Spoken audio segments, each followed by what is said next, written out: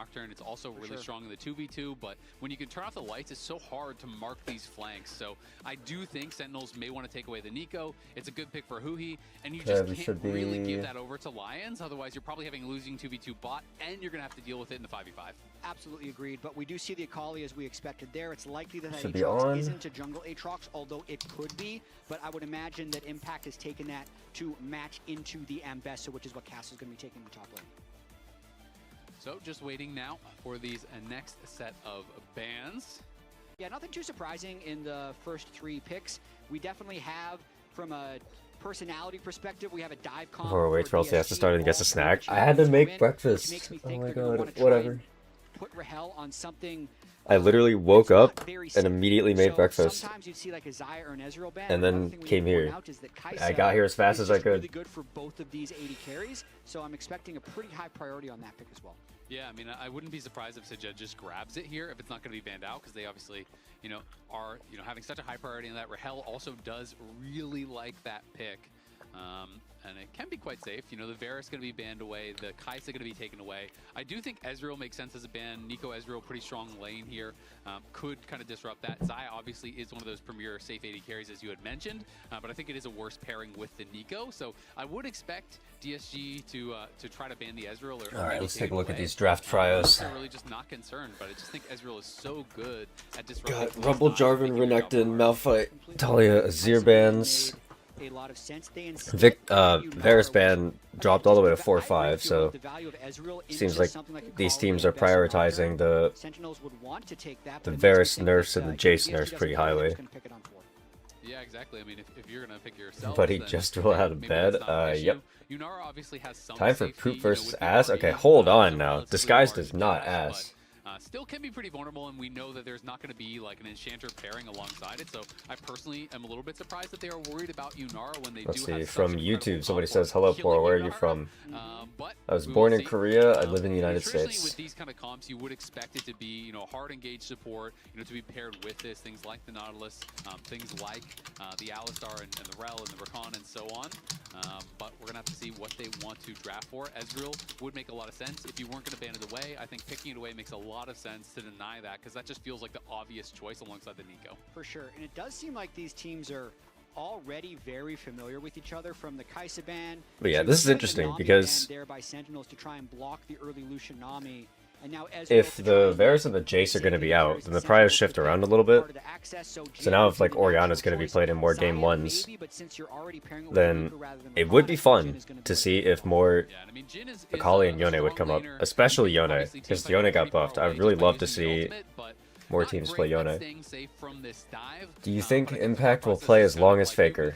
I think Impact probably has like 1 or 2 years left.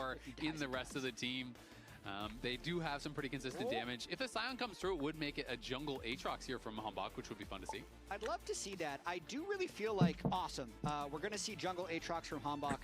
The players that have played the jungle Aatrox and Ambessa, I feel like have been very successful. Karma up, watches Lions doesn't take it. I'm trying to think if Karma would even be good here. I mean, I guess they have enough dive.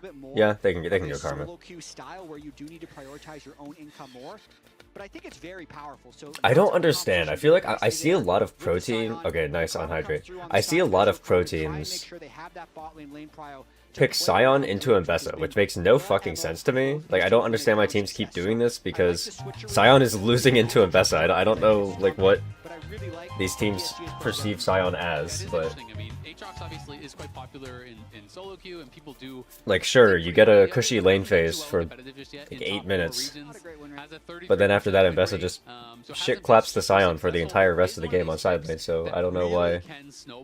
I don't know why they're going it. But Ezreal can't kill tanks. True. Yeah, Story Cuz Reborn, thanks for the sub. They're gonna full send it on our Jhin, and then you want champions with a lot of power in the counter engage. You have the Orianna throwing out the shockwave. You're trying to fight through this Aatrox, because it's allowing the Aatrox to get so much damage down. So I think from that kind of point of view, it makes a lot of sense. Aatrox is pretty good in this game. Consistent damage, from your mid lane, from your jungle. Generally, Aatrox isn't great into champions that have a lot of mobility, so there's a chance that he may struggle to hit people. Because like, what is he playing into? Ezreal, Karma, Akali, and Bessa? Like, honestly, I would think maybe Aatrox wouldn't be good this game. He doesn't really have targets to hit. He did not take Guardian. I have a funny story about that though. So one of the observers didn't get into the game, so they have to restart so the observer can get into the game. So we are going to restart that really quickly. I'd like to see some null gameplay after what we saw yesterday. The players were reacting to the Valentine's lighting. Let's check it out. What are we looking at? So, Valentine! Oh. Oh, there's even hearts in the background. I love that. They're throwing hearts across. Didn't know I needed that. Just Impact staring at a screen for 5 seconds. Valentine. Yeah. Alright, thanks, Impact. I played an ARAM yesterday with Impact and some other people, and obviously everyone is kind of memeing about the Impact Guardian, right? The Guardian Aatrox. And so I accidentally queued for a regular ARAM instead of Mayram. Oh, no. So no one set their runes. So he's playing Yunara, and he zones in not with Guardian, but with Grasp. What are those cursed water bottles they have? Did you guys see that? That was just spam the Grasp. like these water bottles. They're like soda bottles. So But the wrapper is peeled off, and then there's water in it, bro. It looks so cursed. I'm Okay, surprised whatever. you guys even got a game. I feel like everyone plays Mayhem instead of classic ARAM. I know, yeah. It was an insta-queue too, which was surprising. But it was pretty Like, funny. it literally looks like a Pepsi bottle that, like, they cleaned out, tore off the wrapper, and then put water in. Memed a bit on that, but they won the Aquafina series, bottles with so, label strip? Yeah, but, like, obviously, why? he's Why did they kind do of, that? having fun with it. He absolutely is. They talked about it on their podcast as well. He's pretty sure it was his bad. He blamed the mouse. He said it's a double click. How do you even pronounce this name, by the way? Certain Logitech mice, as he was Like, clicking it and scrolled. Sejal the second or click something? happened, and that's why he Thanks, feels like sub. it hit Guardian. I feel like at that point you should just switch mice. Yeah, probably have to Yeah, switch I think mice. it's time. You know what's interesting though is for a lot of the old school pros, they have the same mouse that they've used for like their whole career, and some of these guys never want to switch mice. It's really funny because I know a number of pros from different games over the years where they get so hooked on a specific mouse, and then the mouse gets discontinued. So I knew some pros who were spending upwards of like thousands of dollars basically on going online because the mouse gets discontinued. So they go to eBay and they try to buy every copy of this mouse that exists so that they can have a stockpile. And one of the guys I knew who was a former pro in StarCraft ended up buying like he had a closet Nobody's full of 80 gambling. of this mouse. I mean, after it got disconnected. I know. On the game with channel points. I mean, I didn't mean actual gambling, right? I meant channel points gambling. But nobody gives a shit about. Nobody cares about Sentinels at all. There's 150 channel points on them total. My goodness, Trend Nation, thanks for the sub. I wish I would have done that. The mouse and mouse pad that I was playing with when I was pro have both been discontinued, and I don't have backups. So maybe that's why I'm washed. I think it's probably just a mouse issue. It has nothing to do with not playing as much as I used to. No. Oh hey, you finally subbed. You gifted 5 subs first, and now you finally subbed for yourself. MX Revolution wireless mouse. Yeah, because you start your stinky, stupid stream and draft is already over, and we're in LCS. Yeah, okay, but you could have also left the prediction going, you know? You didn't have to stop the prediction right when draft ended, because we're not in game yet. Players are loading into game, but hopefully we can get this one. Oh, no, the prediction is still going. Pretty quickly. Okay, well then why aren't people channel pointing?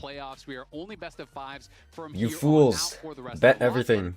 The teams that win here, put the house on disguise. If you're in the upper bracket and you win, it means you at least qualify for the America's Anyone Cup. know any? Okay, yeah, I'm not even gonna read that. And then America's Cup is going to be the 2nd and 3rd seed from the LCS versus the 2nd and 3rd seed from the CB LOL. Of course, the first place seed will go on to first stand and compete against the LPL, the LCK, the LEC, and so on and so forth. Strika, thanks for the Prime sub. Is actually pretty important, especially for a lot of these players that have never had that opportunity for that international experience. And you're also going to be afforded the opportunity to have. Wow, we're getting all of the fucking subs today. Because you're going to be there during first stand. For sure. And also, my headcanon is that this is the coach of shifters who just subbed to my channel. Tournament is going to entail. So since it is before first stand, I think mostly for that tournament it's about the competition with the CB LOL teams. But the winner of that tournament, guys, can we not talk about split 2 gets a 14-day actual gambling in my chat, please? Let's not do that. The prize is actually future practice, if that makes sense. So if why the delay? I don't know why there's a delay. Get to go anyway. Hopefully you don't mean stream delay. I don't think there's stream delay. Wins the America's Cup. That means. Yeah, I shouldn't have to say this, but if you guys talk about gambling in a co-stream chat, I will have to ban you. Really good KBBQ. And or time you out for like a day or something. So maybe like don't do that. Depends how much you like the vibes. So one of the players had to run to the washroom, so they are back now. So that was that secondary delay. Yeah.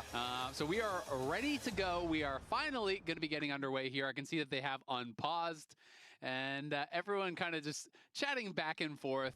Call me saying, Akali again, are you scared? And Darkwings is like, we'll see. So a little bit of banter back and forth between the teams as we finally get things underway here. Sentinels versus DSG kicking it off. I like the banter between Darkwings and Call Me. If we remember, You guys want to see my LCS fantasy team this time around? I'm really hoping Disguise does well because my fantasy team has Castle, Cryra, Sajed, and IDO on it. So I really need Disguise to clutch up today, otherwise my fantasy might be cooked. The opposing team's coaches were saying, we're not so sure how Sentinels will do because a lot of people feel like in League of Legends, in competitive, you have to have an incredible mid laner to really have success, and people weren't sure how quickly. How does a coach work in fantasy? Apparently, it is just all of the players added up divided by 5. It's the average of the team players. Sentinels could end up being one of those very top level teams. Yeah, I'd say he's had some really inconsistent performances. I'd say even last week his Galio game was really strong, and that wouldn't even be something you'd think he'd be able to excel. I like this guy's draft more. Would be absolutely in his Shouldn't come as much of a surprise, Yep. since I'm like the #1 IDO draft glazer, but they have a good top matchup, they have a good mid matchup, they have a good bot matchup. The Aatrox feels kind of homeless to me this game. Across the entire series, the close percentage, which is when we're within a certain amount of gold, a certain percentage of. I don't think that Nico gets like an insane. Nico gets like some value, but not like an insane amount of value. The Nocturne is weird. The Nocturne is completely fine. The Sentinels first picked Orianna, so Disguise took away the Nocturne. So that way they couldn't get Orianna Nocturne. Getting some good damage down, but it's costing him a ton of CS as a result. He was so focused and on Nocturne Akali is also a pretty solid mid-jungle pairing, so it's fine. Yeah, and Darkwings had perfect vision. By these rematches of last weekend, Disguise and Sentinels have never played each other, I don't think. I think that's part of why Darkwings is willing to play so let me fact check that. Usually it's just a full clear, but he's going for it. That's a flash. Oh wait, no, they did play in week 1. Yeah, okay. Can't even take it. Darkwings is too far back. Never mind, I didn't say anything. But yeah, it's a rematch because it's literally just Cloud9 picked who they wanted to play. As the first seed, Cloud9 had choice of who they wanted to play, and they chose FlyQuest. So didn't end up doing that. By default, we have the other matchup. TP back, and it's just going to be kind of like you're down a flash for not really much of anything. Yeah, Darkwings can only buy the 1 mana crystal, but obviously TP's back. Thought mid would be more rough for Call Me. Akali doesn't lose to Orianna in lane. I'm going to take the flash over the 3 CS pretty much any day. By the way, just so people know, the lane phase is supposed to go even. Of what happened in the offseason, right? DSG last year, regardless really of what route setup Orianna takes. In split 3, they started getting things going. They got Rahel, they got Darkwings, they started to win, and people started to get a little bit more excited about them. But then in the offseason, well, lo and behold, Sentinels come in. Also, based on the scrim bucks that I've been hearing, it sounds like people just think Disguise is a top 3 team. And it did seem like it was going to be really difficult for DSG to rebuild off of that, but they've done a very How are they good 2C? What are the tiebreakers? The format was really, really complicated. I can look it up and show you guys, but it was insanely complicated. They're giving hearts at each other, they're bantering in all chat. As long as both teams actually found success, Yep, absolutely the case. And I mean, it's interesting, right? Because, I was talking to IDO in the offseason, and he was just saying he can't blame any players for wanting to join Sentinels because the relegation tournament was so stressful for them. They found it really, really intense, really, really stressful. It's a lot of extra, practice during the offseason, and then it can feel like, okay, if we lose this series, if we get Alright, here's the explanation. In the guest slot. They don't have a guaranteed spot. Fly, Sentinels, and Disguised all tied at 2-1 match score. Fly and Sentinels tie at +2 game score. Disguised is 4th due to +1 game score. Fly and Sentinels move to a does this stand for strength of versus tiebreaker, maybe? Okay, C9 4.0, Fly Sentinels Disguised 3.5, 3 or more tie teams automatically share the same point value. Fly beat Shopify 0.5 and Disguised 3.5, so they have 4.0. Sentinels beat Dig 2.0 and TL 2.0, so they have 4.0 as well. Fly and Sentinels therefore move to weighted tiebreakers, which uses the same point value. Fly 2.0 Shopify something math 1.0, 2-1 Disguised. something 3.5, 4.5 total, Sentinels something 6.0, Sentinels 6 more than 4.5, so they get 2 seed. I have no idea. I actually like can't even decipher that.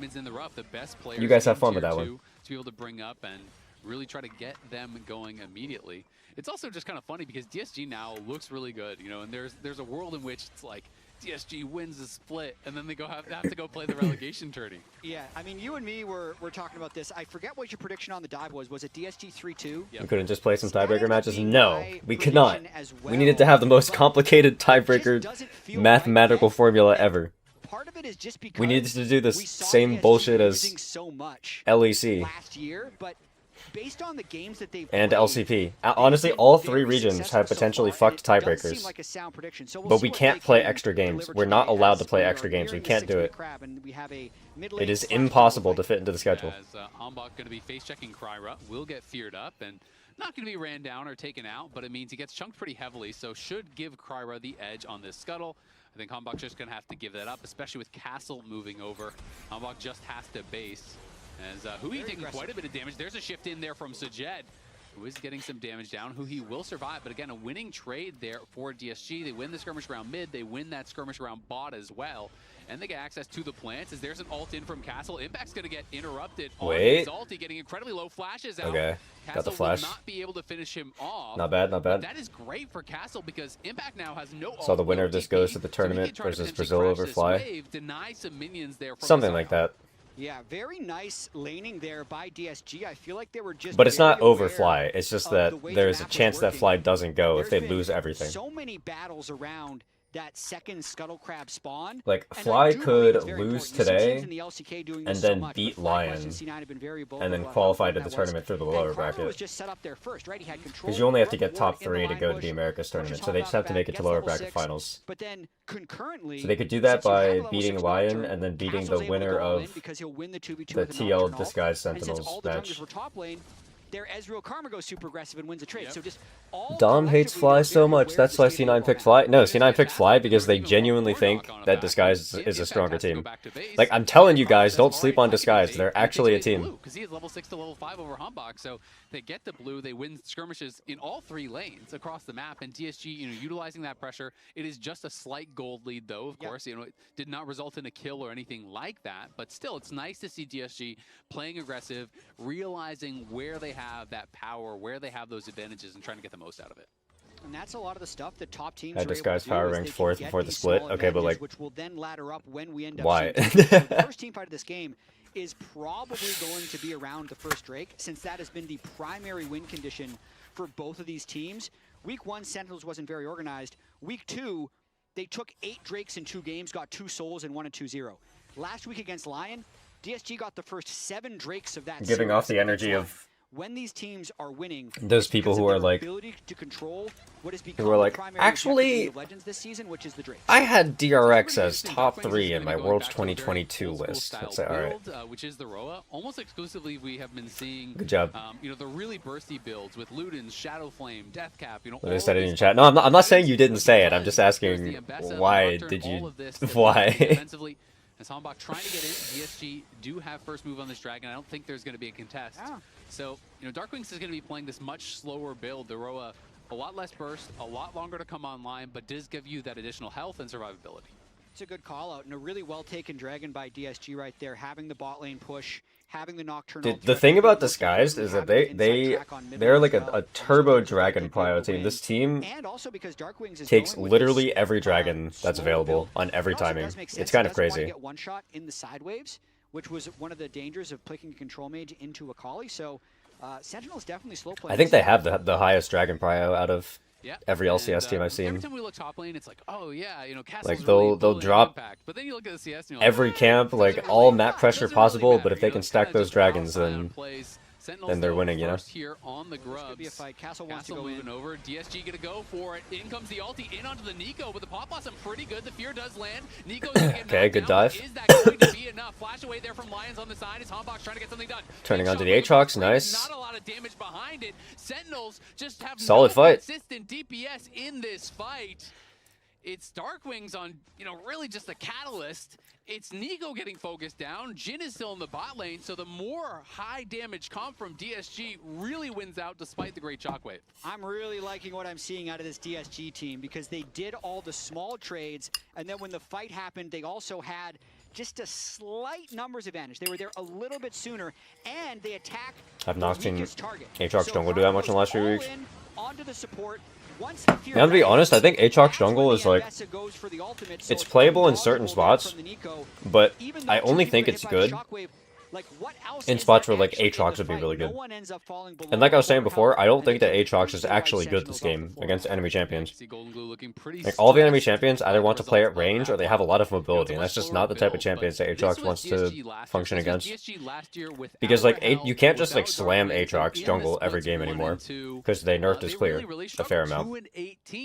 And so the reason this is important is because once they then lost those players coming into this year, people were thinking, I don't understand why they didn't just go Aatrox top and pick a different jungler this game. Even losing Rahel and Darkwings, they're able to bring in Calmy. Or at the very least, I don't know why they went Sion top. Have a lot of success. They're starting off pretty. Like if they were gonna be like, okay, let's move the Aatrox jungle so we can pick a top counter, then that'd be one thing. But instead of picking a top counter, they counterpick themselves. Like I just don't know what Sentinels were thinking.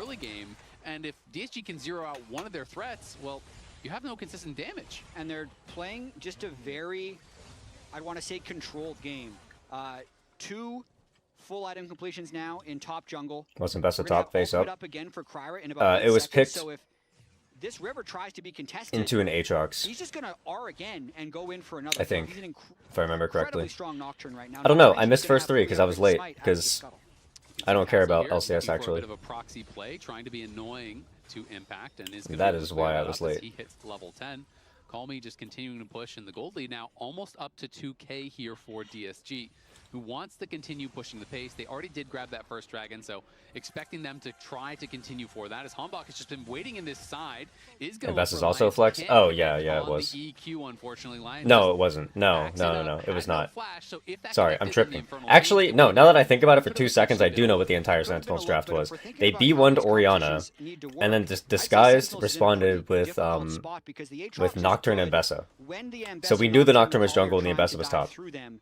Then Sentinels picked. He's trying to move into a Karma Ezreal. Like that gank has such a low chance of I don't even know what they picked on 2-3. Just gets some nice poke onto the but that's what happened. Like D1, R1, R2, and then the Akali was on 3. Good spell shield there from Kryra as Calmy threatening Hombach.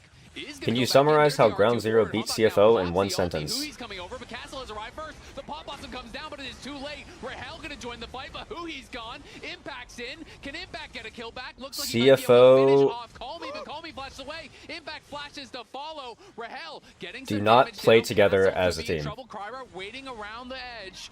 Nice follow-up there with the root. They get the shutdown. Now trying to flash out to safety, but he can't quite do it. Rahel in a lot of trouble. Kryra knocks him down. Lions has arrived, and Impact doesn't have the damage to finish them off. What is happening in this fight? They're clicking buttons. Went out on the fight again. And that was with Sajed not being involved. The Ezreal's collecting plates on the bottom lane that entire time. This is becoming, I don't know, they'll show a replay. Incredibly one-sided game. That was W analysis. Somebody asked me about CFO, okay? I had to lock in on the CFO question. Participated, but it begins. But okay, let's see. This started because Nocturne wanted to invade the blue buff, and then Akali was like, I want to fight, I'm Akali, and then they fought. The fear tether range, so it's a pretty easy yeah, makes sense. And then why not just keep hitting back since the Ambessa has the first move, lands the R onto Hombach, finishes him up, and it's just because... I mean, kind of based. Flip the entire game over blue buff. I like that.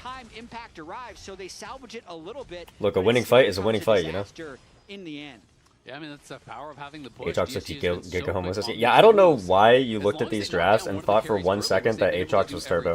Sentinels just doesn't seem to have the damage, and that fear not breaking the tether hurts. Golden Glue definitely seeing the writing on the wall for this game as it's getting more and more out of hand. It was also worth noting. It's okay. We live and we learn. Now, so finally, Humbach completes his, but it was 5-2. You can take this game and download it into your brain, and now you have a better understanding of League of Legends. Is Golden Glue a good coach? Well, as you can clearly see, Sentinels are down 3k gold, and the kill score is 2 to 6, and 6 is 3 times greater than 2, which means that IDO is 3 times a better coach than Golden Glue is. Yeah, can't quite get it away. You can see that Rahel was heading up towards top lane to maybe try to think about a play towards Castle. Castle, though, just constantly pushing that in. He is now 4-1 on the Mbessa. Has been very quick to move towards these plays, constantly having the push on impact. We touched on it earlier where it's like the gold was basically even though Castle was winning the fights. But because DSG created action that Castle could use his tempo to fight at, you mean the behind-the-scenes stuff? I don't know. I don't know what Golden Glue does behind the scenes. I couldn't tell you. I mean, I think it's cool that 100 Thieves last year were able to turn it around and go from dead last to second place. That's something, you know? When a skirmish happens, he's going to be ulting in. So he's just kind of walking around the map collecting objectives right now. We need to see some miracle who he engages. Golden Glue just seems like a happy fellow. Normalcy, or just kind of baiting Kryra into diving too deep, since he does have that extra bounty right now. But this has been a very impressive game to me from DSG. They've done all the little things right, and they've found good fights. Completely agree. And there's finally the role quest completed there for Darkwings just this minute. He'd been sidelining for a long time. And wasn't getting as much role quest completion as a result. DSG look like they're going to be able to grab this Herald uncontested. Reset on him. Yeah, it is going to leash, unfortunately, but doesn't fully leash anymore. So just pull it back into the pit and are going to be able to eventually finish that off as they're set up really well in the side lanes. You know, Akali the SOFM method? Mbessa both really excel in the side lanes, and we'll see what does that mean? They can get done. You can see that little second Jin on the minimap. Oh, you're saying is who he. So he's trying to see is like if he subs himself in. I thought you were saying that like you were saying that SOFM was a happy fellow or something. I was gonna be like, when did we see that? I'm not feeling safe to look for all ends. Definitely not. But this is the perfect situation when you have a team comp that wants to flank into the back of fights with dive buddies galore for the Nocturne, Akali, or Mbessa flying in. These types of compositions don't work very well from behind, but they work exceptionally well from ahead. And it's looking like first turret is just a matter of time for Castle, as he's going to get a couple shots on it every single. Never seen that man smile. Did he smile when he made World's Grand Finals? Does anybody have footage of SOFM smiling? Yeah, and even his TP's on cooldown had the ulti though, when they beat top esports. Be able to ult back to lane. The role quest thing actually trolled me there. Yeah, it does trick you sometimes. But we'll see as he's gonna go for an ulti. But got a minion to Castle got out of the aggro of the tower, but in comes the Nico ultimate trying to nice ult buffer from Castle. Flashes out using that public execution plus the flash wasn't even a flash, excuse me, just the public execution and a dash to be able to get safety, so holds onto the flash. So Castle. Never forget Demonte Clutch Gaming LCS run. Look, do not talk shit about Clutch's 06 at Worlds, okay? First of all, they were expected to go 06 because they got put into the hardest group imaginable. And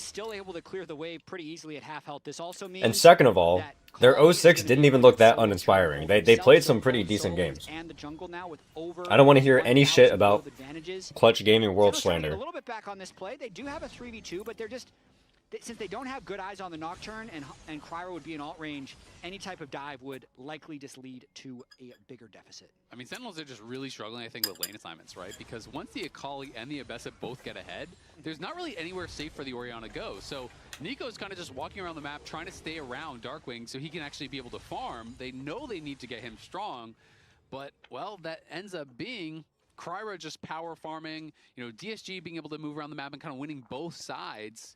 And even though they got impact out of this matchup, that was pretty tough. Castle just Kryra's already got 2 items. Down towards him. We'll see if Sentinels are going to. He feels so strong right now. Because they would rather have the Akali laning against Impact here. You know, he shouldn't be able to burst in Impact. But Darkwings is going to struggle in either matchup. He's got a fire. He's got the TP to get him top in the first lane, and DSG was just Hex Plate and the Stridebreaker. Usually Nocturne players pick one, but Kryra just went both. I mean, I can respect it. Yeah. But it's happened from the little things snowballing into the big things. Even from the first level 6 spawn that we saw, that Cryro was in position to capitalize on, to the way they found all the skirmishes. They've controlled all the important objectives. They got the Rift Herald as well as the 2 Drakes. They still haven't even expended that Rift Herald. They're probably waiting to see if the 3rd Drake is going to be contested whatsoever. But with this gold deficit, like, are you really going to be contesting this? They drop the Herald, they're going to get soul point. It's the easiest soul point you've ever seen in your life. That's the disguised difference right there. Items on the Ori and the Aatrox to really have much of a threat, and Kryra is just power farming. Yeah, he's up 2 levels. And we'll see if he can win the smite. No, Hombok does get that, so Hombok does go to 12. All right. Something going right for them. Hombok will smite for the dragon if they end up wanting to contest it. Game and people talk a lot about tempo, and you're like, yeah, but they didn't get anything. Well, this is a game where they got everything, right? They had pushing lanes across the map. Kryra used those really well. They forced skirmishes that they then moved quickly to, and were able to create a very big lead as an advantage. It is now all of the outers gone. It's a 5K gold lead at 20 minutes here. And Sentinels are trying to slow down the bleeding, but Soul is up in a couple minutes here, and there's nothing to say. Disguised is stomping them. Trade for that dragon. Yeah. Jhin ult opens up for fun. Opens up, closes down. Yep. And game 2. That's where it's going. The biggest disappointment for me in DSG this game is the fact that I have Sajet on my fantasy team, and he's yet to have a killer assist. Everyone as expected. Too much. Listen, I expected it. Look, I'll remind you guys one more time what my fantasy team is for this week. What is this? Normally it's the top laner that's 0-0-0. Sure, you're stomping the Reminder, my fantasy team is Castle, Kryra, Sajed, IDO. Start creating some action. Castle, I saw the vision, okay? Sajed can get to some team fights before this is done. I looked at Sentinels, and I was like, this is the fakest 2-seed I've ever seen in my life. Yeah, gold leads don't give you really much of anything. But Call Me, he has 2 items completed. Castle's got 2 items completed. Kryra's got 2 items completed. Across the board, they are really online. Yeah. And when you look at the inventories of Castle, Kryra, and Call Me, and then you look at their counterparts, it's really sad. It is very, very hard for them to get anything done here as Rahel. Okay, there's the Jhin flash. And flash the wall to survive for now. But, a nice but see, from DSG, and they're gonna continue look at the patience from this team. Ezreal Kryra could have flashed over and attempted to kill the Jhin, but he held it because he's happy with trading ult for flash. Doesn't matter. Because it makes their fight stronger later. This team is so disciplined. Sentinels could also concede the soul. Like, I don't think you guys understand. It seems like we're just waiting. Like, as a coach, watching Disguised play just makes my heart so happy. Lopsided victory we've seen from DSG. This is technically game 3 against Lion was more lopsided of a win for DSG, but that's because Lion was trying desperation plays to get back in it. But like, they play slow, they play controlled, they play for their win cons, they draft well, they stack dragons, they have good vision lines. Like, what more could you want from a team? But he's flash rooted by who he is. He gonna turn around and get a kill, and of course he is in the 1v3, takes one with them, and now in comes Sajet as well as Kryra. The TP gonna arrive here from Call Me, but Sentinels have backed it up. It cost them the flash from Huhi, cost them a lot, and it was it's a power of friendship team. No, they're just a stable, fundamentally strong team. Like, they're just a good team. Moving to support him rather than trading up for turrets or tempo on the rest of the map. Like, that could have been a play where DSG could have just started Baron and potentially taken it. But the point I was making is this type of slow. I told you guys last week to get onto the disguised stocks. I told you. I had the insider knowledge. That it used to, as well as being harder to kill. The reliable way of winning is. You're being mind controlled by nameplates? Yes, you are. In this weird period where Otacon used to accelerate the game, I think Lions was mediocre just kind of for like 3 years straight, and then he's just randomly good now. He just became a good support out of nowhere. Call Me was a mediocre mid laner for years straight, and now he's just good for some reason. Castle used to be a coin flip player who was sometimes good and sometimes bad, and now he is just always good. He wasn't even trying to kill him until Nico flashed on him. He was just trying. And Kryra and Sajet are both playing really well for rookies. And it's 1:30 until you need to like reevaluate your impression of these players. Like, I had to also. It was a shock to me realizing that a team with Call Me and Lions was good. I didn't want to believe it at first. It took me like a week to come to terms with it. And I think Sentinels, like, I was coping and shit. I was like, oh man, it's just because Sentinels must be the worst team in the region. That's kind of the Oh, it must be option. because Often, you know, in these kind of this games, guy's you see just, teams just kind of they walk got out, lucky, find and the soul, it's like, you get know, aced, and but it's then like, the it Baron just goes gets the to a game certain out. point where I it's think like, the no, Soul you is know the what, correct maybe they're path just to do good. it. You see the actualizer on Orianna to maybe give them a little bit more burst. Also, it's an Infinity Edge on Rahel, so that's another change to this season with the fact that 80 carries have such increased gold income. The game starts sooner, but Dragon still spawns at the same time, plus the 80 carry quest, plus the cashback. I'd say last year if a team is going for a 25-minute Soul, Their coaching staff must be goated. Yeah, I wonder who disguised coach could be. I wonder who their coach could be. Right, 80 carries are equivalent in gold. Any disguised coach enjoyers out there? And if your Scion is taking the right space, it's absolutely their best chance they have to salvage this game.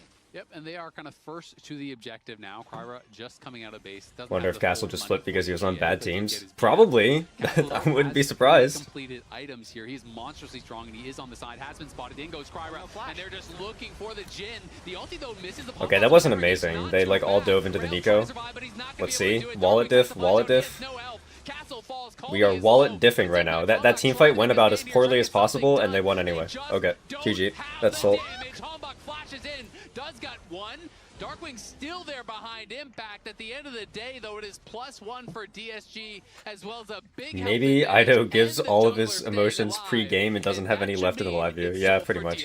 It'll likely be Soul, but this was a well-played fight. But yeah, like, from Sentinels. you gotta wait for the fear to come in onto the Jhin, because the Ambessa tried to ult the Jhin, and then the Jhin just sprinted away at like Mach 10 because he never got CC'd. And then the Akali dove in, and then so all three of them got CC'd by the Nico ult. Like, this fight was actually a disaster. This fight could have been game losing, but they're just too rich, so it's okay. Ends up being a little bit too little too late, but you could see Golden Glue thought, hey, maybe this is the time we clutch the game. They got a couple bounties out of it, not to. I do think it's funny that they've shown like 3 Golden Glue POVs, and they've shown 0 IDO POVs. Where are my IDO POVs? This isn't fair. Why does the LCS broadcast hate me specifically? From Sentinels, if the gold is closer, they look really good in that fight. It could be team comp diff, right? Totally. I feel like Rahel actually played it quite well. The backstep to actually avoid the ult from Castle, otherwise he insta-dies, forced them to spend a lot more to actually finish off that Jhin, allowed him to get a little bit of damage out with that IE before he goes down, and Sentinels fought valiantly there, but the gold lead remains 5K, and now Jhin gets spotted out. Got Jin's flash again. Look at the patience. Another time, Kryra's not flashing under the turret to try to secure the kill. He doesn't have perfect information. He's just going to trade his ult for the flash and be happy. Yeah, really good ward there at Raptor Pit. Rahel was just trying to play safe, keep up. It's so nice to see. The only advantage they have now is that Rahel's flash is back up, and Kryra says, not anymore. Getting rid of now, I would starts normally prefer if Disguised would play one more wave and then do the Baron, because then they could have Nocturnal on the Baron. And then they could like turn with Nocturnal, but like this is fine, I guess. That is not Nazir or Kaisa or anything like that, but meanwhile, Call Me is just pushing bot side, and no one was answering, so does get some more plates off that before Impact can get down and collect that wave. Yeah, see, now if you push in these waves, the Akali's more planted on side. Nocturne now has ult. Right here, Humbug could be in some trouble. The fear tether is there. Castle ult over the wall. Shockwave does not get much done. Lions comes in, and they're going to lock down Humbug, who has no flash. Kryra's so based with his flash, by the way. I'm so certain that like 90% of the... Okay, call me. Alright. I'm like 90% certain, or I'm certain that like 90% of junglers would have flashed over the wall onto the Aatrox as soon as he E'd. Kryra, who's been like holding his flash like a demon all game, looked at the Aatrox over the wall, stared at him for like 2 seconds, and then walked around the long way. It's so based. Yeah, who he trying to look for an ulti. They're getting it low. Will they be able to finish it off? Pop Blossom across multiple members. So Jet goes out. They secure the Baron. Impact and Huhi in the middle of the pit. They're going to start falling here. Darkwings and Rahel trying to get some damage down, but they're being threatened on the side. And now Impact is just getting focused down by everyone. Flashes over the wall. Tries to get out. Kryra going to ult into the backline. He's in onto Rahel. Rahel is feared up. Kryra can't quite finish him off. Now going to get shockwaved away. Rahel's still alive. He doesn't flash.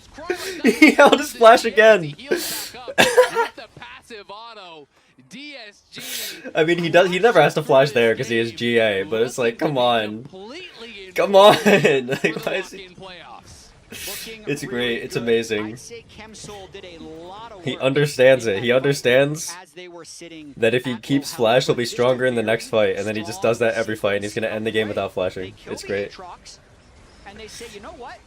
We're just gonna Saving take it for whatever next damage game? we Yeah, can, but this is like make one of sure those we cases secure where the it's advantage, actually and then correct. we'll fight It's in the later fine. 5v4, knowing that we have GAs and stopwatches and the Chemsoul, and they're just very confident in taking the extended fight. The same ultimate that they used to get the Aatrox dead immediately comes off cooldown, probably for a 1/10 of a second before Kryra uses it again.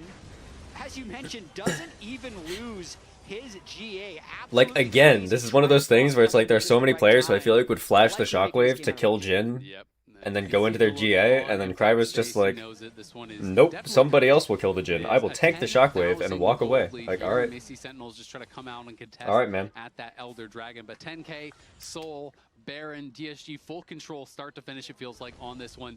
Really playing a great game, and Castle just monstrously ahead now. 4K in the gold lead. Impact trying to just kind of create a little bit of space to knock down that wave. Dude, SOFM wishes his Nocturne was this good.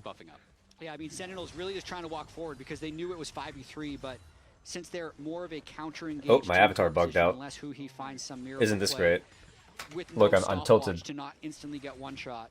I'm literally tilted. Withstand this, but yeah, they're playing 1-3-1, which is generally speaking a pretty risky strategy, but with Nocturne able to pick their side. Yep, gonna be going in onto Darkwings, and he is just dead in a hurry. That is the difficulty of playing against that. Is it Nocturne fixed yet? in No. that mid lane, joins the side lane very easily. Down on the bot side, you can see no one there to answer oh, there it that goes. wave.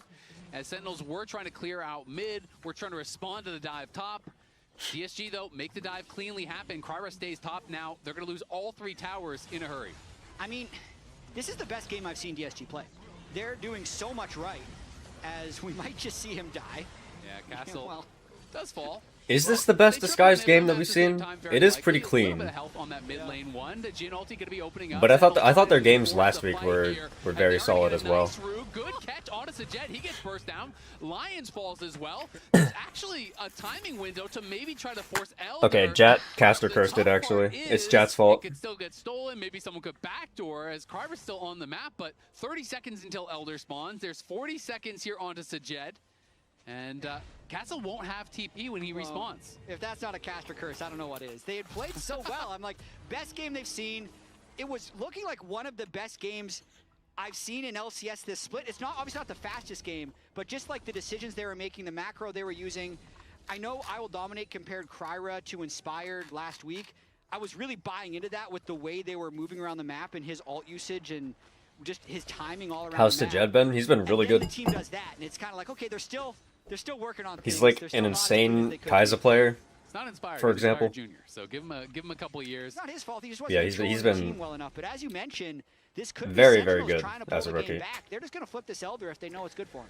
It's just, I don't know if they can kill it fast enough. Sajet Also, is Eli, respawned. peep He's the running disguise now comp. on the It's map. a Gonna try to just burst this down. We'll see if Ezreal they Karma can comp happen. with like In comes minimal DK, engage Kryra going to the back line tools. onto Rahel. Kryra getting incredibly low, though. The Dragon getting pretty low here as well as Darkwing. We could never draft shit like this. Call me as well as Castle just piling into the back line. Who he is down. Darkwings is down. Sentinels are looking like they are toast. As insult to injury, Kryra even grabs the Elder. They're going to finish him off. They're going to clean up the game. DSG holy, like disguised. on the Nexus and going to be able to take a lead here in this best of 5 series. They will strike first. And best Akali with Knockar sounds kind of fire to play. Really Listen, I'd be down to play this comp. I just don't know if everybody else on the team would be, you know? Soul, Elder, Baron, I feel like people would be like, we need Nocturne, we need follow-ups. That way, Nocturne's not the only person going in, you know? Or did I say Nocturne twice? I don't even know what I'm saying. Words. Good job, Disguised. Let's make it fast. I believe in the Disguised 3-0. They've got this. What do you think? What do we think? I think Kryra's looking pretty good. Yeah, me and Kobe are looking good with our And us, yeah, we're also looking good. You're looking good too. Yeah, we're looking good, Kobe. There's just one game. It's still a part of the plan, all right? Rad's not looking as good though. Looking so good. We'd be fine with it, but Martin probably asked for a recon. That's what I'm saying. Briscoe would be like, we need Leona. Or some shit. And again, that's something we said in the opener was the biggest, coolest thing about DSG. It's not superstars. Our game convinced you of the it's how Nocturne they're prop? playing as a team. Nocturne isn't even that strong, by the way.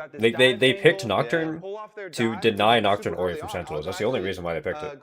Well, it's not the only reason, but it's like it's the primary reason why they picked it. Why is there propaganda on my screen right now? What is this? Okay, so actually I want to start with something they had a question about. The casters had a question about at the very beginning of the game, which was pretty funny to watch because Call Me just flashes on Darkwings. So the best explanation. See, it's like there's two ways that you could put this, right? What do we think the LCS is doing? You could take the good route and say that the LCS is showing off lesbians, which is awesome. We love lesbians. But the problem is that it's also propaganda, which is the evil route. So is the LCS, are they lesbian lovers or are they cop lovers? What do we think? Mattering at all, Raz. Yeah, it doesn't even matter. It doesn't even matter. So for something that really jump did scared matter, the Orianna. Take a look here. We just had, this is before the game is kind of lopsided. Scion here, Impact actually just teleported. This thing with Spectator Client is actually on cooldown. He just teleported up there. And so look at the setup. It's so good here from DSG because they've got already Ambessa looking here, gonna line up an ultimate. Nocturne can also go assassinate Nico. And because of the Nocturne ultimate turning out the lights, you'll see that Impact has a really hard time joining the fight. He's gonna have to like drive blind during a Nocturne ultimate down here. And so look at the coordination. They target Huhi, looking up there at Impact. He knows he has to get there, but the lights are already off. And Huhi is already 50% health and then feared into chain CC, absolutely deleted. And they win this skirmish with building the comp for diving and then getting good setup, being there ahead of time. Is this the only series today? Yes, it is. Executing on that dive on their target so quickly that they win that little fight up by the Grubs. And then Emily, they had a couple more plays. We're gonna do a baton pass. Okay, boom. Yeah. They get some more gold out of winning like some 4v5 fights. It's the wrong Olympic sport. It's true. That's Here, let me run my ads right now. It's fine. We're going to take a look at this play here, which is really, to me, where they ended up breaking open the game. I'm sorry, I'm short, and I can't do anything. Yeah, you should apologize about your height. You don't need to see me anyway, it's fine. So they've pushed in this mid wave, right? And the thing that you're really going to want to pay attention to as we start playing this through is down here, we're going to have a back, and it's going to end up that Lions ends up backing as well. So Ezreal is going to be by himself, Sajed down there. Now, right here, they decide, okay, you know what? Darkwings, he's in a good position. We can make a play onto him. So they make an immediate play onto him. We end up playing this out where the kind of Hambach goes in. He's going to get got here. Captain's already coming down to join. The other thing that you really want to see, again, we're going to take a look at the mini-map because Ezreal's just down there getting plates, right? So as we speed through this, the big thing here, Lions is able to end up joining, but here, Sajed ends up getting a ton of money off this. Plus, they win the 4v5. This was at the point in the game. Did Poro watch Genji versus DK? No, I did not. I watched game 2. That was the point in the game. I saw game 2 of Genji versus DK, and then I went to bed. I really, the whole game, I like how they So I watched DK win the game, and then I woke up and they lost the series. It was pretty cool. For most of that fight, it was 3v5 before Lions was even there. And it's the fact that Chovy was a demon. I heard Showmaker was down by like 5k gold in both game 3 and game 4. And in the jungle match. Means you're gonna flip-flop. It's not yet. Don't give it one more game. 78% of the fans going towards Kryra. Everyone felt that Kryra deserved it, but honestly, you look at all these members. All of these members, I felt like had an exceptional game, so it's looking tough if you're a Sentinels fan. Chovy solo carried that game 4, it was insane. Yeah, but have you considered that Chovy's a bad player? Because he's never made it to World's Grand Finals. Game 2, Kobe. Not sure about Did you ever think about that? Well, me and Emily gave them some games as well. We've got some leeway in there. Kryra, though, is looking exceptional, so I think deserved player of that game. Yep. Congrats to him. Congrats to DSG. As we head to break, let's take a look at our LCS Connected Comms replay presented by AT&T and voted on you by chat, or voted on by you. They are dropping waves. Wait me. I don't have TP. I'm home now. I still want to engage you. Yeah. We can, I think, now. We got Jin. Okay, if you want. Jin. Yeah. I think looking really good, really good. We're at 1 HP. Hey, Chuck. Need to see that. I need I got you. Look at H-Chuck. H-Chuck's on flash. Go flash. I can mantra and two. Sword. Yeah, we need to wait this. Maybe I'm just like I don't want it, like, delusionally excited for it. 10 to AK. But I actually think that first stand might be a banger this year. I'm gonna go soon. Yeah, I'll do it. It's AK. Like 8 teams, all best of 5. I really want to see these teams play against each other. I think it could be fun. Gen 1 HP, Nico dead. I'm with Sion here. Come with Sion. I want to get Sion. Yeah. Just end. We can end. Yeah, just commit. Nice. Oh, we almost rolled that, guys. Yeah, you made my cortisol spike. I ain't gonna cap. Red Bull gives you wings. Dude, this lobby is kind of comfy. It feels different. If this is different, Haven't kept up insanely with LPL. They're still clearly number 2 region. Yes, they are. Are you guys serious? Is LCK the only region seeding 2 teams? No, the LPL is also bringing 2 teams. You guys need to lock in. Maybe this will help.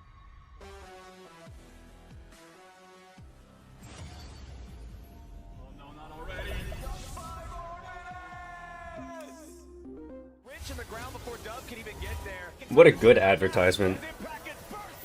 I love it when the LCS does car advertisements. Get fed. Really makes me want to buy a car, you know. The QR code for deals only on Uber Eats.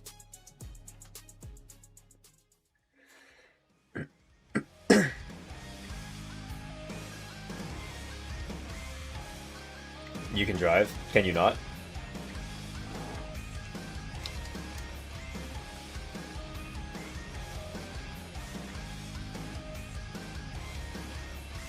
Is it already Gen G, T1, AL, BLG for first stand? I think that's probably the most likely. But also I feel like one of BLG or AL have to collapse, no? Like surely one of them throw.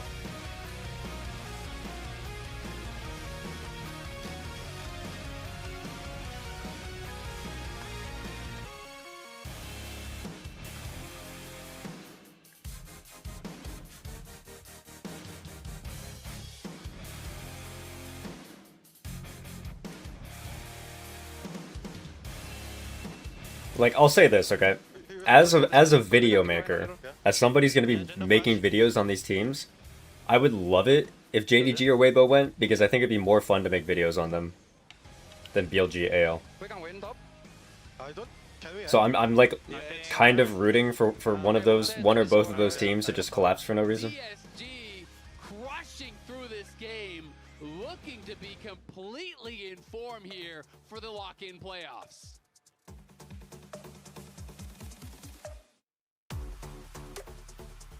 Can't wait for the Poro video on Disguised. Oh, if I get to make a video on Disguised. Oh man, it's not gonna happen. It's just gonna be a video on Cloud9. But if I got to make a video on Disguised, I would be so happy.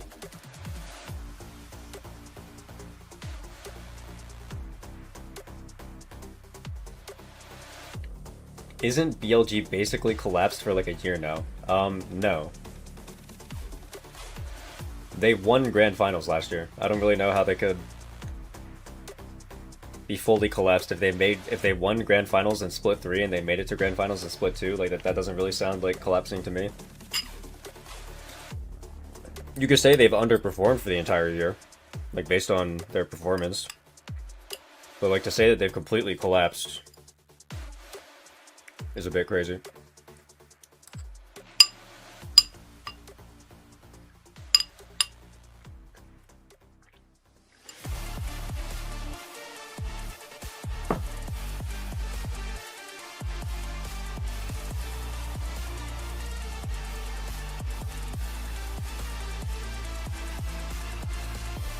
Hi, my name's Darkwings. I'm mid laner for Sentinels, and I just recently found out this trick on Zeri. That's when you have Q and E. Alright, let's see this recently found out trick. E animation. If you zap them first, and then you Q, EQ. So Oh, I didn't know that actually. That's a pretty interesting Zeri mechanic. I'm just gonna zap and then QEQ, and it cancels the E. How many Zeri players knew it's about good that? on, I short didn't. Trades. That was my pro tip that I just learned. I just learned it too. Thank you, Darkwings. Love it. If you haven't actually been watching those videos, you should definitely check them out. They're on LCS socials. A lot of really, really good tips, like little minute things, where sometimes you're watching a one trick or you're watching a player and you're like, it just feels like he does more damage. And well, they actually do, because they know these tricks. Especially because so many of them end up being these little like animations. Oh my gosh, guys, should I... You can't even really tell. Should I show my you have it explained to you. The Gakko why enemy Wukong does more damage than you do video? S key as your ult thing, you can get an auto in before you cast your spells, which not that many people do, but Zeri's another example of just like quick little extra auto you're sneaking in. Did you see impacts? He did one on Renekton where basically double empowered WQ. Exactly, you can get a double empowered WQ if you WRQ, basically like allowing you to have 50 Fury, then W, get the empowered, then insta Let's see. RQ, and you get double empowered At Candy Leah, cash really out cool the little Gam. Tricks from that. I'm loving that segment. Been a But lot of fun to watch. Gam got 3-0'd by Sentinels, Hawks they can use some of those tricks here to on Thursday. tie up the series as they got thoroughly trounced by DSG in game number 1 and on some of their kind of iconic picks. It's Impact on a great tank, it's Darkwings on a control mage. Could be a little scary. But DSG just played to their win conditions wonderfully. Hey, you look at this coaching staff, see it's Golden Glue / Dios. They had the triple divers. This Dios guy hit up my DMs. Dive just right. I would say for the people asking like what was Sentinel's plan in that game? He was like, well, the plan was I like to talk to people who watch all of the regions to see what their reads on champions are. What champions do you think are strong? And I messaged him back an entire essay. I was like, I think Ashe is a broken champion. I feel like her prio should be way up. And because GSG had so many divers, she's like one of the strongest AD carries in the game. Please pick her. But now that those divers are no longer accessible, so we're looking to see if Sentinels pick Ashe. If they pick Ashe, then I might have to root for them for the one game. Which is going to be a priority. Absolutely need the enemy Wukong vid. It'll be very interesting to see who grabs that first. As Rise, obviously, first pick. It's pretty simple. Nowadays, it probably doesn't hold up that well because most pro players do it. But back at the time that I made the video, there was only one pro player who actually knew the tech, and it was really painful watching every Wukong not do it. Really popular ones. A lot of early and mid game power here, though, with the Renekton as well as the Pantheon. Point and click CC, a lot of lockdown, which can be something that Rise does struggle against. Rise is relatively short range, to the side for a sec. Tanky, but it's hard to pump out the damage when you're just constantly getting stunned. For sure, and another mini global for Kryra. He had a Pantheon game against Lion where he was very effective as well. So another double AD top jungle. Last game they had the Ambessa Nocturne. This time they have the Renekton. Size helping Sentinels. I mean, look. If IDO had hit me up in Discord DMs, I also would have told him that I thought that Ashe was broken, but he didn't. So what can I say? Here, or are they going to be trying to not necessarily match those roles? Maybe grab something for Rahel like we had talked about. But I kind of am assuming it makes sense. Just go for Impact's pick right now. You see the Renekton, and just kind of go forward from there. It prevents them from going for any sort of protection bans. Gnar has become the really popular answer. I mean, it was for many, many years.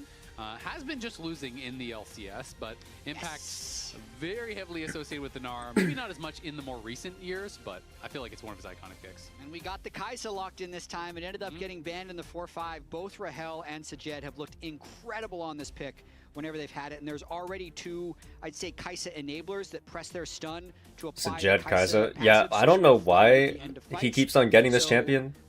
I'd say DSG is going to be very happy. But I feel like every single time Sajed gets Kai'Sa, he pops off. And the other thing is that it's insane to me that he gets it, because it's so clearly obvious that they were going to pick it, because they went Pantheon. They had Pantheon on 1-2, so it's the most obvious Kai'Sa angle of all time. And on top of that, it's like, there's nothing you can even do to really punish Kai'Sa in lane anymore, because both Nico and Karma are out. So you can just go like Kai'Sa Leona or Kai'Sa Nautilus, and there's nothing the enemy team can do about it, other than maybe pick Braum or something. So I wouldn't be surprised if they ban Braum here. That's an insta proc, and you are dealing 48% missing health damage. That is a 7. Let's see it. Come on, IDO, ban Braum. Make me look smart. It is quite a DPS increase at times. We are seeing The they expected banned bans Yunara. here, Okay, mid lane whatever, gonna be it's fine. targeted by Sentinels as they have their Well, mid laner, bot lane gonna be targeted by DSG as they have I mean, they're red side, right? So they can actually, they don't have to ban Braum because they can just pick their support on 5. So it's completely fine. Double banned him in the first phase as well.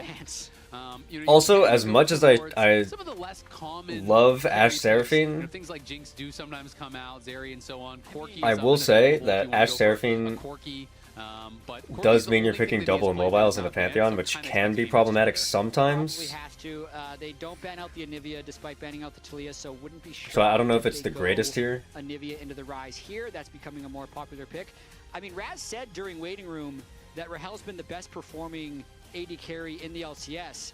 It seems like DSG doesn't. You could theoretically go like Ashe Braum or something though if you wanted to.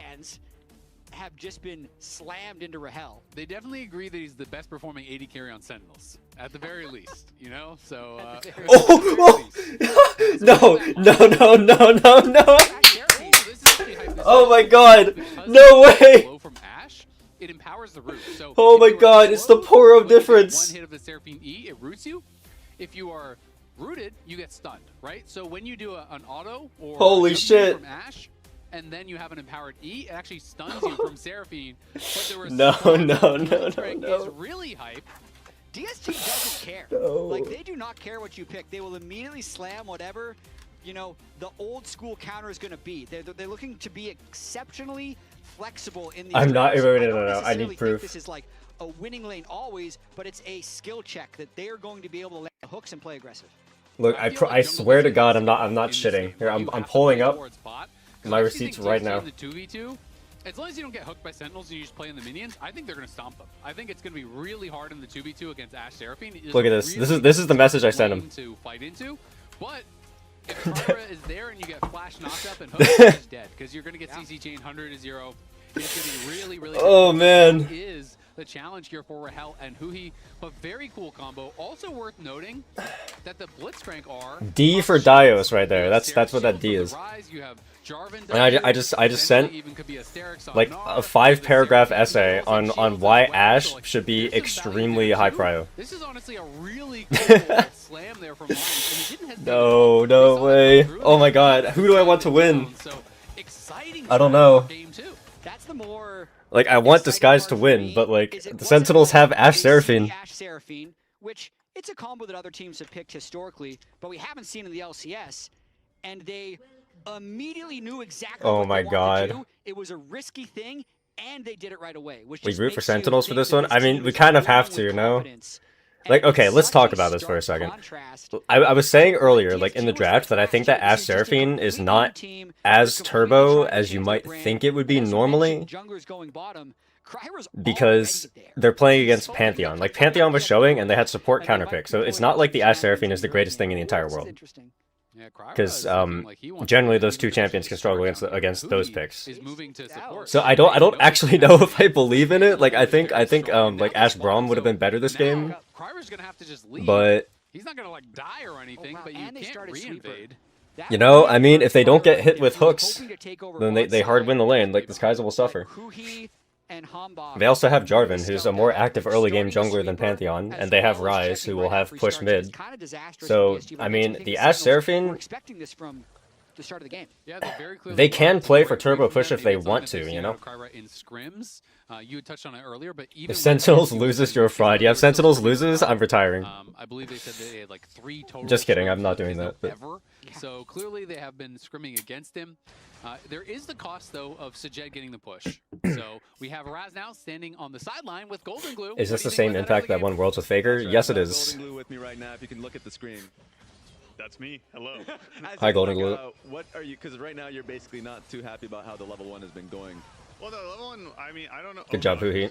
I mean, thanks for making my combo look really strong. Watching that, especially with the camera vision, you know, I couldn't tell if we're about to get hooked or not. We pushed them off the red, but I still think right now it's looking very spicy in the early game. It's a very spicy game, and I'll see if I can ask this question before I send it to casters. Just the thoughts on game 1, because game 1 it felt like a pretty slow, burning loss. Where do you think that's? What are the Seraphine runes? I don't know. That you want to see from your team. We'll see if they show them. Game 1, we had a little bit too much. The eternal debate, right? Did she go Aerie or did she go Guardian? So as you can see, we kind of flipped it around. We have much more prio lanes this game, so we can have a stronger early game. I'm kind of an Airy fan this game, because like if you go Guardian, doesn't it do literally nothing since one of you is getting hooked anyway? Like what use does Guardian have if you're getting blitz hooked and taken away from your ally? Anything you're concerned about from the DSG side of the comp? Yeah, I mean, I think the doesn't Sentinels have very little frontline? Yeah, but the idea is that they have winning lanes everywhere. I mean, like Redacton beats Gnar until Gnar gets tier 2 boots, but generally it will get to a point where they have winning lanes everywhere and a more active jungler. So the idea is that they're trying to, oh my gosh, Huhi, please stop getting fucking hooked by the Blitzcrank, man.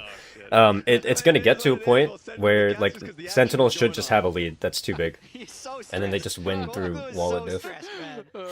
Poor Golden Glue. He's looking extremely stressed. At least they're double crabbing him. I mean, Like, if somebody gets hooked by Blitzcrank, they're probably getting one shot this game. And if the game goes to mid-game even, they're probably cooked because their team comp doesn't function super great, like into Anivia and stuff. But you know, it'll be fine. It'll be fine. But despite the hooks, that lane's still working out fairly well for them. Huhi burned a Ash Sarah bad, parentheses, Huhi hooked. Yep, pretty much. Pretty unplayable, I think, for Jed and Lions unless you can kill them. They have Force Flash, so they have their own Flash and the Jungle Flash, and maybe they can call him down. But wanted to touch on Kryra, as we may see him. Alright, never mind. Lions is the fucking goat. This guy's just the best support in the region, or what? So good for DSG in his debut. Really showed up huge, playing against one of his heroes in Inspired. Darkwings does know they're down towards that bottom side, so should be able to sniff this out and avoid it. Lens is back, yeah. And he's on that ward. Yeah, we'll be able to see it now, but we'll also just, I mean, he's lit up. Should Huhi go Mikhail second? Huhi, no. Lions, yes. Against Ash Seraphine, it is very OP to go Mikhail's. Like, you can see that Kai'Sa already has cleanse, which makes her lane phase weaker, but I mean, it was just so fun for me to see, you know, Kryra coming in. It's kind of necessary. Like, well, that's the hardest. Is Lions the only Latin American player in the league? No. TL has Jose Dioto, who's also but he was kind of styling. Latin American. He was, you know, popping off on and the wait, cam, is Seos? He's in the base. He's are we counting? Showing some personality, showing that like Seos is from Brazil, right? Which is just great to see because this was a DSG and like in League of Legends, yeah. Was meant to be kind like of Brazil and Latin America Latin America are two different regions. Play through jungle. That is the way to play the like they're considered different residencies. And Castle, he's trying to push for 6, but Impact at 6 first. Castle levels up, hits the ulti. Close from Impact. If he had snuck one more auto attack in there, that would have been a kill. Okay, the flash. Getting Ryza kill here is really big. Okay, I'm sorry, but I'm definitely cheering for Sentinels to win this. Sentinels can win the Ash Seraphine game, and then they can lose everything else. Impact is scared. He doesn't want to get involved because he knows he could get taken out. Alright, nice. Grab first blood for Killed a Rise. Nicely done. Castle overplayed his Good hand. shit. He thought he was going to get 6 first, but Impact beat him to it. Yeah, something must have happened with Thoughts on VKS finishing 6th in CB LoL? Well, didn't they had to play with without their mid laner, right? Didn't Miru get in like massive trouble for allegedly unknowingly making a racist comment? So he got benched for the day. Yeah, really nicely done. I mean, Darkwings had no flash, but he just moves up towards top. You know, Realm warps in, as we can see it one more time. Yeah, watching this, trying to count guys, Miru has been playing in the LOA and the CB LoL for like 3 or 4 years now, but he didn't know. He didn't know that his comment was racist. Actually, you should believe him. Is they just walk at you? You were outranged on the Kai'Sa. Huhi though has no flash, gonna get flashed on here, and the follow-up knockup is there. Sajed all right, unlucky. It's a Poro diff. Seraphine is just dog shit. My bad. Flashes forward. All terrible champion. Locked into this cataclysm, but Rahel cannot really join. Rahel is just hitting Kryra, and now Hombok on the side is losing the fight. Sajed flashes away. That's barely crazy. Survives. As everything goes pear-shaped, Rahel was just hitting. My bad, guys. I should never talk about League of Legends ever again. Not on the same page. That is crazy. It's okay. You only said play Ash. Here,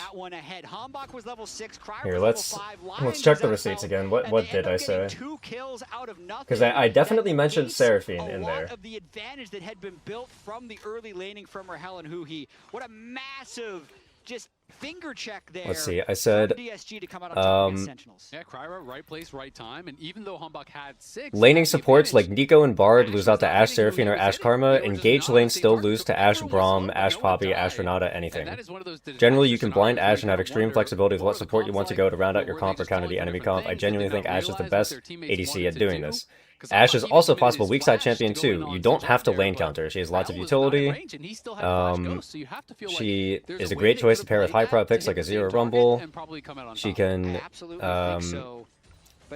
yeah, every mid laner in the meta right now, with basically 0 exceptions, will dive at the cross map Ashe R, or can kill the enemy mid with an R. These champions are all high enough damage that Ashe ult can completely swing matchups, and her numbers look really good.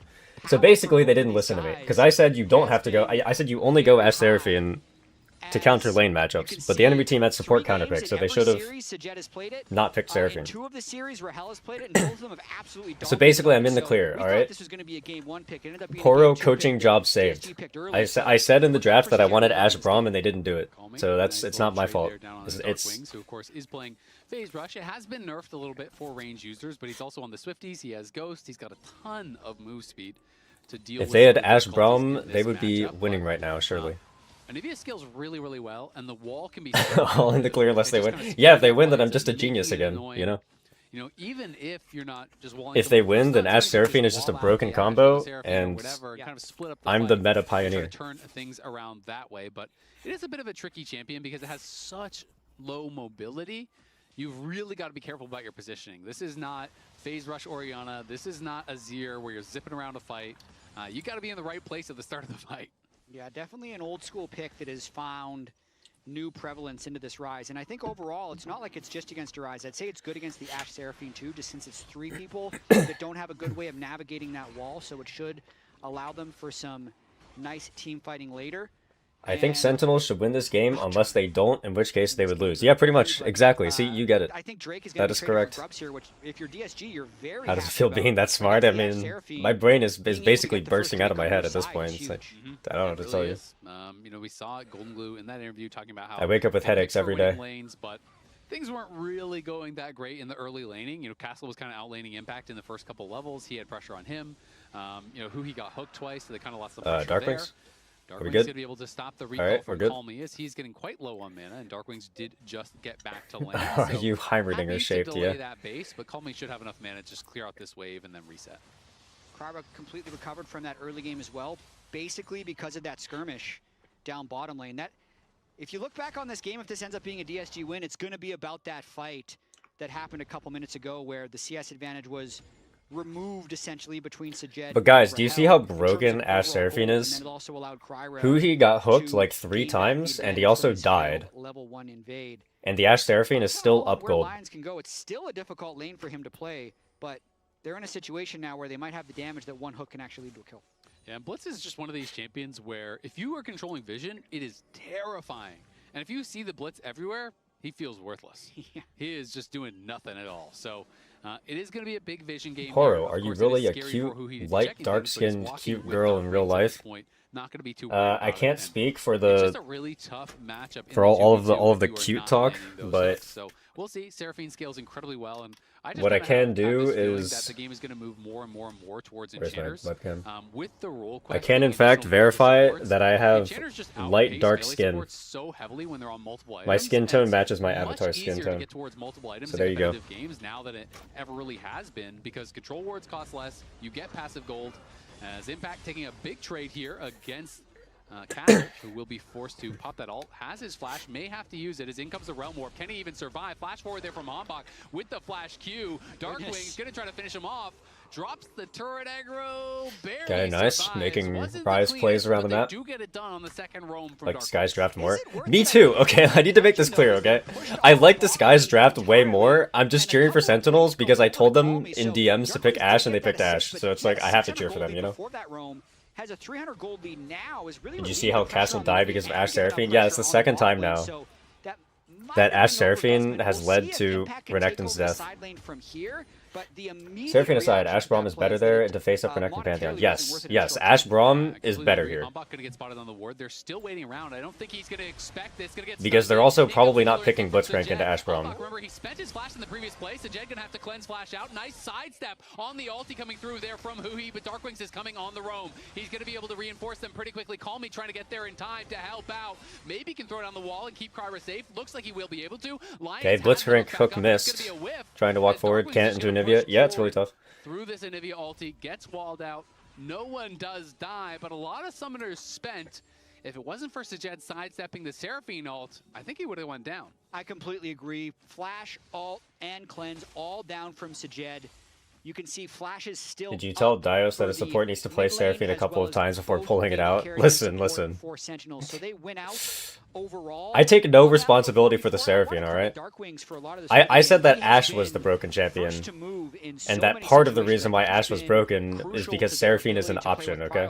And I never said you had to go Seraphine. Is even, and it's 1 Drake to 0 for DSG, so a lot of league left to be played. Absolutely is. And double tiers stacking up, of course, for Huhi and Darkwings. And Anivia has tier of his own. But it always feels really nice on these Enchanter supports to be able to afford the tier and not get punished, because you're spending a lot of your early game gold for no combat power whatsoever. But the Whispering Circlet upgrades into like Diadem or whatever. That Has there been any meta change of being able to build multiple tier items? And, yeah, have you seen the TikTok Kassadin build? An Enchanter support item, that is some of the changes that I think really Any did help out TikTok Kassadin enjoyers? I completely agree. I think if you want to gain Elo and you don't mind, That's the one where you go Rod of Ages first, and then Manamune second, and then Archangel's third. All day in solo queue and playing a lot of games, you're just going to gain Elo, man. Like, you're just, the shielding and healing becomes so overpowering later in the game. Also, yeah, there is the Ezreal build where you go, it's Trinity Force, Manamune, and then either Cyrilda's, Shojin, or Endless Hunger third, and then Archangel's fourth. That build's a thing. I think that there was like one pro player who did it.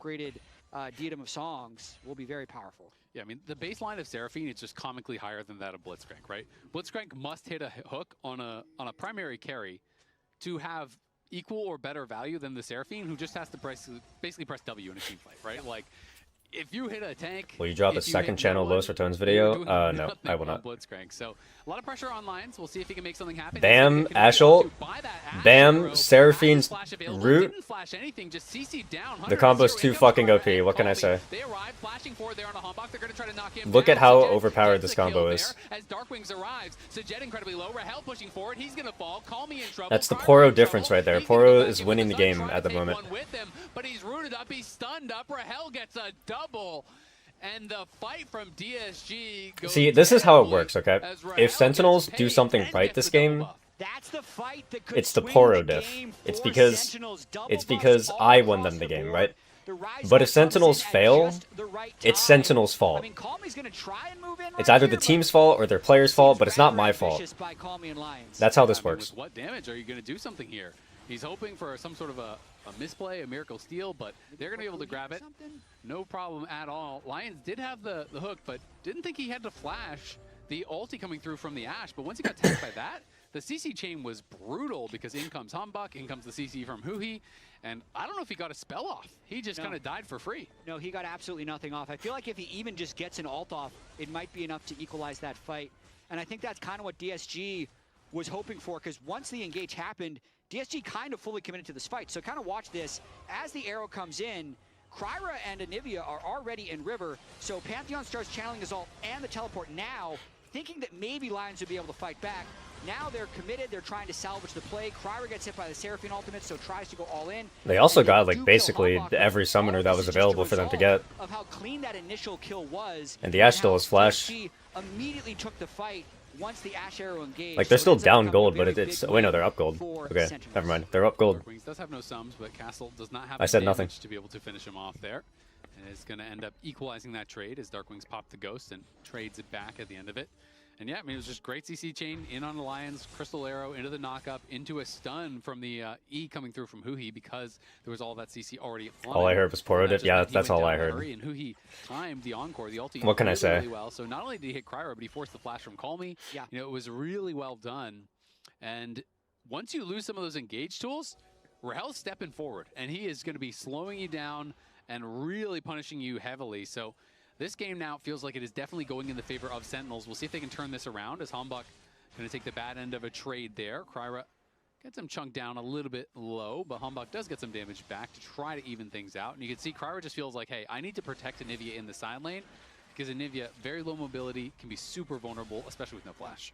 I mean, Sajed is going to be in a position where he's the one who needs to carry. He's got a decent amount of gold on the Kai'Sa, but it's just a really hard game to play right now if he's always flying into the Ashe Seraphine. You can see DSG really want to be able to contest this, but probably realize that it's a losing fight. So more indecision for sure in this game out of DSG because they're not even aggressively trading elsewhere. Whenever you're kind of just eye contacting someone at an objective and you decide not to engage, you end up not trading back for much on. I'm so tense right now because here's the thing, okay? They could with Castle, but I know how LCS teams work at this point. I don't know if you guys saw it, but when Ashe got locked in, it said 0 picks, 0 wins, 0 losses, right? If Sentinels lose this game, Ashe is never getting picked in the LCS ever again. So I need Sentinels to win this game. He's down farm and has the same amount of kills as Rahel. My entire legacy is in jeopardy right now. Impact could be in some trouble. There's the stun into the hook. Do they have the damage here from Kryra? Okay. Seraphine is broken. Maybe. Castle gets knocked up. He's going to be thrown to the wall. Surely. In comes the ulti there from Huhi. They don't have the damage to finish anyone off just yet. Rahel now arriving. Hambach. Okay, that spectator bug looked really weird, but the Jarvan did his combo correctly. The spectator bug was just weird. All right, Ashe popping Ghost. She's pumping damage. Look at how OP Ashe is right now. This is a disaster. Lions is incredibly low. They're corralled under the turret. Calmy comes in. Can they defend the dive? Holy shit, they're gaming. Wait, they're gonna dive everybody with the Herald. This is gonna go down in What? a hurry. Okay, never mind. They have an Anivia. By the Anivia wall. Nicely played by Calmy. Wait, this entire time, Ryze is just like hitting the top tier 2, by the way. Them out of this situation. Well done, but on the other side of the map, the Ryze is cashing in the top lane. I mean, it's bad for DSG, but it could have been a lot worse. As you can see, Darkwings getting free plates. I feel like Hambach actually jumped out of the Herald there. Not entirely sure if it was the wall that canceled or not, but I thought the Herald would have allowed them to dive if it just stayed in turret range. I think everyone there under the Seraphine Deathball is going to be too much to handle. Well, I mean, like, the thing is that it is still scary because nobody on Sentinels can get hooked. Like, mid and late game, if they're staring off like 4v4 or 5v5, nobody can get hooked on Sentinels or they just die. So that's really scary. But other than that, yeah, I mean, if Blitzcrank ever misses a hook in a standoff, then Sentinels should just win. Exactly. It's a Renekton who's behind and a Gnar who's ahead, which we talk about as the scaling of those early ganks. And then or Mega Gnar? Yeah, sure. Mega Gnar can get hooked, but that's like very, very conditional, right? Most of the time, Gnar's not going to be Mega. Even though it only hits one, delays the play long enough. And yeah, the flag drag, all doesn't matter, got the kill. Before eventually DSG managing to live under the turret, but still 2,500 gold, 20 minutes in. Yep, looking good. Darkwing scaling well this game. Gonna pop the Ghost early here. Kryra may be able to catch up. All right, Ryze is ghosting out of there. On the other side, Ashe Seraphine doing Ashe Seraphine things. Big. And when you're behind on Blitz, you are Big. Looking useless. And Lions definitely is looking this game thus far as Huhi, Hambach, and Rahel take him out. So a lot of crystals built up there. Calmy trying to get some damage down. In comes the Encore, gonna get flashed by Calmy. Nicely done by him. Kryra arrives. In comes everyone from DSG. Impact on the side though is crushing them. Puts the Anivia okay, into the edge. Rahel flashed nothing and died. Unlucky. Sajed is just free firing now. Sajed is starting to pick up a lot of kills, but can Impact and Darkwings make it happen? It's the solo laners here on the side trying to get it done. Impact goes into mini. They're gonna try to back it up. Can Castle get in over on Ashe died? Well, the reason why Ashe died is because I'm a fraud and I don't know what I'm talking about. Does not connect as the phase rush was still proc, but the stun does come through, and now Sajed is going forward. They're trying to knock him down. Do they have the damage? Just barely get the shutdown. Castle gets paid. That was a great fight for DSG. They're absolute psychopaths. I mean, Calmy seemed like he started that in a 1v4, but this is the sneaky power of both Sajed and Rahel on Kai'Sa. They just seem to clean up these messy fights, and now he's really fed on the Kai'Sa after the end of that, and that's without the 800 gold shutdown going down at the end. So Hambach wanted to get that engage, but Sajed bails. Would Ashe Pike be any good? Probably not, because Pike is a dog shit champion. But I think we drafted Ash Pike before. Let me check my drafts. And the Pantheon ultimate, with Rahel being positioned up top, they actually kill him at the start of the fight. And then when it's 180 carried to 0, there's not enough damage to kill the level 14 Renekton. So a really psycho fight that Sentinels just wasn't expecting to have happen, but DSG was all on the same page. Now they're going for Drake. Yeah, we're back to live over here by the Dragon. Can DSG knock this down? Hombach is in the area.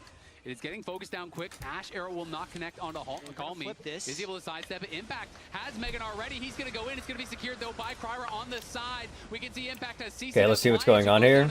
Seraphine Deathball. The ult hit one person. As they are locked in the Cataclysm. Kryra can't get anything done, but Sajed is going to ult into the Seraphine ult wasn't very good. The Ash ult missed everybody, and the Seraphine ult only hit one person. That's kind of tough. Who's going to be able to win out on that one? A bit of a scrappy fight, but at the end of the day, DSG do get the Dragon. And it is just the 1-for-1. They kill up Hombach. Scrappy fight in a very scrappy game. The Smite Steal going in the favor of Kryra is what makes this a winning play. But then when Castle picks up this turret, that's a bounty that he picked up on Ryze at the end of the last fight.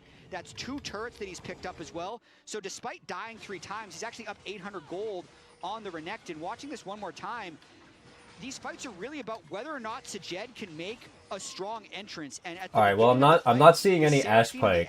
I could have sworn we picked one Ash Pike game, but I'm not seeing it. Big Smite here, 1500 to 0, times it with the Q. But look at this. They're just showing a replay right now. This doesn't matter. Look, Ash Seraphine here. Says, hey, wait a second. Then you scroll down a bit. This is all Fearless, so we can't pick Ash every series. We went Ash Seraphine in this series. Which they are very happy about. Call Me is smurfing in a lot of these fights too. You know, that previous fight, he was playing really well. This was a quote from Sven on Pros about picking, you know, we went Misfortune Seraphine here. They originally wanted to pick Sentinels, but then they couldn't because they got 2nd seed. And a lot of people thought, okay, well, you're going to pick DSG. But instead, they actually picked FlyQuest, you know, so showing here we went Ash Fiddlesticks bot lane in this one. Those 3 teams. And Castle, going to be annoying, steals that red buff away. Should be able to walk Ash Nico here. Yeah, I mean, Call Me has just played so confidently with all the move speed that he has. He has the upgraded We have boost, Ash Tarek in this game. Flying in a lot of these fights, utilizing his passive well, forcing people to Ash Renata here. And creating space for the rest of his team. I mean, his weird river flank. We probably Ash really, really high. Actually turned it, and that's crazy as well. He goes in very nicely timed ult from Rahel. Okay, Kryra's inting. No. Kryra's not inting, okay?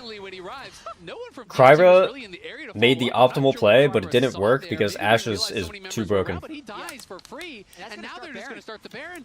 Okay, so it's just Anivia Blitz Kaisa. This might be one where they try and trade gold rather than fight, since Sajed might want to. Like, how can you even play against Ash when she can just ult your forehead and you get one shot? No jungler, though. They got a force. Castle pops the ulti. They're going for it. They're looking for Rahel. Rahel is going to get actually. Okay, never mind. I'm a fraud. Did you guys see how quick Ash got one shot? That's because I don't know what I'm talking about. Darkwings is going to fall. Impact has now arrived. He almost has Mega. Can he make something happen? Does land the stun. The wall up comes through. Jumps in. Stuns up Sajed. Knocks down Sajed. Huhi on the side. Trying to run from Call Me. Going to have to flash over the wall. Hombach and Impact battling against Castle. But Castle pushes them back. DSG hold on, defend the Baron, aren't able to get it themselves. Can Ash still be played support? Yes, it can. Knocking down Sajed. There was a draft where we went Varus Ash bot lane. True once again this fight. He is just landing these incredibly slow-moving skill shots on priority targets every single time. So we're going to watch the beginning of this. They thought Rahel was catchable. What did he see? He sees Rahel in mid lane, and he's going to stun him into a blitz hook. But then when interesting ultimate from Kryra for sure. Going and collapse very quickly. From here though, Rahel just gets caught between a rock and a hard place. The Renekton is pushing him. The wall pushes him into the Renekton as well, and Sajed can just walk him down. The continuation of this fight also ends up being a little bit messy since Huhi's pushed out the back. Anivia stuns Darkwings, and it's just become a scrappy game where I'd say the Kaisa keeps getting more and more gold, and Rahel is actually the one that keeps getting picked off by the Pantheon or the Renekton or a random Kaisa flying in. And I mean, even with that perfect Mikhail's there from Huhi on the Renekton side, it just didn't matter because so much damage was piling in on Rahel. And I think what actually happened with that Kryra ult, there was a pink ward in the side brush from Sentinel, so I think he didn't see the Rise. I don't think he realized that Darkwings was there. So I think he thought, oh, it's just the Ashe, I send it, and then all of a sudden you get Vision Interruption. Ashe just didn't have space. Rise is there too. Well, part of the problem was that they started Baron 4v4. Like, Impact wasn't even there. Impact was bought with no teleport.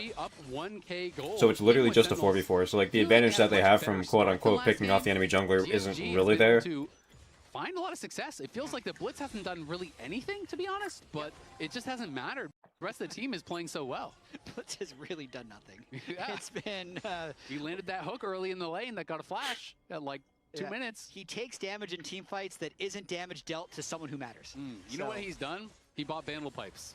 He knows his role. He's going to apply... he's going to give an attack speed buff to the Kai'Sa. He needs to apply CC to proc the pipes, so you never know. Just an E or a Q. I agree with you. The pipes are important. Yeah. Looks like we might see it like a Baron for Drake trade. With the current value of Baron, I'm actually taking Drake most of the time, but if they can get a fight with Sentinels being low, it would be worth it. So they're going to slowly move up here as Hambach is now at a quarter health. Oh, there's the Ashe arrow in on the castle. They're locking him up in the CC chain. It's just not ending. Holy, look at how broken Ashe is. Through the ulti, just goes down. Actually, I need to stop saying it, you know? Let's like stop talking about Ashe. We'll talk about other things. Sonar, the Seraphine, and now they are over onto this Baron. This Seraphine already on 2 completed items, plus the upgraded boots, plus the tier. DSG realized we can't contest this. Hui's going to keep them too healthy. They're going to have to trade for the Dragon. Yep, 4v5. They have to trade for the Drake as well. That's kind of the worst case scenario, though, when you're slow checking if your Renekton ends up getting one. Also, I was eating. That's why I wasn't talking. To break the CC chain. But Sentinels really have to do something with this Baron power play now because they're giving up Soul Point. Mountain Soul Point, which I think if they complete the Soul, they will end up winning the game. That's 1 tier 2 turret, makes the Baron power play plus 1,600.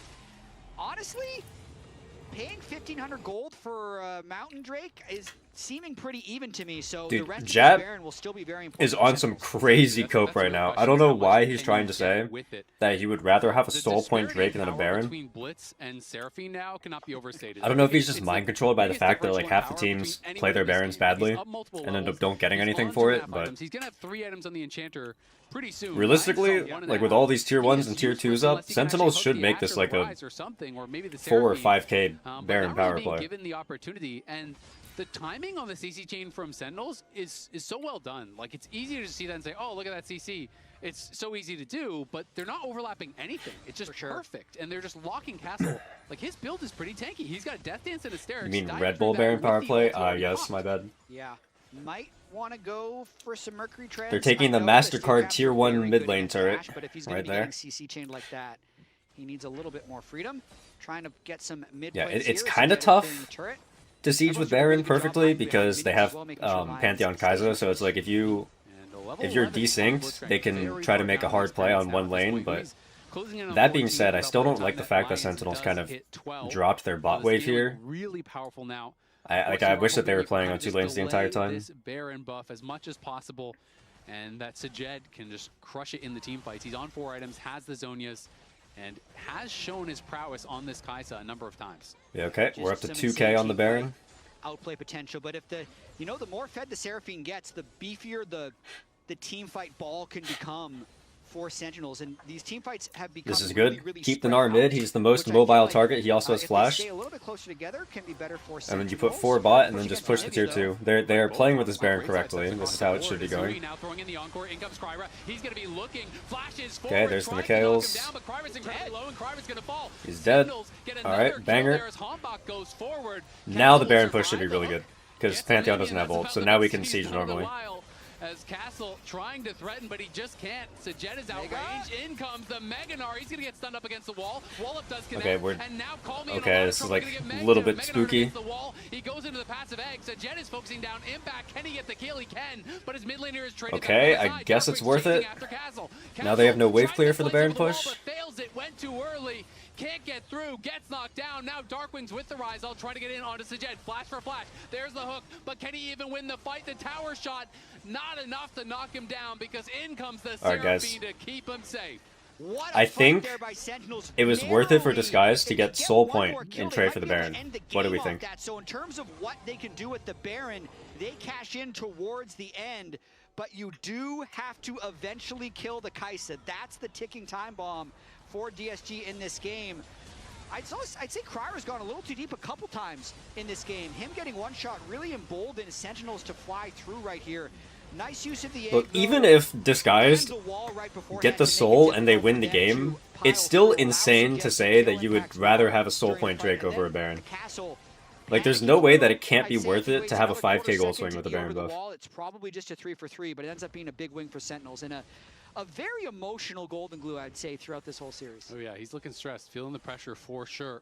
Wants to be able to have a successful playoff run here, of course, coming over from that 100 Thieves squad last year, where they surprised a lot of people, you know, had a lot of success.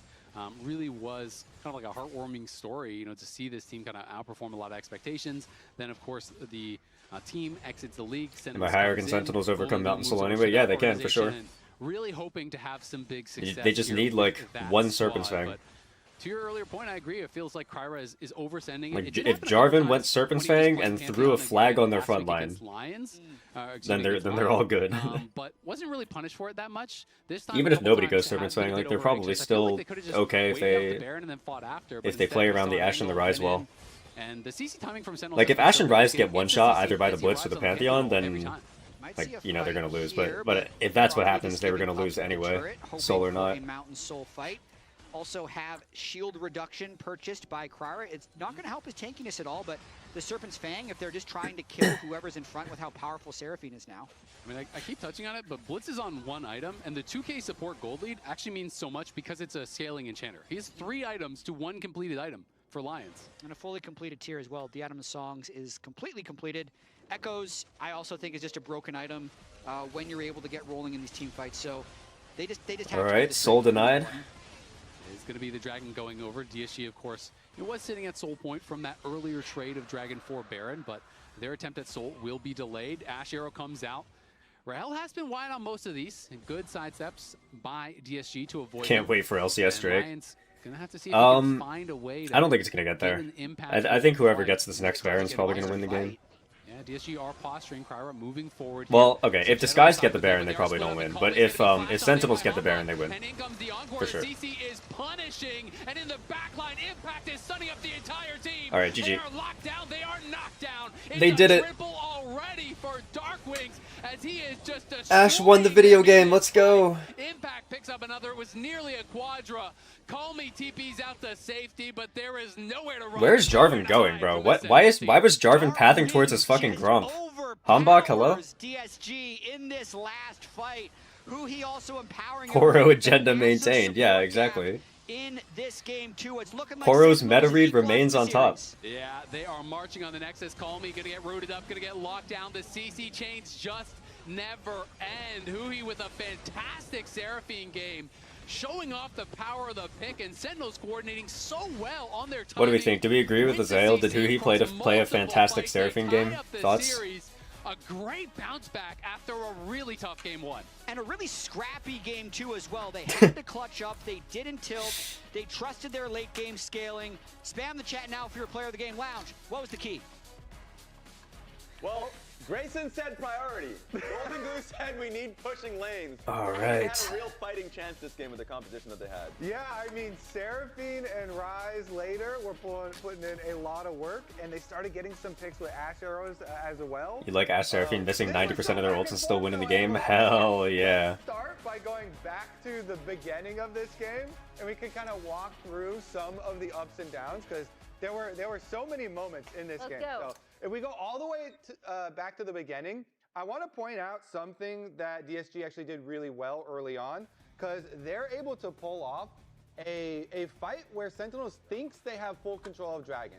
So if you watch it at the very beginning, Cryra's going to go for the Scuttle Crab and then run down. Hawkshot, that Hawkshot just saw Cryra right there. So they saw Cryra here. So they knew he's in this area, but because Hambach's level 6, they have pushing bottom lane here. They think they have full priority. So they're trying to do multiple things at once. They're doing the Dragon while their bottom lane just gets jumped on. And it was the flash from Cryra because he knows who he had no flash they're able to kill that Seraphine so quickly, and then they can focus fire, and they turn, and they kill the enemy jungler as well, and Sajed barely gets out. Ooh. One last auto here is the difference, and he's able to skirt the range on Darkwings as well. And so that was just a moment where it's all good. Felt really secure, now, like, now that the Ashe is gone, level here, we'll start the dragon, we're bot lane push, and the agenda has been maintained, we can refocus. We can go back to cheering for Disguise. It will be a Disguise 3-1. They're from DSG. The next one is going to be another bottom lane play, and this is where Sentinels start to use Ashe Arrow. I actually wanted to pause it right there, because the reason that Blitzcrank does not flash this arrow is because then Sajed what are they picking next game? Who even cares? The only champions that matter are now out. Who cares? Then you'd be like, this troll support is getting my AD carry killed. So he goes down, and then you're going to see like a lot of kind of lack of value of Blitzcrank as the game goes on, you know, and Seraphine is able to scale. And no more insider knowledge? Nah, my job is done here. Powerful asset there for Sentinels as the game does go on, but they really started to use some of these angles, you know, using terrain to line up the arrow and making sure that regardless, somebody was going to get hit and somebody's going to get value. And then we've got some crazy Baron fights, which luckily for you, we have comms listen in replay. So we're going to throw it to a replay with the audio from Perfect the record, can't argue with that. Yeah. Can we fight here? Poro told Sentinels that Garen and Samira are the best AD carries of them. You know, you want to know something that's funny about it? I actually do think that Samira is playable right now. Especially after next patch, where she's getting another lifesteal buff. But like, Samira has gotten multiple buffs in a row over the last however long, like months, years. She just keeps on getting small buffs here and there, and I feel like she's actually playable. Like, there are people who play it sometimes. Like, back when Abel was playing on OMG, he would pick Samira. He would pick, like, a weaker version of Samira and would win games, so yeah, I mean, I think the only thing about Samira is that if you play Samira, it has to be a good game for her, and you have to build your entire team comp around her. Like, Samira becomes the main character in the game, but like, if the conditions are good for it, you can definitely lock in Samira and she can do her job and carry. Opinion on Neela? I think Neela's like, she's fine. How back and forth so many parts of this game work.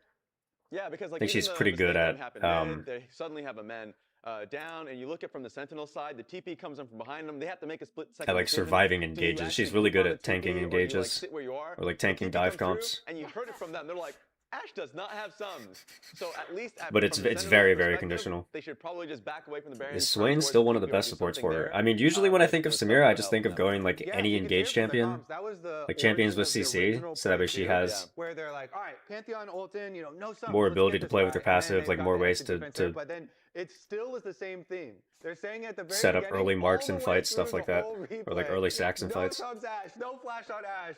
And then they finally are able to, you know, to kill him and defend the Baron, but then it goes back the other way, and then the Seraphine power really comes through later too. Yeah, I've been waiting for a team. Wonder if Ali's Samira will be picked. I don't think so. Just last night in the LCK. I think generally if you pick Samira, you do want some kind of kill lane. Quickly before we have to go to break, like a Nautilus or Leona or something. Is our player of the game for game 2, which means we're going to bring back the champ pool board a little bit just to talk about these two. It feels like whenever, wow, that is an interesting spread of us against the Seraphine getting a lot of votes. I know. For Seraphine. The Seraphine was very Guys, where are all of the Rahel Ashe votes? What the fuck? Whenever there's a guys, get in there.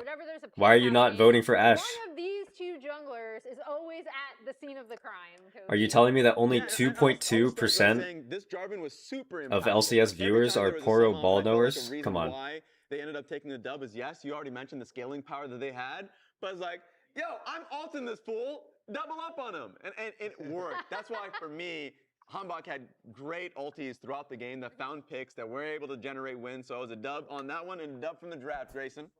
Golden Glue looks way happier. He's so stressed before. He looks like the tension is like fallen off of his shoulders.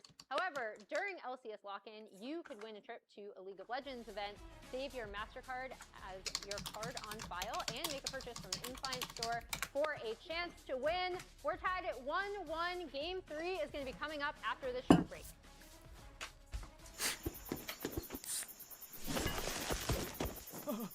Red Bull All right, let me run the ads. The human body was built to move. Not trapped at a desk in one singular posture for 12 hours a day.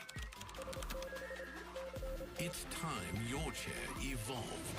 This is Secret Lab Titan Evo. Ergonomically engineered for you, gamers, hybrid workers, artists, backing your every move. Hello? Whoa. Mama Bergen 85 lives here? Yep, that's my mom. The absolute legend who went from gaming on her phone to ruthless online streaming slayer with no mercy for any living thing is your mom? Hey guys, apples with peanut butter? How is this possible? With AT&T Wireless and Home Internet. Hey, text me if you need anything. Level up your connection with AT&T Wireless and Home Internet, now available across the nation. No, she's so nice in real life.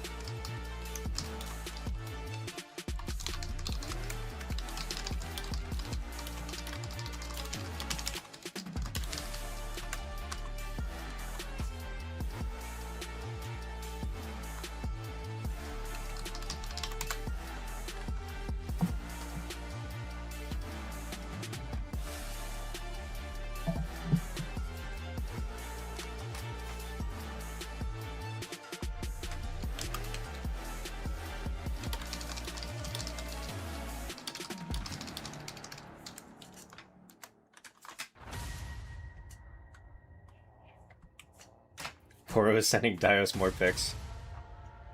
I'm not gonna say I'm not DMing someone. Yeah.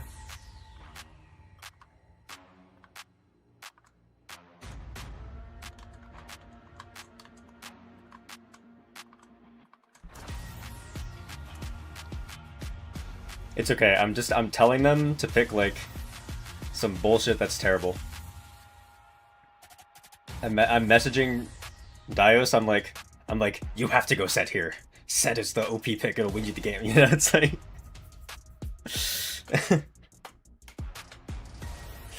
Did you see that Set's E got jungle buffs months ago? You can flex it jungle. It's OP. It's a 4-roll flex. In fact, you can go set with fasting Senna. It's a 5-roll flex. It's really OP. You have to go set, you know? So I'm doing that shit right now.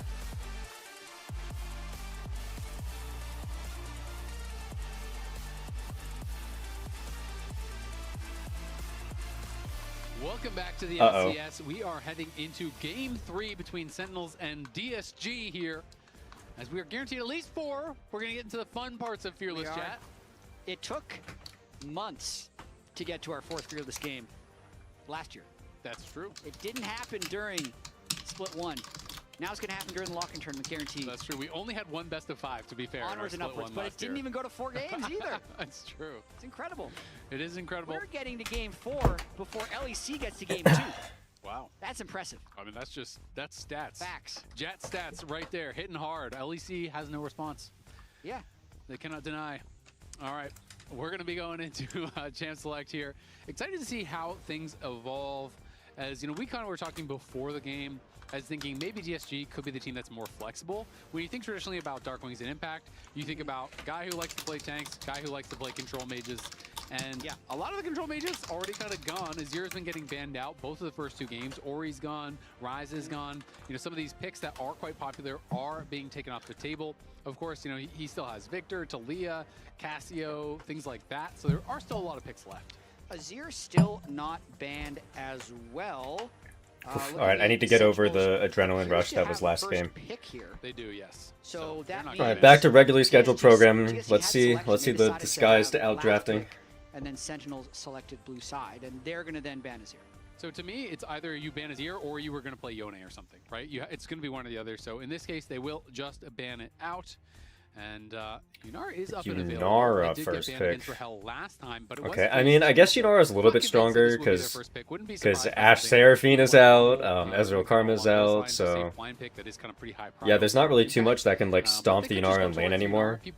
So you can just blind Yunara if you have faith in the pick. Like this is actually a fine. As much as I'm a Yunara hater, this is actually a completely fine Yunara spot. I think. What's the response here? Like an Aphelios draft or something? Not necessarily because of like crazy mechanics. Just go in Aphelios front to back. The power differential between him and the opposing support was the biggest out of anyone in the game. Yeah, that was the most contested. You know, unironically, this actually isn't even a bad Aphelios Thresh game. Like normally I'm a Giga Thresh hater, but it's not a terrible Thresh game. Emily and Raz voted Hambach. You could also go Nautilus, yeah. For their crimes in Twitch chat. Well, Twitch only gave Hambach 1% of the vote.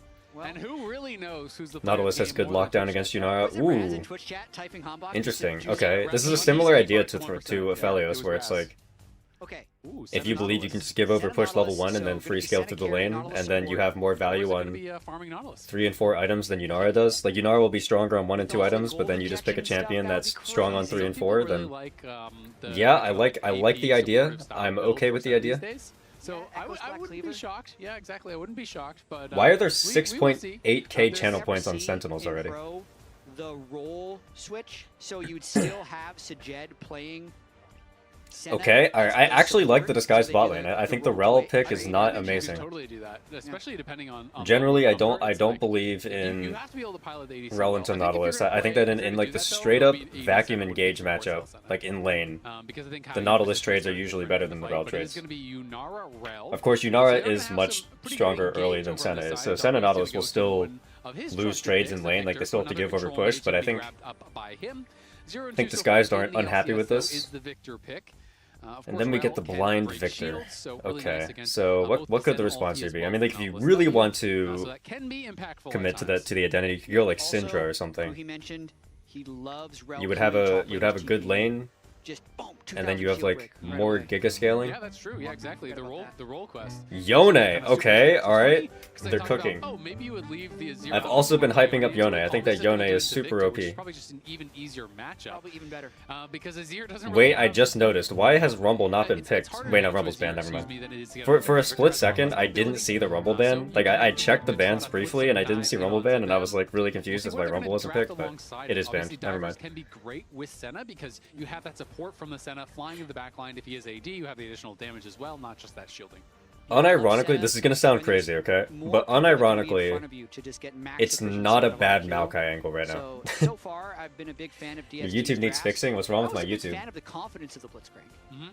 It ended up that literally any other champion probably would have been better than the Blitzcrank in that specific game, but I still loved the confidence and the fear. It peaked in Champ Select. It did. It really peaked in that moment. Champ Select. Like, oh, Blitz, okay. Wait, what's... Hold on. Wait, what? Actually, what's wrong with the YouTube stream? Wish we had Seraphine right now, but they're going to be going back in on the Nautilus. Because if there's something wrong, I kind of need to know. Definitely. I like the draft so far from DSG, but there's a lot more consistent DPS over on the other side. So you are going to have to be really on point with your engages. You know, when you are thinking about the ability for a Senna and a Yone to put out DPS compared to that of a Victor and Yunara, it's not really too comparable. It's kind of all about that one shot. A couple bans going in towards Hambach as they're targeting a lot of these AD junglers that have already. But yeah, like I think generally you could go Maokai jungle here, and there's not too much that's gonna murder you early, and then it pairs well with your comp identity, and then you can counter pick top, and you can even like flex the Yone top, flex the Maokai top, depending on what matchups are. But target bans flying out. at Kryra as well with his Zac pick, which he's Okay, Nidalee would be fine. tier 2, Ivern is but fine, yeah. hasn't been done. Same So idea. he's Very, already very dipping into similar his pool. idea. This is one of the things he does. When you're talking about I think Maokai is like has like a better part of that is also the obvious other picks combo that with it's not Yone, gonna be but able to pilot. similar Kryra's idea. been able to pilot as well.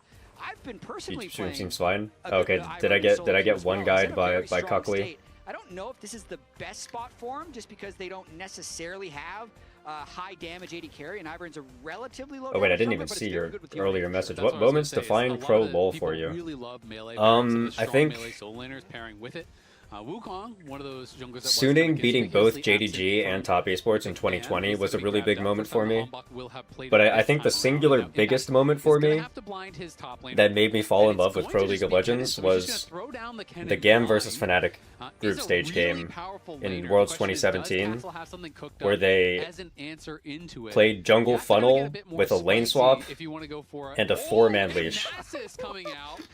This is actually pretty hype. So I'm excited to see what the option is going to be. Ooh, for Nasus Poro. on 5. So sometimes against these range top How do I laners, feel people about the are like, Nasus? Aren't you going to get bullied super hard as Nasus? You can I actually mean, like do, it's fun. It's good with the Kennen. points in E, and you kind of just Disguised comp becomes like a very actually just poke them down with the E. side laney There comp. are sometimes people who go like pseudo AP or sometimes Would they I have just go preferred AD, like Ornn like here or they're still something? Triforce, but they're going like 3 or 4 points E with Comet. There's a lot of different options you can go, and I will also say I play a lot of Nasus. I think it's really fun.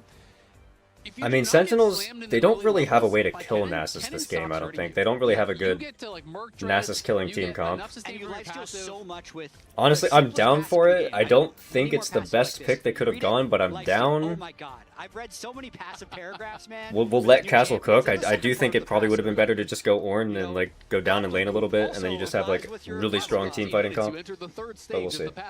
Which has a 17 hit passive. But yeah, I would say the biggest moment for me The Nasus is so straightforward. I love it. that led to like my love for pro play was when GAM went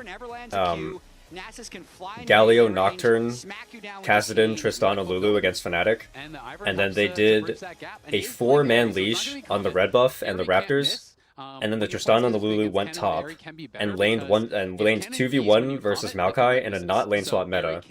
And then the Nocturne and the Galio full cleared bot side. Like they literally just like the Galio leashed 5 camps straight, and then they duo laned bot lane with Galio and Nocturne. And then that funnel is what led to the Levi to like the infamous Levi 5-minute Nocturne ult. I personally think it's garbage. And that game like really made me fall in love with pro play because it was like it made me believe that if your strategy was good enough, that like creativity could win you any game. And this was 2017. Honestly, I'll show you guys in between games. If somebody reminds me in between games, I'll show you the game I'm talking about. So that way anybody who doesn't know can be enlightened for the first time. Which is just perfect. You've been playing a lot of Nasus. I've been playing a lot of Ivern. This could be us. Maybe we learn from the best. This could be us if we wanted to lose horribly in this game on the LCS. Emily standing by with DSG's coach IDO. Let's talk about the picks. I do want to talk about the picks because Raz and I were spitballing. We were like, Oh my gosh, IDO interview. Are they going to pick? Will he smile? To counter this Kennen? And the answer was Nasus. So talk to us a little bit about the confidence you have in Castle and just overall your team. To be Oh my gosh, he's giggling. Yeah, I think we got a lot of scaling, so it's Oh pretty my gosh, easy my goat. to scale. Anyone can do that. But when he said, "You guys know what I have to pick here," when Kennen got locked in, and I said, "No, I really don't." And then he said, Nasus, I look at him, we don't say anything, he says, dead ass. So then I say, all right. Castle with the dead ass, alright. All right, dead ass. We got Nasus. We'll see how Castle does. It should be actually a pretty good counter. The other thing I did want to ask is how the team was feeling. So Obviously, Castle has Airy. I wonder if he's going to Emax. He has the Airy Dorian's Ring setup.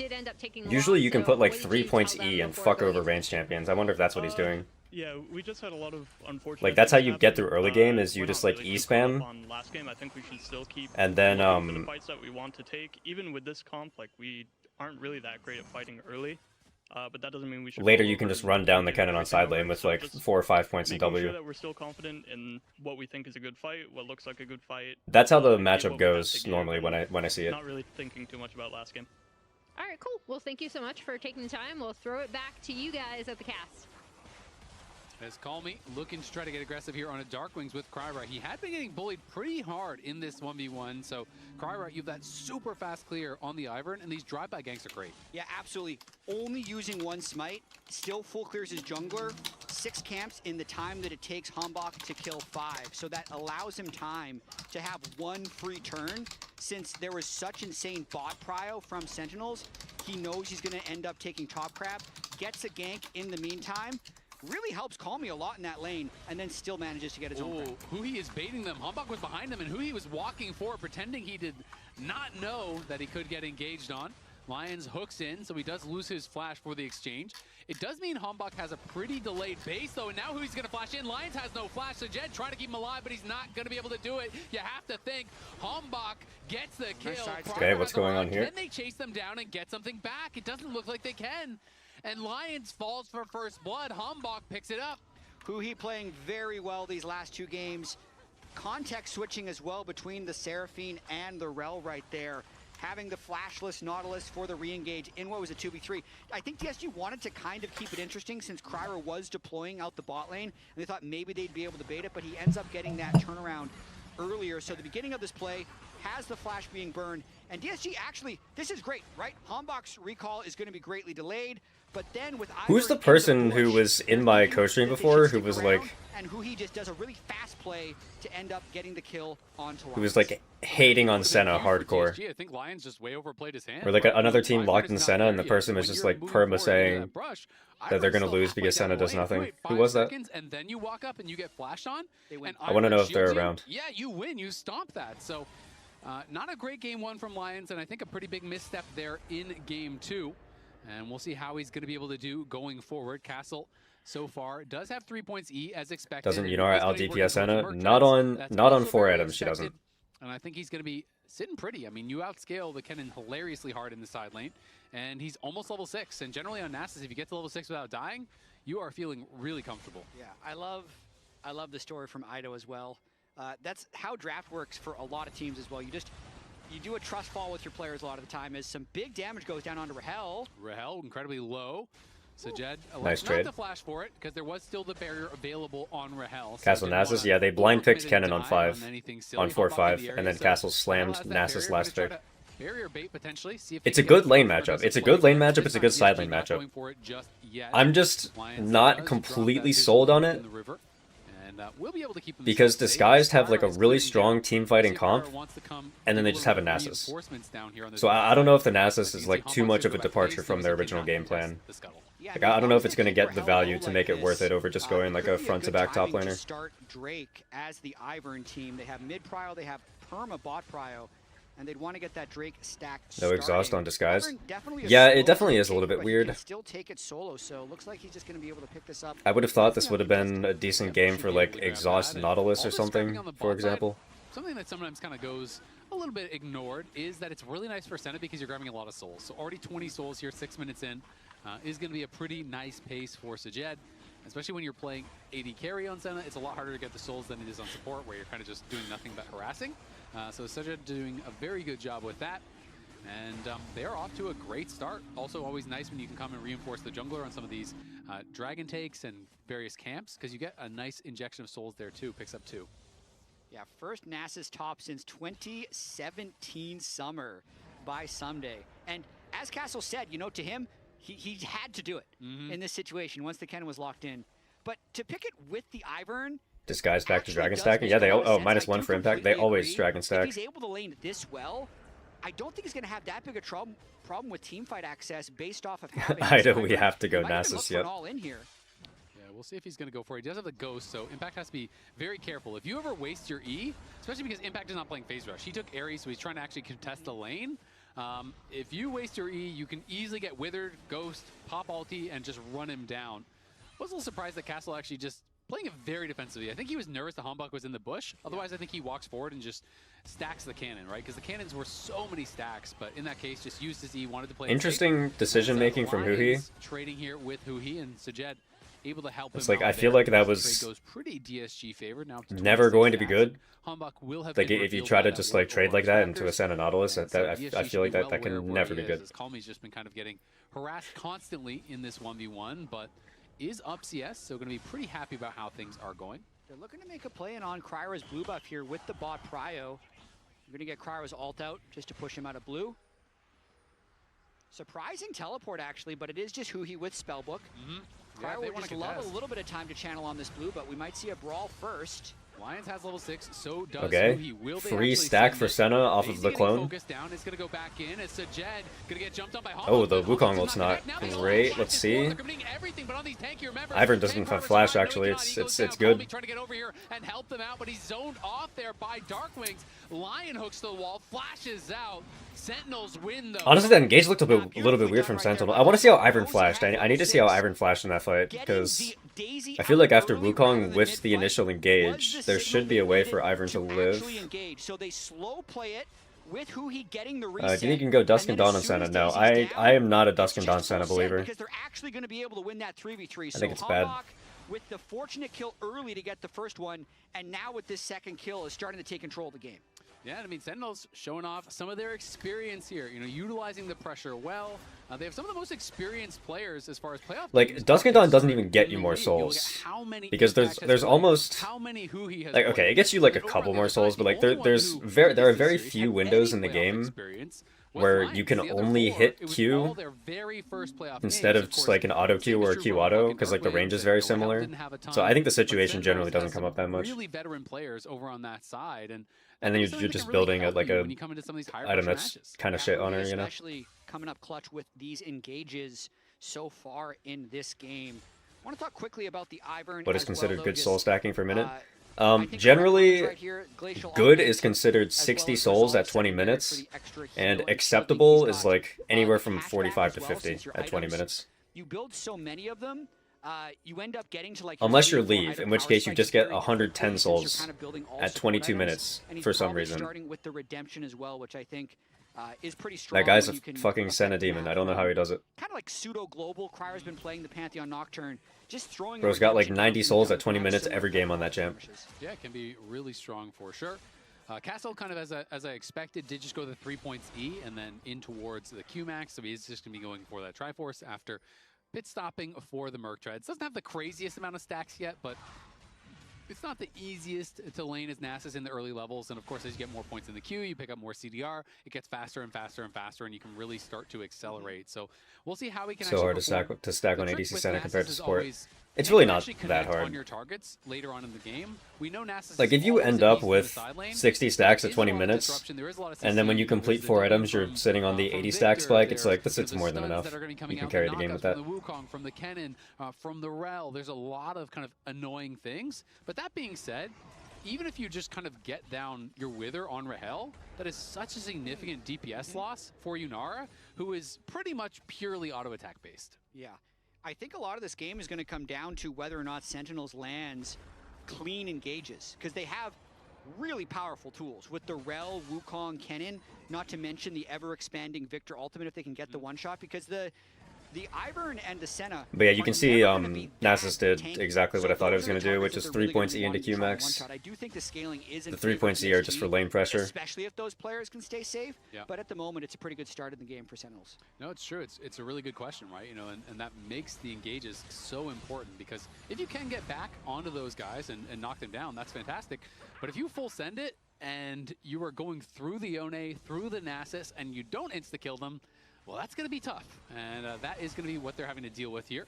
As you can see, the role quest complete there for Castle, who pretty much doesn't care about anything Impact does anymore at this point. Really the only limiting factor, and this is kind of one of the weak points of these kind of Emax builds, is you spend a lot of mana. So Castle sometimes is just going to run out of mana. He's going to have to base and push that out. And that can be one of the difficulties. A little surprising, though, the Castle immediately teleports back to top lane, so Impact now has TP advantage, and that means that DSG has to concede this second Drake. It is a Cloud. It is going to be traded for some camps on the other side of the map, so I think overall DSG is okay with that. But when you have the redemption completed on Ivern, that's one of your bigger power spikes. I think it's just the fact that Wukong is on Triforce, and that's a big way to lose the game. Is top diveable? This Kennen looks diveable to me, to be honest. Really getting Impact quite low. Impact's going to be able to TP back towards that top side because now okay, Kennen's just going to back off. But it is always scary, you know, if they decided to TP down the Kennen and you don't get an incredible fight, Nasus pops ult and kills you. Is Shyvana playable? Right? It's you hard. Have to worry about the amount of damage Nasus can get done in the side lane. So Castle now feeling really good, up 400 gold on a champion that pretty heavily outscales. Going to be close to his Triforce and has that supporting cast that will help him, not just the Ivern, but also the Senna heals and shields. So he's going to be pretty powerful, you have to think, this game. Darkwing's been doing a good job just harassing Call Me, but it's never really turned into anything more than just kind of a bit of annoyance. Yeah, I mean, if we're seeing Nasus Ivern in Game 3 of Fearless, I really hope this goes 5.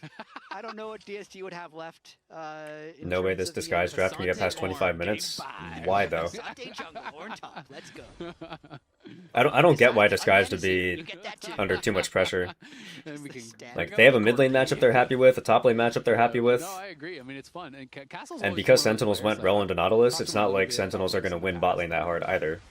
He loves.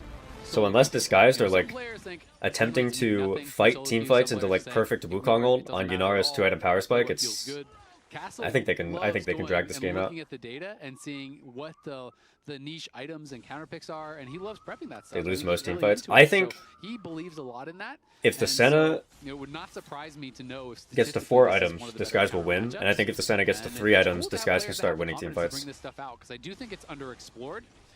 Because this Yone and this Nasus will be way better on side lane than the Kennen and the Victor. There's basically no lane matchup that Senna can or that Sentinels can go in mid game that will be good for them.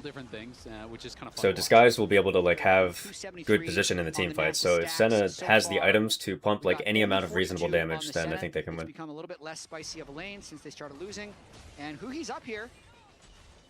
Yeah, Huhi gonna be a bit annoying, but not enough damage obviously to take him down. I mean, if you fully commit there.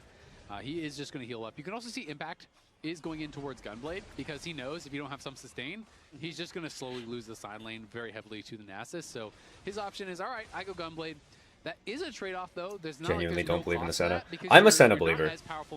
I think if you're good at Senna, you can make it work.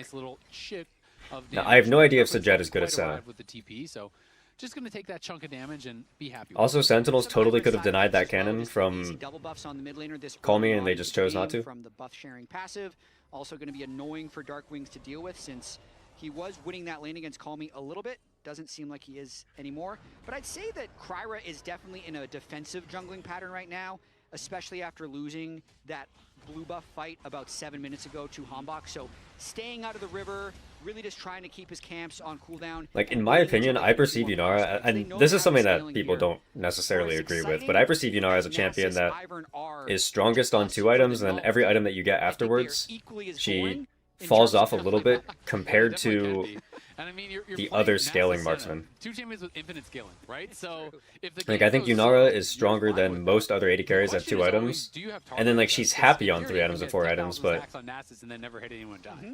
I would rather have like a 3-item Sivir, a 3-item Senna, 3-item Jinx, 3-item Kai'Sa, like all of these. I would rather have these other champions on 3 and 4 items than Yunara. Lots of CC and disruption here for the Yone as well as for the Nasus. And Sentinel's slowly building up this gold lead, and yeah, it's great. You can scale, you can stack, but if you fall too far behind, it's not really going to matter. And it is closing in on that 2,000 gold lead. Is Call Me getting a pretty nice trade here. The barrier is going to get popped. He actually committed to it, and the Redemption almost finished him off. And now the Zen ult damn, that's okay. him down. Rahel did not react, did not flash out. And what I thought was going to be a quick little Rahel moment. Dude, Rahel's been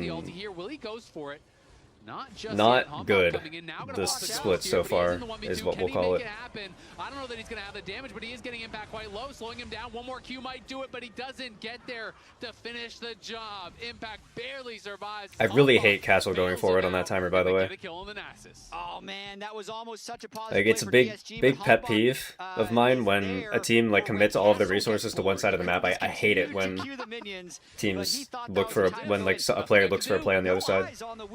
Whatsoever. So Hambach in a position to carry this game right now, 3-0-0 on the Wukong. Watching this one more time though, you could see Rahel was feeling very confident because they kind of had Call Me in this 1v2, but then when Huhi gets pushed out, he goes for a powerful trade. And here's these pseudo globals, right? The Redemption at first. I think he thought he was far enough. Oh, he tried to RE. He died on the R cast. He tried to RE. That's what happened. So yeah, his R's on cooldown now. Yeah, so he tried to actually RE there, so that's why he didn't flash. He thought he had the time to do it, but now they're actually catching Hombok. If he goes down, that would be punishing, as he has a big bounty. Who he gonna flash over the wall with Hombok, but can they continue the chase? I think they can. Slow chase this. I mean, this is disastrous for Sentinels. They lose the entire game here. Like, this guys don't even have to kill multiple people. The fact that they're potentially going to kill just Wukong here. Okay, let's see if Wukong can get out. It looks like they just might be able to do it. They're trying to finish off with a smite, but they couldn't. And Sentinels get away with no help. Actually, it ends up being okay. It ends up being a really good trade because if Wukong dies there, then Disguise get the second Drake, and then I think they just win the game. Oh! Oh, good sidestep. Okay, he has redemption. Very low. He shortcasts the redemption. And Hombok gets out. Yeah, it's a tough skill shot to hit there. That redemption didn't actually land. Yeah, okay. Anyways, I think if Disguise get another Drake, they're going to be really, really happy, is my point. In some trouble on the side. Will be forced to use his ult defensively as and if Wukong died, then they definitely get it. But now I think Sentinels get the next Drake, so the game is still relatively even in my head. You have to feel like they probably could have killed him, maybe with that redemption, but not going to be able to do it, unfortunately. And got to be a frustrating moment there for DSG. It looked like they were going to get 1 or 2 kills for sure. Instead, they get none. And they're also not set up at this Drake again, so it's probably Infernal Drake going over to Sentinels. There's no redemption. They burned a lot of their summoners in that extended fight top lane. But call me thinking about going for Dark Wings. They'd be very late on this fight if they decide to engage on it. Yeah, call me. I mean, they can't fight this. The Yone has no ult, so they're pretty useless. Is going to have to just kind of take the L on that trade. Once you get Bladed Ring King, as well as these upgraded Berserker Greaves, it can be quite powerful. Let's watch this fight one more time. It looks like they had Sentinels cornered. Yeah, so Castle's cutting off Huhi Darkwings, but then Lions and Kryra kind of commit to trying to finish off Hombok before he gets in the Herald. So once he's in the Herald, you're kind of not doing anything. I'd say if Sajed and Kryra had all in on the Victor Rel earlier, maybe they get one of those kills. And if they do a little bit more damage to the Herald, they could get this kill. You still have bad opinions on Senna builds? No, the Senna builds that we disagree on are support Senna. I think we're in agreement on Marksman Senna, that the build is static first, and then either Cleaver or... I mean, right now, my favorite Senna build is static first, Cleaver second, and then Infinity Edge, and then Hex Optics. And then you skip out on the rapid fire. But I think it's also completely fine to go rapid fire third, Infinity Edge fourth, or something like that if you want. Stop, you just get autoed to death because you have no health. So I do think that was a misplay from Kryra. But generally, I'm a static Cleaver person on 80 carry Senna. Happy about his position in the game. Call Me has been relatively quiet on the Yone, has been getting involved here and there. Sajed, though, up to 55 stacks, 432 for Castle. So this has really started to accelerate. He is getting to that frightening point where if he connects onto his targets, he's going to get a ton of damage. He's not going... Oh, he's not going for... Rahel what the fuck was that? That was a misclick. That was a misclick. Rahel, bro? Sure, unfortunately, as Rahel now going to be minus splash, and they saw it, so they could full send it on him.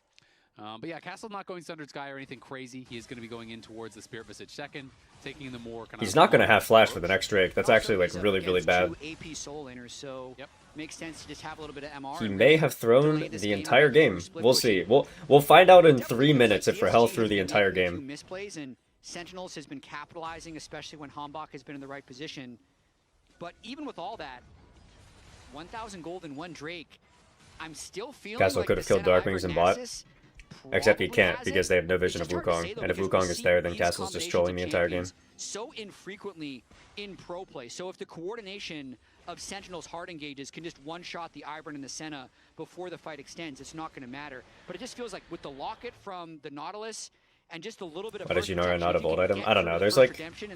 There are people who just think that Phantom Dancer is better. Like, there are people who go Phantom Dancer second on Yunara, they go Phantom Dancer second on Ashe, like all this shit, but I think Fiend Hunter Bolt's second is stronger on both of those champions right now. Triple physical damage carries, right? You have Senna, you have Yone, you have Nasus, so there's going to be, you know, a lot of reduced armor. Senna can just go IE by the time she builds it, she has enough stacks. Yeah.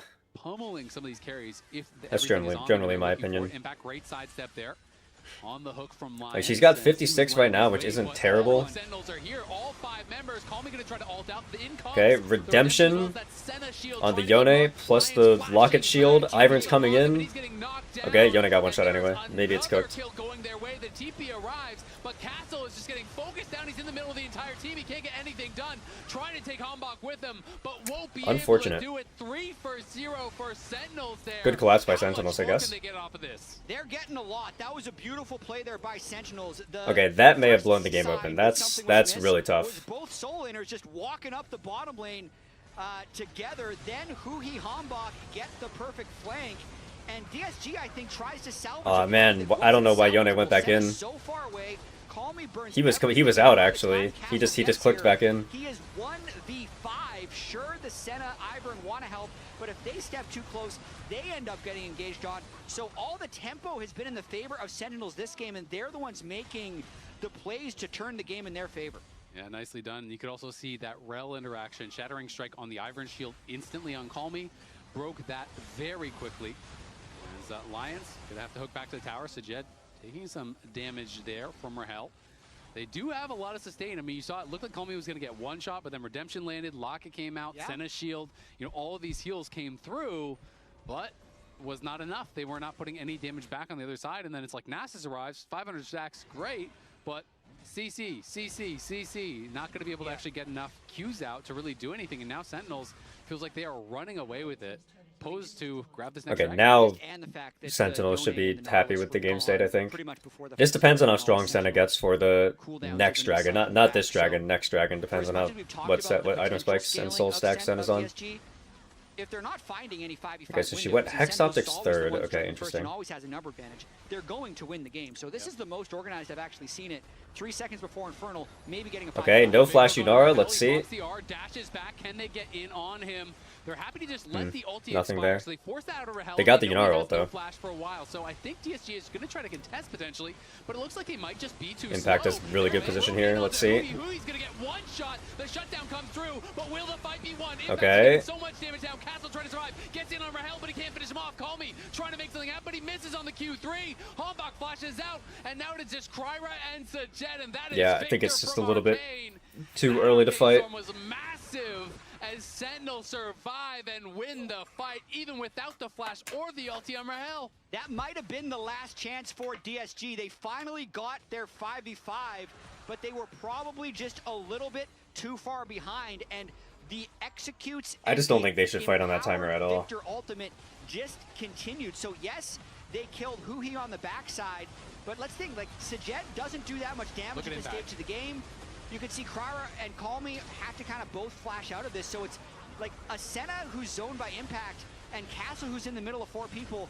Also, Call Me missing the Q3 is really tough. Maybe they can actually kill with the Yunara if they hit that. It's just too much damage. Yep, just too much damage. When you fall this far behind as these comps that are reliant on heals and shields, often you don't get enough rounds of them out to actually make anything happen. You just kind of end up having these situations where they're just getting burst through. You can see the Hex Optics C44 is done now for the Senna. So it does have the additional damage based on range, which is obviously great for Senna because you get all the stacks, which increases your range. Maybe Call Me Yone goes in the closet. Bonus from that.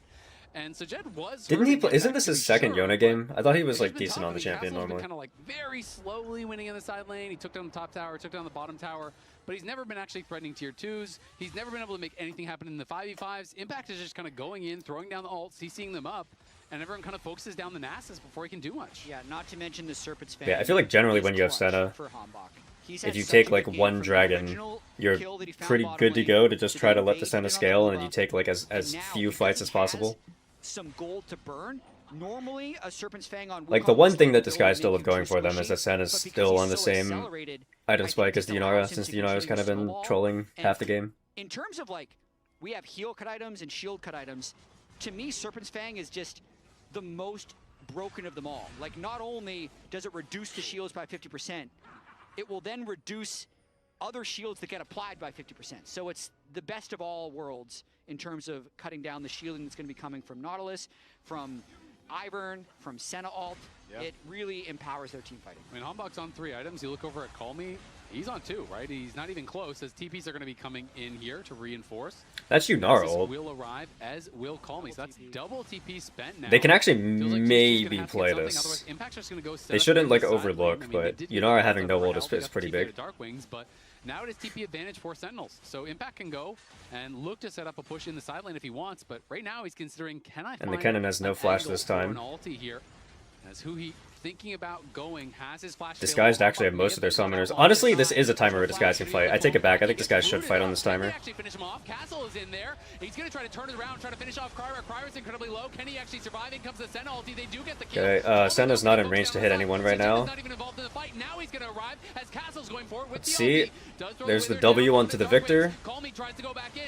They're doing it. They're gaming. And it's a massive shutdown. Castle gets it. Yunara still has no ult. They should just hit Baron.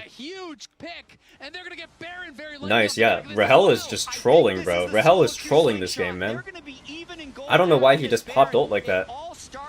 He's pressing his R on all of these timers and getting no value for it. It's just like Sentinels can win the fights if Yunara has R, but it's just like they need to understand that they only won the last fight because Kennen had flash and a really good flank angle. So like Kennen has no flash this time, so he can't get the same angle. So if you just burn Yunara ult for fun and get nothing for it, then your team isn't strong anymore. They know they need to catch him. Flash barely tags him with the lollipop on the hook. Gets the shutdown for Nasus. They get those kills. That is critical. And Golden Glue knows this game, they've slowly built up the lead more and more and more and more. They're in a position where... And now Sajed has 4 items. Okay, this guy should win this game. Unless Sentinels get the soul, this guy should win this game now. For Sajed, he's now ahead. There's a 3rd item completed for Castle, and even the GA is going to be coming soon for Call Me. Frozen Heart on Castle, who now has a gold lead on Impact, and the 4-item Senna with soon-to-be 80 souls is turned on. This Infernal Soul fight in 50 more seconds is suddenly game deciding. It had seemed over. That pick on Hambach, who played so well this entire game, might end up costing them, and the series might even swing. Nah, they're acting like 1-1. Winner goes 2-1. Hambach getting picked is what swung the game. What swung the game was Yunara ulting mid lane and doing nothing. And that's also like the 3rd time she's done this. Wait. Call me. Are they even going to try to get out? Uses the ulti, flashes back, goes in the soul unbound, but who cares? You wasted your flash. You're always going to die there. Buys a little bit of time for them to get some damage down on this tier 2, but Sentinels played that well. Impact didn't even use his TP. Took a tier 2 top. You're against the Baroned up team. Now you're down a member, and you're probably just lost soul off that. Down Yone, only down Wukong flash alt. He has no teleport also? DSG have enough strength to win. I think if you're Disguised, you kind of have to try anyway and just hope that Senna can pump, but like, man, that sucks. I mean, the Impact will be behind them. He's going to TP in. Are they going to try to turn on the TP? Can they time the route? They're going for it. They time it well. Can they burst him down? But he comes Hui, flashing over the wall. Sajed trying to get some damage down. But everyone, DSG is just getting melted. That's a really nice ult from Hui, by the way. Soul has been secured. Sajed sent packing and Castle. That was really good from Rel. Rel played that well. From Rahel. Just like that, the pick on to Call Me may have thrown away this advantage that they got back. The Yone is down. DSG try to find a turn onto Impact, but they can't burst them down thanks to a great counter engage from Hui. Absolutely crazy game. We're back. It's over. We're so back. It's so over. Right here, you think maybe they find the pick onto Impact, but Hui really delays any burst that would fall through onto Impact, and Hambach smartly just finishes the soul. Says, you know, however chaotic it gets, the soul is forever.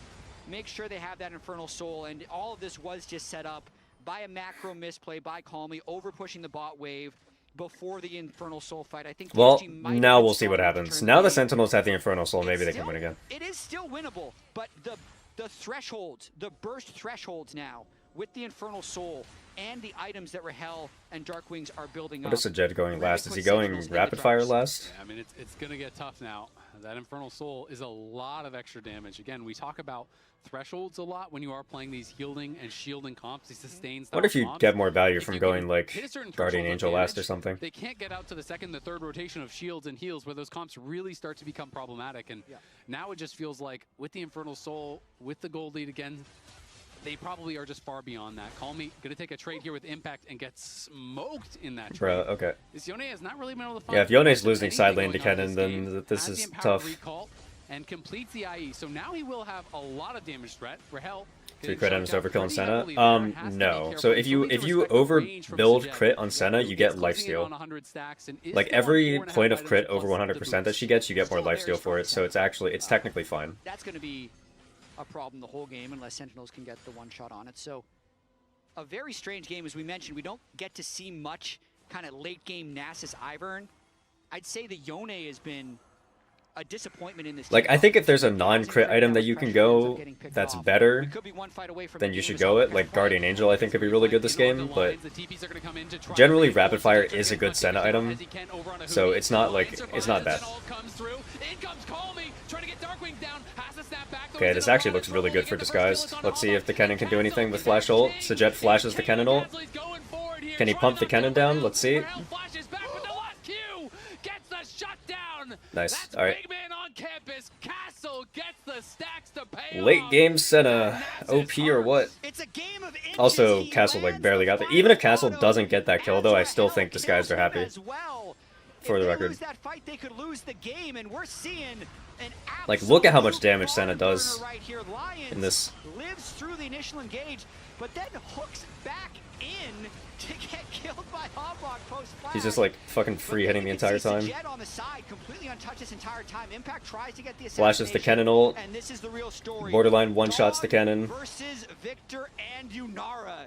And he takes down Rahel. Absolutely crazy game. Yep, that is over 700. Golden Glue popping off for like the that second Q that looked 5th time this game. Was through the barrier. The barrier just got deleted by it. He is so strong. And you even yeah, and then the main thing is that like the later you get into the game with Senna, it gets to the point where Senna can start hitting your carries and you can't hit her back, and then so the fights are never even because she's just like chunking everybody before the fight starts, and then Disguise can just start the fight on their own terms once they're happy with the health lead they have. And so all of a sudden, that just changes the math on these fights completely. And when so many tools were used before Castle arrived, those are the fights where Nasus can really. Like she has 100 stacks right now. I don't know if that's enough, but like even with the soul, we eventually she'll get to the point where she can just like auto attack the Rel twice, and the Rel can't actually engage on her, and then the Rel will just be down like a third of its health. And that's like the game is just so hard to play if it's like that. Moving up now. And they're trying to hunt out for any sort of flank location. He's going to be TPing in to join the team. The Baron down to about half HP. Call Me looking, does land the knock-up onto just Huhi. Baron shred. Gonna have to snap back, but they're looking to try to just finish this. Sen ult comes over the top. Look at Hombok. He's pushed out. Hombok can't join the fight, so they lose the Baron. There's the root over on a Huhi. The hook is going to land on a Darkwing. Darkwing's in a lot of trouble. The first kill goes Senna moment. We're about to see Senna moment. Look at her auto-attacking Yunara. Senna moment. Senna moment. Yep. Alright.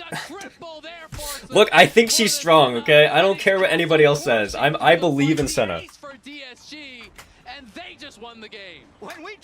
I just think that when you play Senna, you have to like warp your game plan to like be very, very late game minded.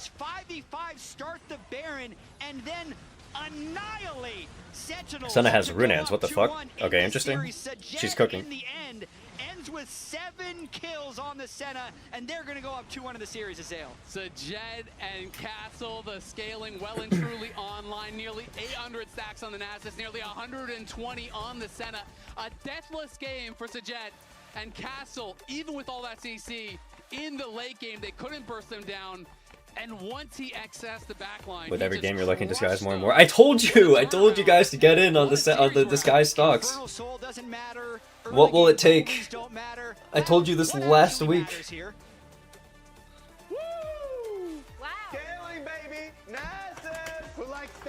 Alright, I'll be back, and then I'm going to show you guys the Gam Fnatic game that I was talking about. Well, I'll be back in like a minute.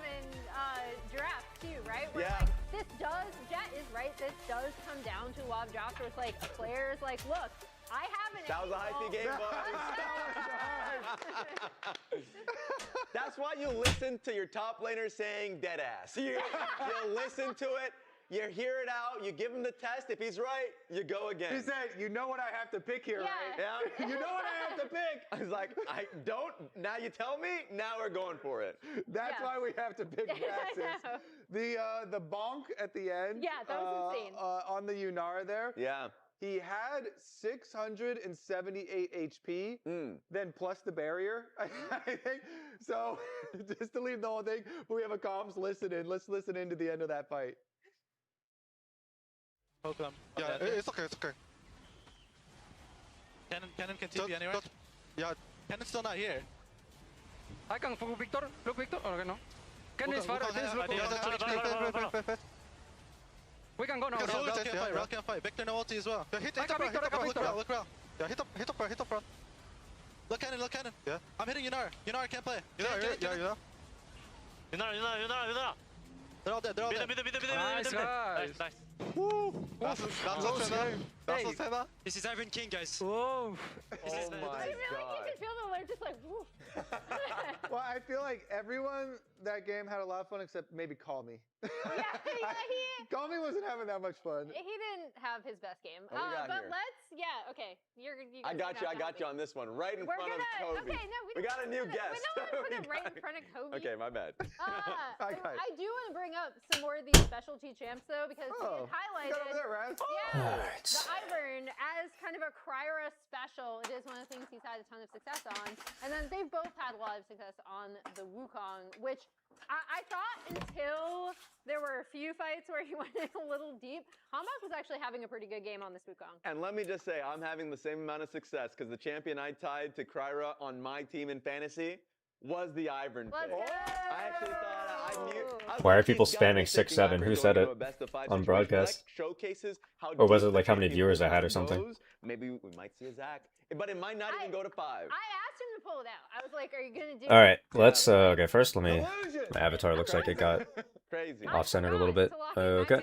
So I'm on the bad. You forgot to pay off. Your insider trading is not working. That was last week.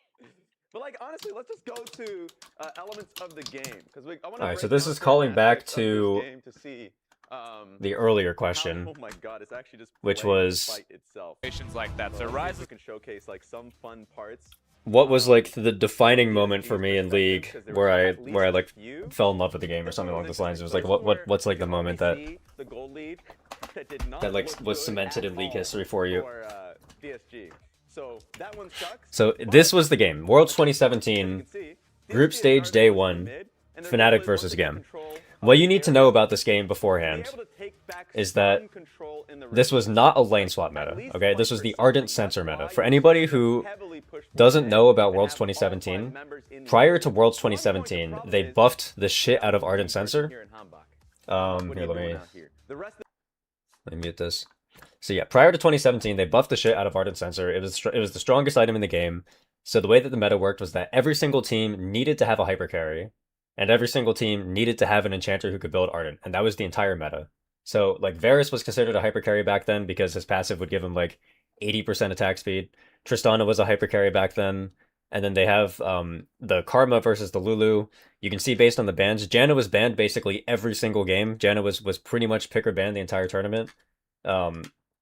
I think she was 100% presence, and then like 95% of it was bans or something, or maybe she was even banned 100% of the game. I don't even remember, but either way. Generally, when you think of enchanter metas and hypercarry metas and like protect the president comps, the champions that you think are not very good against those comps are like champions with unconditional dive or like mediocre-ish dives.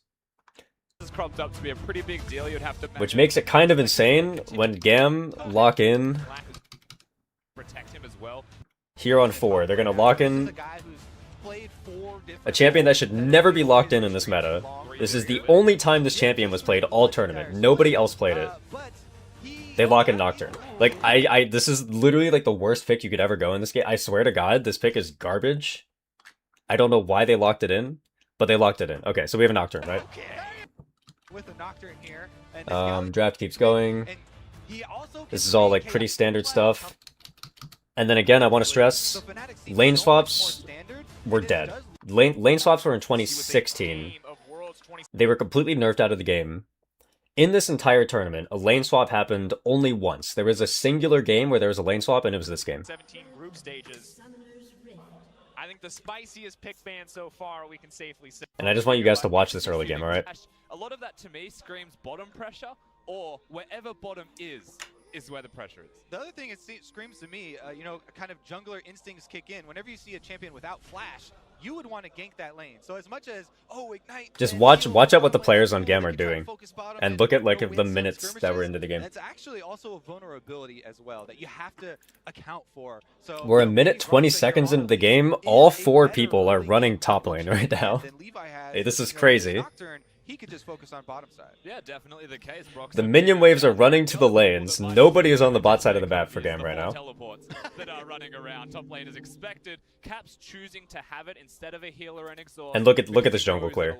Ready? Galio is leashing the Raptors. You can see Galio on the Raptors right now. Tristana and the Lulu are duo on the red buff. So Galio just leashed the entire Raptors. Tristana and Lulu are like giga leashing red buff. Galio's coming up and leashing red buff.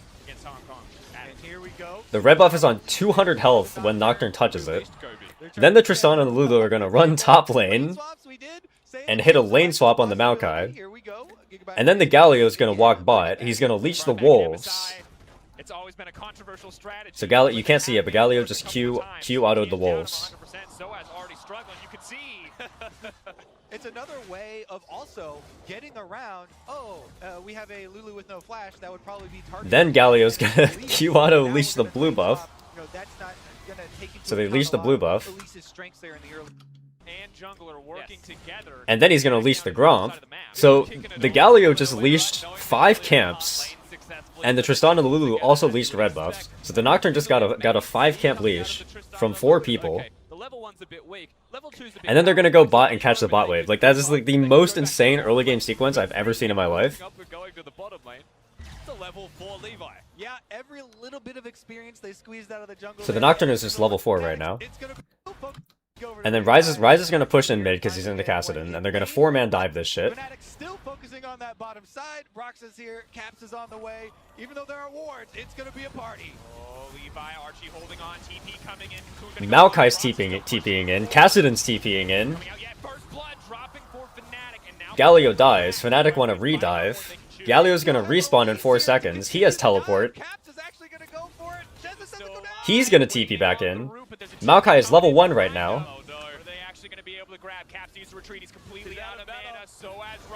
Archie trying to taunt up, no one gonna walk in range. They're trying to trade the aggro.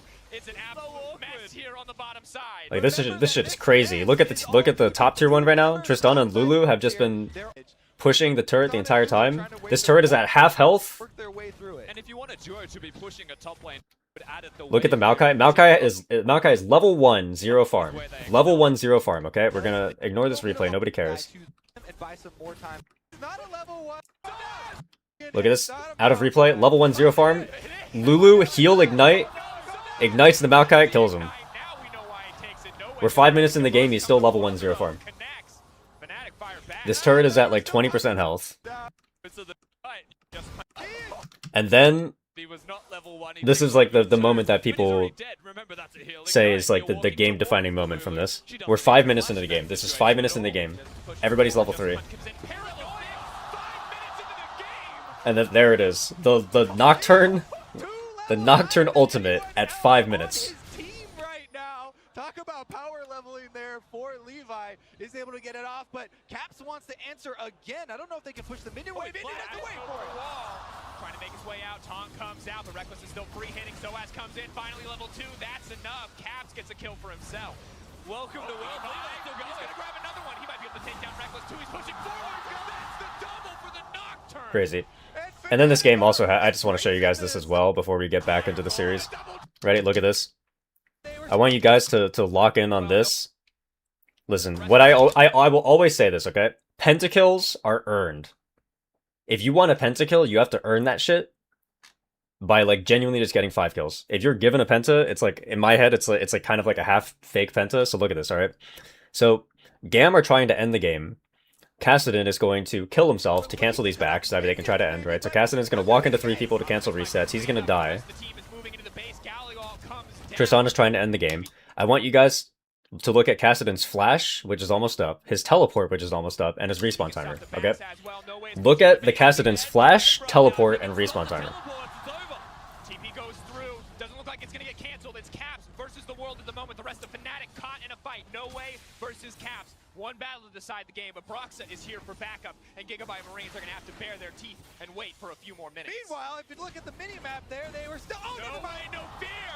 Moving in, Caps gets taken back. Maokai pushing in, Broxa gonna get tucked down as well. There's not enough damage to kill the Tristana.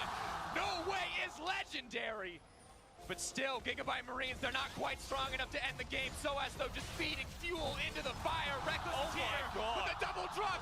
That's the triple. He's looking for the... Look at the Kassadin just respawned. Kassadin teleports. Look at the Kassadin. Flash R steals the Penta. Let's go crazy. Oh my god. It's so funny. It's so fucking funny. It's actually the funniest sequence ever. Look at this auto attack, by the way.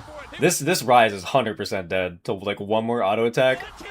Bro, respawns, teleport, flash, ult, snipe the Penta. Insane.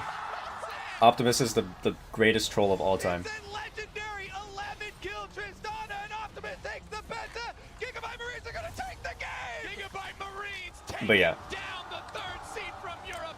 that game right there. That was the game that like got me hooked on Pro League of Legends. I saw that shit, I was like, this is the greatest sport of all time. This is the greatest anything of all time. I have to devote my life to this game. Has been conspicuously absent throughout this series, and Corki Wasn't yeah, it was the fastest game of the tournament, and it was the game that had the most kills in the tournament by like a multiplier of like 5.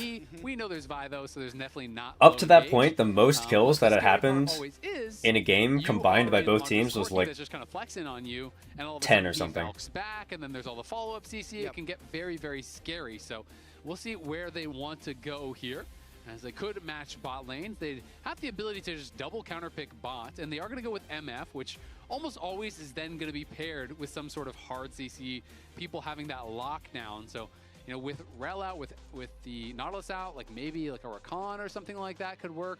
Yeah, Rakan, Nautilus, Leona, all going to be options for Huhi. They don't necessarily have to pick it now, since they would have...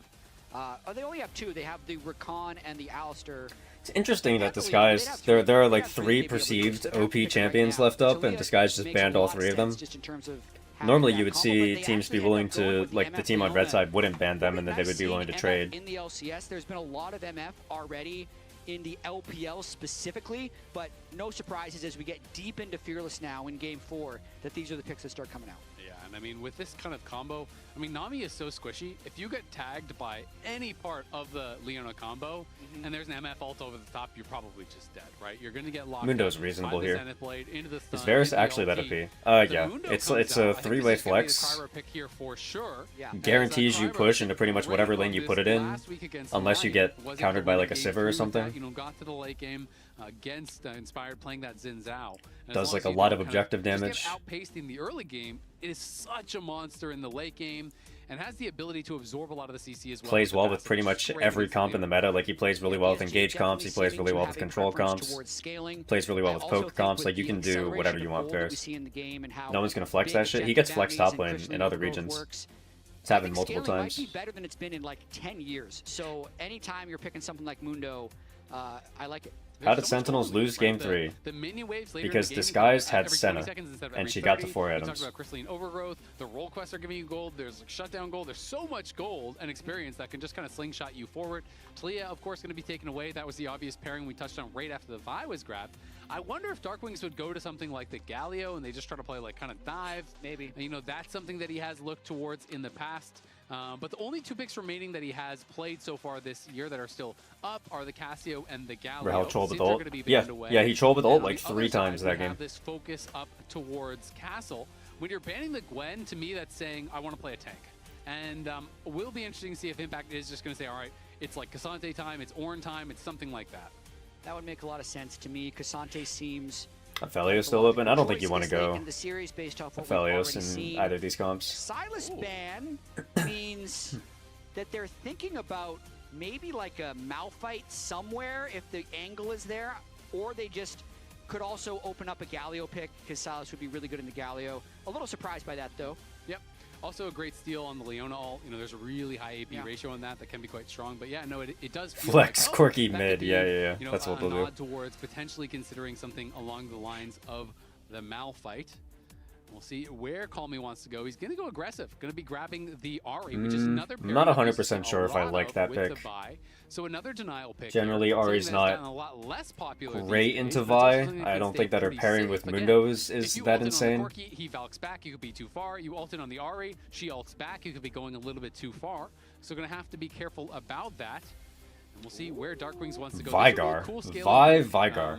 Interesting not sure if idea. Baited or if it is going to be locked in, but yeah, okay. Going to be coming out. I think it's actually a really. I can cool see pick. the angle. You have to be very careful about the cage, and of course, it's not the same like follow-up CC, but Vial comes in. You can place the cage right on the edge of that Vial. The blind to Zehen is also not a terrible idea, by the way, because you have Vi, and normally the counter to Zehen when Gnar is out is you would want to go like a marksman top, or like some kind of ranged top laner.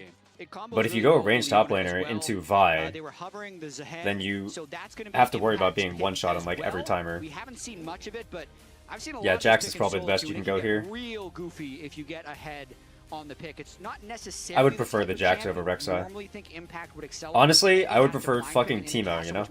Give me the Teemo top, but it's fine. Yeah, okay. Jax is fine. This is a good pick. Yep, Zehen will be coming through, as you said. I feel like it kind of plays somewhat similar to Aatrox, which obviously Impact has played a lot of. And he is someone who I think if Hambach plays really well this game, this is like an insane Vi did angle. really well, I think, on the Nasus last game. I know the fan vote heavily favored him for player of the game. He was invincible later on into the game and handled the early lane quite well. So again, he's going to be the one who gets the answer. And you look over at It's an insane Vi angle. It's actually like a decent Vigar angle. Jax as well as the Mundo. My question is, what build will we get from Castle? Will we get kind of these AP variants that we're starting to get really popular, you know, with the Emax AP, you know, in Dusk and Dawn, or are we going to get more the old school AD style build? So I'll be excited to see where Castle takes us. Yeah, I mean, as you were saying, he's always checking the win rates on the stats website, so we could just, you're going to pull that up potentially yourself, and then we'll be able to predict what he does in one of these games. But I do It's really funny that we might see Game 5 before LEC gets a Game 2. Winner True. will guarantee themselves top 3.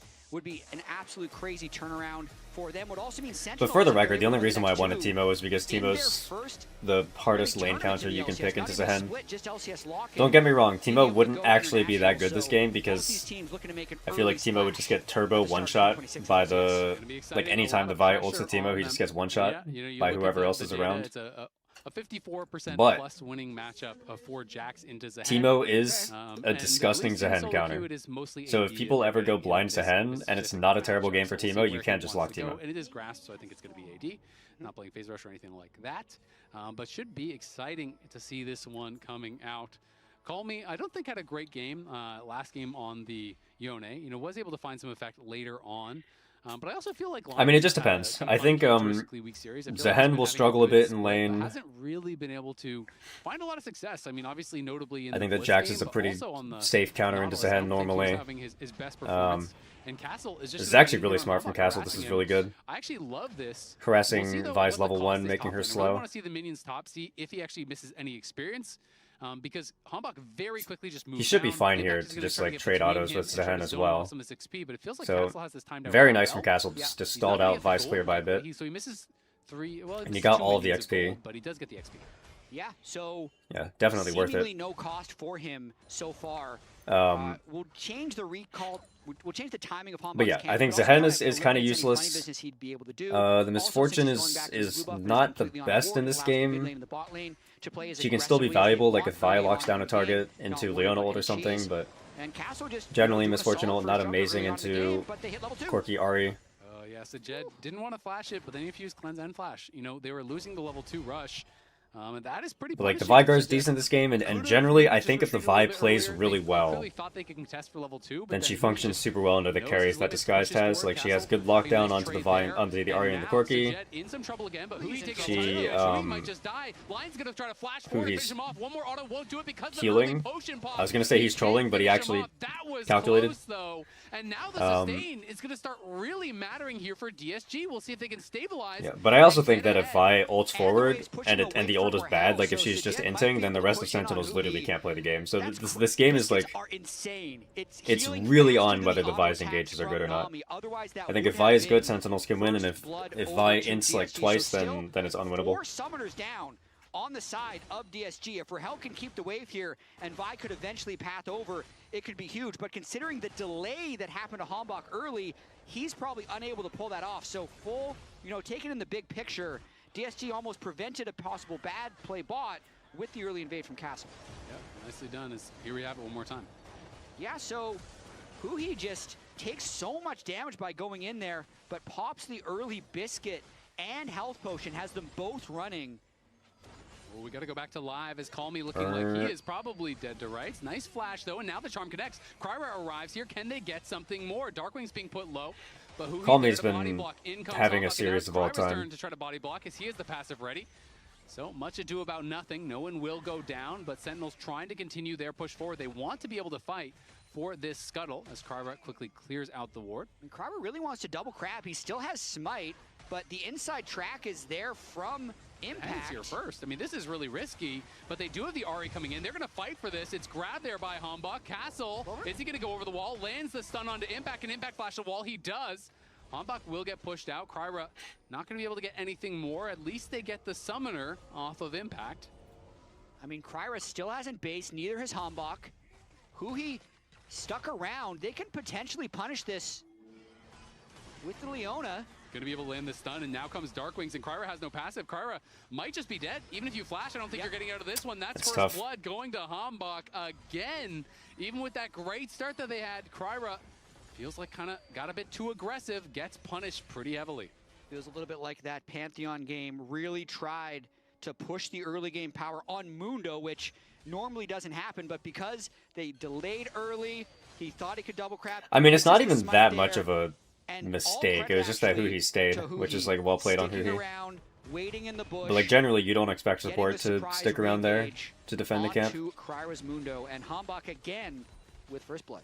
Yeah, I mean, I think again, like I said, Huhi, I feel it's also just awkward because on paper, if Castle hadn't invaded Vi level 1 and Vi had just done blue Gromp, gets a good chunk. Then the Mundo could have just invaded Gromp instead, and it would have been way safer. Just gonna stay, and makes the difference. But like because the Vi's clear got delayed, it just so happened that the only camp available to invade was Wolves, so he had to commit extra deep for it.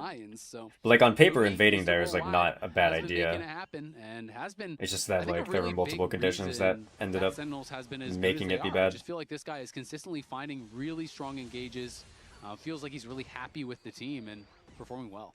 He is. He's always spoken really highly of the team whenever we've had him on interviews as well as on the Sentinels podcast. He loves playing with Hambach, thinks he's got a lot of potential. Doing him a solid in a lot of these early games as well. Hambach playing with Huhi, that support jungle synergy already getting pretty strong between the two of them. Yep, looking good. And I mean, Huhi, we touched on it, but he's had a lot of great engages. He's been fantastic on these engage champs. When I think back to last week, he was finding engage after engage.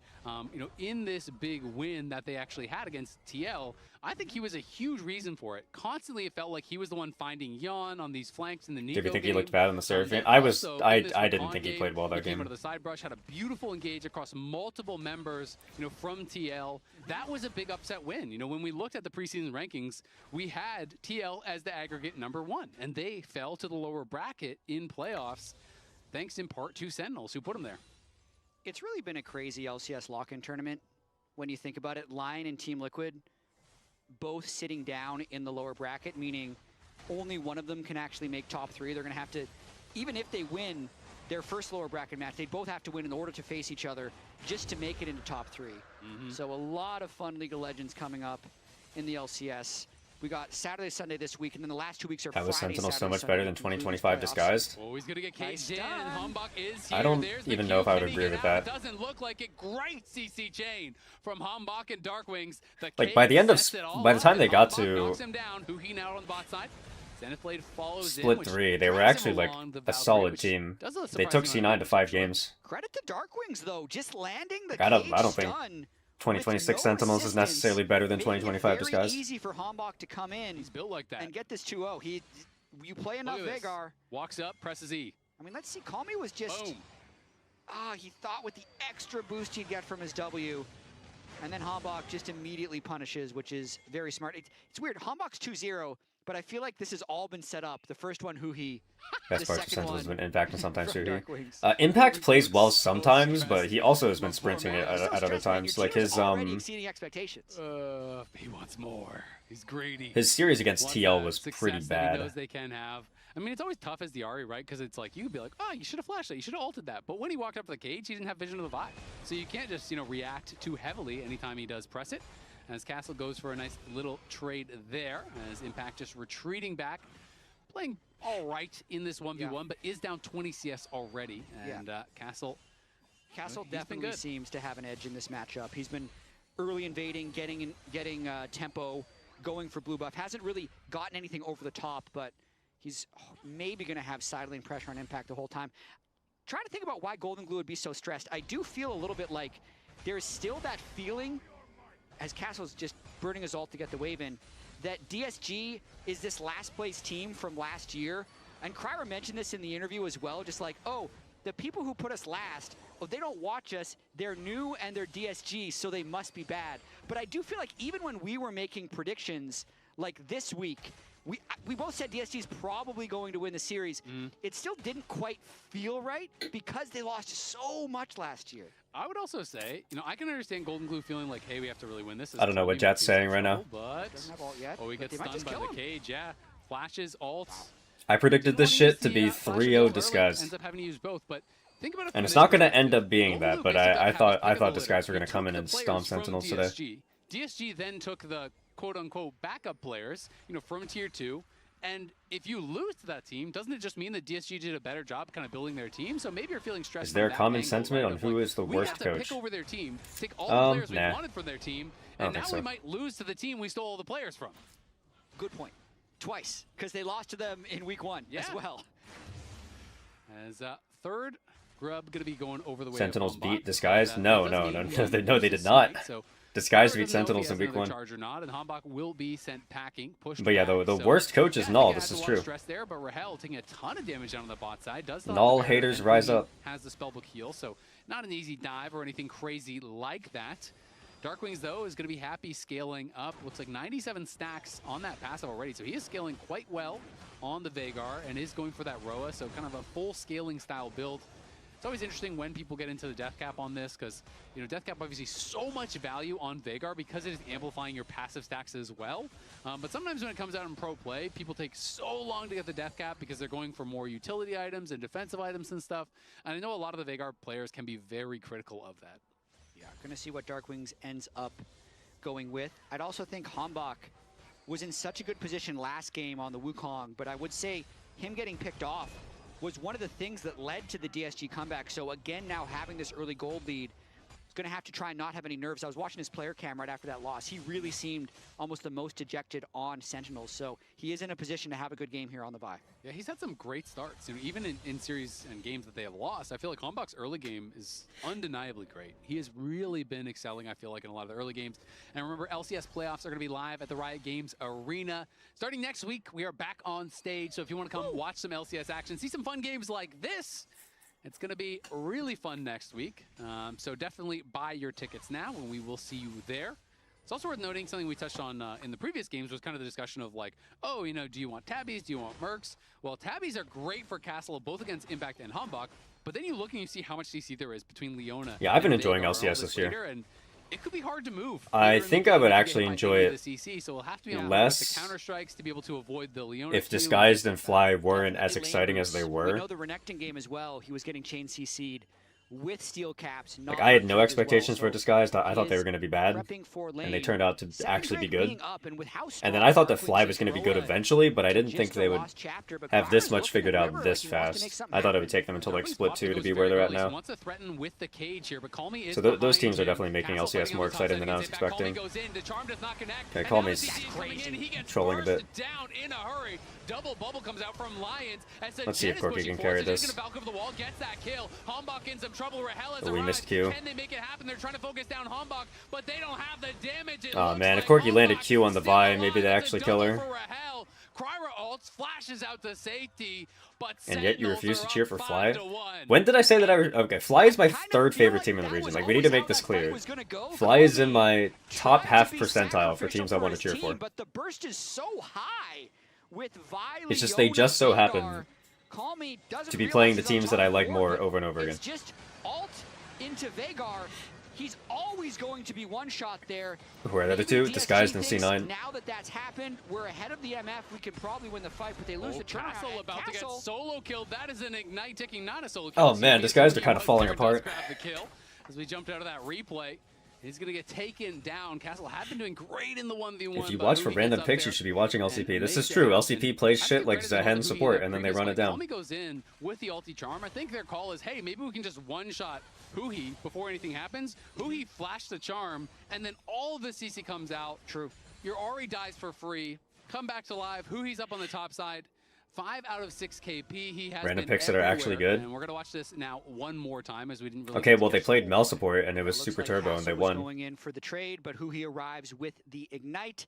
I kind of feel like Impact was gonna win that regardless. Yeah, I agree. You know, when we came out of the replay, at first I was like, oh, it's a solo kill. Then I saw the Leona, and I'm like, oh, it's not a solo kill. They were so cocky picking Fly, you almost want the Fly win. He just ignited if you listen to the way that the C9 players talk about Fly, like in their podcasts and interviews and stuff, He's been playing great. I think C9 genuinely just think that Fly is the worst team that was available for them to pick. Losing lane the whole time, really needs that gold. Yeah. It's incredibly crucial. I've got counterpicked, I'm getting smacked around, I'm about to solo kill this guy, and you come and you steal my kill. But team gets more gold. That's what they always tell me in those kind of plays, you know? It's the assist gold. C9 is so unlikable. Yep, Huhi is back up here, and I think their players and coaches aren't necessarily unlikable. Does need the tabbies for if you want to not like Jack because of like decisions that the org makes, then I can understand that. But nicely timed, going to be able to Spirit Rush out to safety. But it is, again, Ahri with no ult. Calmy struggling. But I like all of their players. I feel like the Ahri not off to the start that you want this game either. Yeah, definitely getting heavily targeted. DSG opted to counterpick top lane instead of mid lane. Don't think they're going to be able to get much done to Impact. Yeah, they chunk him low, and Nami is in the area, but that's, don't like Sven you Vulcan. don't have a lot of DPS to actually be able to okay, but if he just ults, gets a bit of a Vulcan heal, is like the nicest, most wholesome guy ever, and he's also the best support in the region. And in my opinion, Sven is currently the best AD carry in the region. So get a bit of plate gold. Still, the gold nearly 2,000, excuse me, nearly 3,000, as it is now 2,800 in their lead. Ulti gonna get let rip there on a Sajed, and if he whatever happened to Danny, could knock him down. This game Evil Geniuses is a terrible, disgusting org. That's what happened. Sorry, even game 3 where they fell far behind, just because. Yeah, did you guys know that Sven through Game 5 of LCS Finals in like 1994? Another very good start, and then so he's terrible. Who might have been counterpicked and might have fallen pretty far behind, has hit his Trinity Force and is looking very strong. So, you know, too early to call it, but we are definitely more likely to have Game 5 than not. It is looking that way for sure. I mean, Darkwings, you said it, scaling really well. 182 stacks of the passive, so that's a lot of free AP. Has a Swift March, which I really, really like. Move speed is so valuable on Veigar because it's... See, like, you can say that APA has an ego, but it gets balanced out by the fact that APA's mom is cool. The Summoner Spellbook, which like, could be extremely without APA, we wouldn't have APA's mom. So that's gonna yeah, you have to consider that angle. Harder for DSG is even if he's kind of flexing on you, you can't just one-shot him with a charm. And Rahel, when you hit that BT on MF, all of a sudden, you just kind of own the mid lane. You can just kind of heal up after all of these trades. So we'll see where DSG wants to take us to try I think it's the reverse, actually. Yeah, sure, whatever. It's a pretty crucial part of the game when you're technically, sitting with this 3,000 gold lead and everyone has bounties. Yes, you can snowball the game, but if you make that one mistake and give away bounties, it can very quickly fall out of your control. So Sentinels definitely in the driver's seat, but I'd say compared to previous seasons, the game's a lot more volatile in this stage than it prediction for who will be in the Hall of Legends next. Last game, if I had to predict who I thought, -1 for the Veigar, by the way. If I had to predict who I thought it was going to be, I would probably predict Caps. We'll see who he was, of course, spotted on Vision up on that top side. That would not be who I would pick. Lock down Calmy. Calmy could be in a lot of trouble. Is playing the Merc Treads himself, so has the upgraded tier 3 Merc Treads. Going to give him a little bit of shielding to help survive against that CC, but it's just always... There's no way they go with depth. When you get behind on the Ahri and you're going defensive style build, as you are with these Merc Treads, like, come on, it's Riot Games. They already have one Korean player and one Chinese player. They're going with the European player next. They have to. Aggressively around these Drakes. I do feel like this might be one where they would just try and concede. They almost got that turret down bot lane, but with Herald being put in mid lane by Sentinels, it seems like it's probably too tough to defend. You know, unironically, BRTT would not be a bad choice, by the way. Back and he's going to lock down Kryra. Great timing on the W, though. Absorbs so much of that MF damage. Helps to keep him alive. Like, I think you would go with BRTT before any North American player, to be honest. Ward does use his ult. Castle still has his. Maybe that's the edge that lets them fight. I think it's actually the edge. Unless you want to go with, like, so Hot Shot GG or something. You could go Hot Shot, I guess. Drake, but at least they're trading it for something on the other side. Call Me getting some plates. Castle actually is spotted by Darkwings. Might end up falling here. Ooh, good counter-strike. Block the flash Q from Huhi. The stun does not land, and Darkwings can't finish him off. So, yeah, they do lose the Dragon. They get some plates on the top side. Are going to actually finish off that turret, so that is really nice for them. And we're able to push in that mid-wave, so deny a couple minions. But still, it's a 3.4k gold lead. It's Impact going bot to grab a couple more plates. Nearly 4,000. Udapon is the correct choice. Based on the camps and minions getting picked up. Yeah, Udapon wouldn't be terrible, I guess. Bot lane turret, thanks in part to the really delayed recall from Castle. So nice plate sequence by Sentinels, dropping the Herald mid, clear out space. I think you would go Udapon before Effie, for the record. Just like if we're going with Japanese players, I think you definitely go Udapon before Effie. Not as stressed as he's been in the previous games. Now they're sitting on a 4,000 gold and 1 Drake lead. You can see the Actualizer has been picked up now there for the Veigar. And we know Veigar's burst is terrifying, so can be quite powerful. Maybe Karsa? Karsa? One of these champions that actually gets a lot of benefit out of the secondary part of the Actualizer, which Although, is the basic... Is there merit to put in Karsa before Maple, though? Nice, you can get multiple rotations out there, but if you catch them with a cage, you pop the Actualizer with the Q. Like, other than the fact that Karsa is just like an objectively better player, is there any other merit to put Karsa before Maple? Old school players, you know, Deathfire Grasp reimagined, rather than having to press DFG on the player, you just get to press and have DFG on everyone. And DSG is pushing forward here, trying to come back. Kryra does tag Rahel, who is put quite low.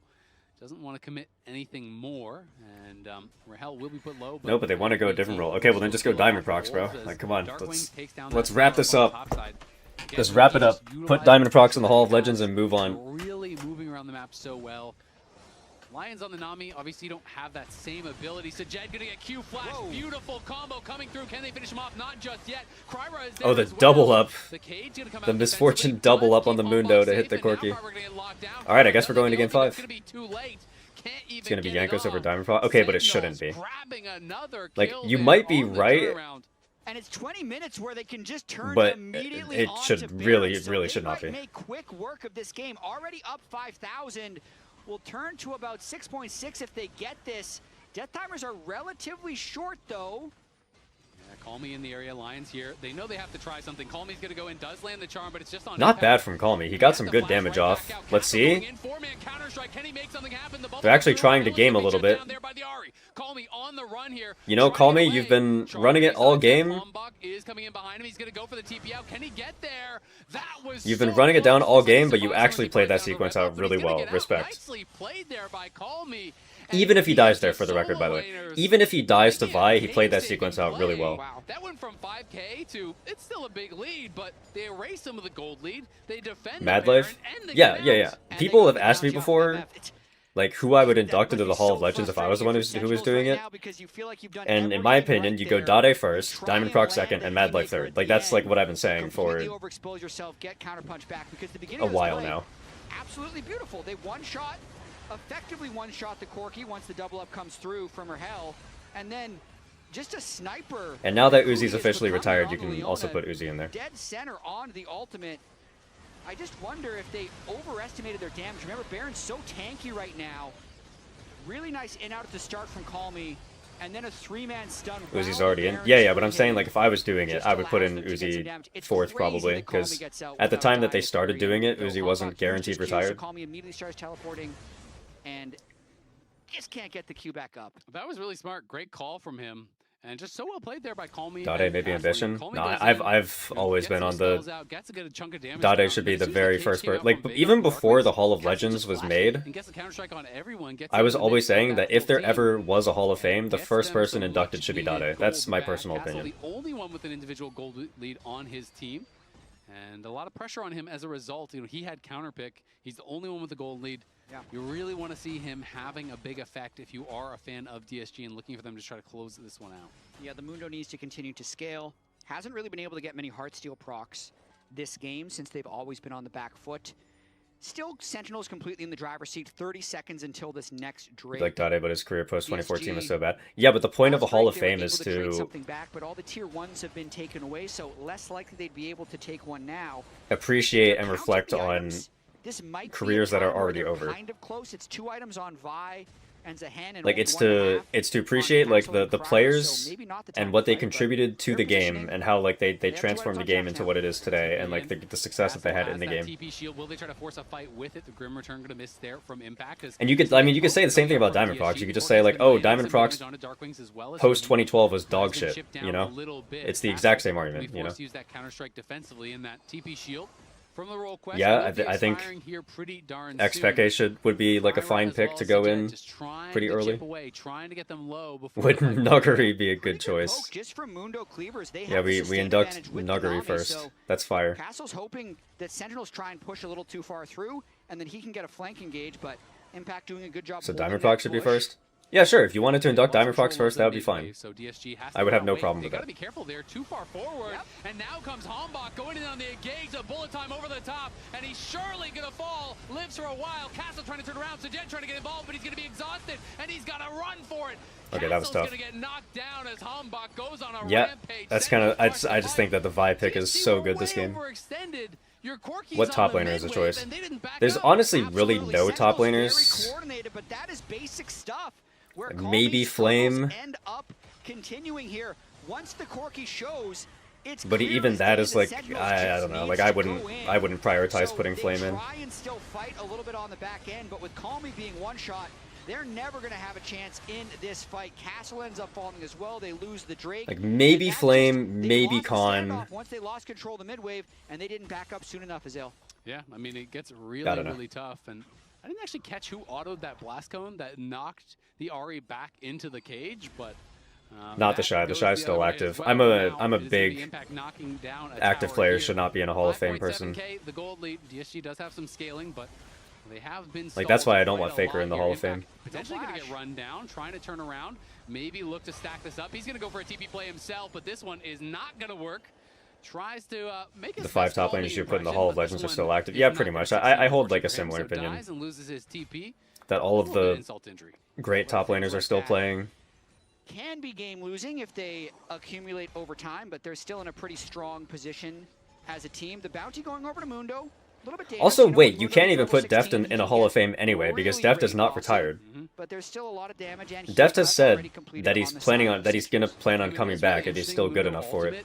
Because it has just such a change at rank 3. So, you know, at rank 3, both the healing effects are increased by an additional 5%, but you start getting... If active players stopped playing, who would you consider? Well, Faker's already in, right? So, normally ultimates just go up, excluding Faker, I would want Rookie in there. Would be like the next player who I would really be pushing for. Like if I was counting players who haven't retired yet. Mostly focused on that armor for now.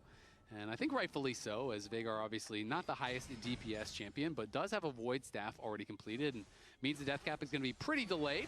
Hombach going to be looking for a pick, and there is Calmy. Now you see him, now you don't. He is knocked down in the hurry. Castle, though, trying to come in on the flank, tries to get in onto Wait, the Veigar's kind of like chunked really hard, actually. Hold up.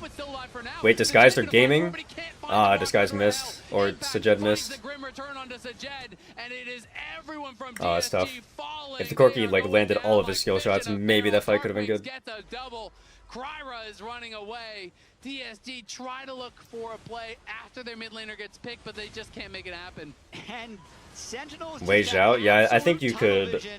I think Wei Zhao and Name are both Hall of Fame material players. To kill him. They just one-shot him at the start. Throw Shushay in there, hell yeah. You know, maybe this is the time we can return it, but they're trying to the Season 1 World's MVP. The spacing between the Mundo and the Ahri is just too small, so it allows them to go for the squishy target. Yes, some nice damage gets landed by Sajid. No, you know what? Actually, I take it back. There is a top laner who I would be pretty happy to see in the Hall of Legends, and that's Soaz. I would like to see Soaz in the Hall of Legends. Instead of a 0-kill fight. So 4 of them end up going down at the end. and Sentinel get the Baron and take full control of the game. That's a retired top laner who I would put in. Right as Sajed flashes forward, Rahel just kind of sidesteps to the side, utilizes that passive with the strut, the additional move speed, hugs the wall, gets out, and Hambach He's a 3-time grand finalist, 3-time World's Grand Finalist. The GA, so we can kind of just full send it on Sajed, who feels like really the only. And he was like the best Western top laner for God knows how long. At this point, Impact just kind of running things in the side lane at this point is level 16, and DSG are really falling out of this one now, down about 9,000 gold. Bang Hall of Fame. Yeah, we'll put Bang in the Hall of Fame. That's likely what IDO is thinking about in the back. How is he going to prep Game 5 draft in this Fearless? Because Call Me is half dead again already. Will Xiaohu be a Hall of Legends pick? Yeah, probably. About 20-30% before the heal from the Nami came through. Yeah, we should put Bang in there. We should put Wolf in there. We should Bangi, Huni. Okay, actually, I think you could put Bangi in there, by the way, for the record. But yeah, we need Bang, Wolf, Duke, Marin, get all these guys in there, you know. But it doesn't matter, as Calmy's going to be able to get the first kill on the other side, though. Sajed falls. Calmy's trying to run here from Impact. Darkwings, Impact, as well as Hambach looking for the fight. Hambach is low, but still has the GA, and now the Cultivation of War is stacked up. Impact is going to be fearless. Yeah, put Blank on that. Put Blank in there, yeah. Won't need it though. Going to be able to push in. Get Doran in the Hall of Fame. It was a good attempt from DSG. They did kill off Rael, who had no flash, but at the end of the day, doesn't really change much. What coach would you Hall of Fame? Maybe like Kim. Maybe I'd put Kim in there. Mountain Soul is going to be up in 20 seconds. Darkwing still scaling. 374 from that passive. Death Cap not completed yet. If it does complete, it's just going to get even more absurd. No, Tabe. If I was saying like who's the first coach I would induct. Like if I could only induct one, I would go Kim. This Soul is contestable. Yeah, probably not, but hey, may as well, just pop everything you can for this fight, because realistically, if you get the Soul, well, Kekoma has to be the first coach. Yeah, but I'm on like the anti-Kekoma agenda until I die. 10,000 gold lead, it gets almost impossible. You have to think to be able to find a way. You can put him in like third, I won't complain about that. Sentinels, have had their kind of share of ups and downs throughout this series. Thoughts on Dylan Falco? Best game, I think it's fair to say so far. I think so as well. Hambach has played excellent these last 2 games, aside from. I'm gonna be honest. My opinion on Dylan Falco. Ever since I saw the Schalke documentary, like the documentary, the like 2-hour documentary that Schalke made before they right before they left, I was not a massive fan of Dylan's coaching in that video. So ever since then, I've been a little bit sketchy on him. Also, just because like I think that generally EU has been not great at reading the meta. It feels like they're always behind. Like, what happens is that the LEC always has their own meta. And then when G2 was peaking, what they would do is that they would believe that their personal meta was the strongest, and they would keep on playing it. And then they would just try to prove to the other teams that their meta was better than what like the Korean meta or the Chinese meta was, right? But the last few years, like the last 3-4 years, LEC has still had a completely different meta. But then when internationals comes around, they don't actually play their meta. They just try to like incorporate whatever the tournament meta is, but then they're just bad at it because they haven't been playing it all split, and so they just like they don't understand any of the exact champ prios or like what they should be banning and stuff, and it's just I don't know. I think they're strong enough to try and do this without. It's like I just don't know if that's like an EU coaching thing or not. But so we'll see if he can get a one-shot. If he can set that up, would definitely be able to burst someone down in a hurry. Like yeah, G2 they were the first team who played Mundo. And Mundo had a 100% win rate at the tournament, and they committed to Mundo, and it was great, right? Like, that's awesome. And when G2 was a phenomenal team, that's what they would do all the time. They would just be like, we have picks, we believe they are stronger than what you're picking, and we're just going to pick it. But then, like, EU goes internationally, and they're, like, banning Mbessa on red side and shit. And it's like, alright, are we, like, trying to win, or no? The minions coming in, they're going to go for it. Here is the bullet time across multiple members. Castle's in the back line, but Rahel has the barrier. It's a double kill already for the Veigar. How much more can they get? Oh, let's get a penta. Flashing back. It's a triple for the Veigar. The bot lane's in the base. Darkwings is not going to get a penta, but he is going to help to send us to game All right, we're going game 5. 0-8 Veigar game. This series is absolutely delivering. The teams are neck and neck. In week 1, it was a 2-1 series, and now we are again going the distance. My player of the game has got to be that Dark Winds Veigar, but we'll see what the lounge decides. See, a lot of people saying stuff on YouTube. From the first best of 5 of the LCS lock-in. Have you watched LEC? What's your opinion on them versus LCS? And guarantee their spot in the America's Cup. We'll be right back. I think, personally, this is my personal opinion, and if I say this now, I'm muting this shit, I'm not listening to Silver Scrapes. I think Silver Scrapes is a terrible song. Anyways, I think right now, at this exact moment, I would take C9 in a best of 5 over every LEC team, but I think that the middle of the pack in LEC is actually, like, very interesting. Like, all of the middle of the pack teams seem exciting for one reason or another. Na'Vi seems pretty solid. Vitality seems pretty solid. MKOI and G2 have been terrible sometimes, but at other times they're playing well. So, yeah, I don't know. The teams in the middle of the LEC, I think, are better than the middle of the pack LCS or middle of the pack LCP. Stuff like that. But I would still take C9 in best of 5 over, like, GX or KC or something. What else do we have going on over there? Yeah, Flame, Flandre, sure, yeah. Vitality clears all of LCS, yeah. I believe you.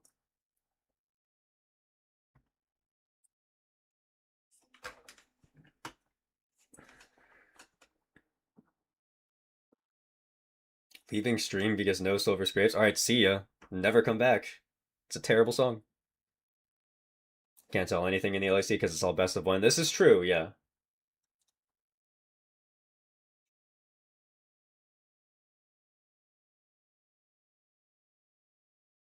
Here, wait, can we, like, play, like, an actually good League of Legends song? Like, hold on. I got you guys.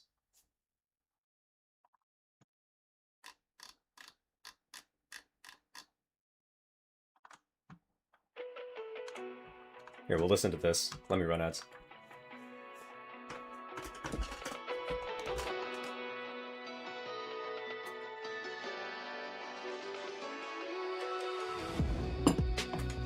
Would Dyrus be a good pick for Hall of Fame? Oh, I made a Hall of Fame in, like, 2022. Do you guys want to see it? This is severely outdated. This is incredibly outdated, but...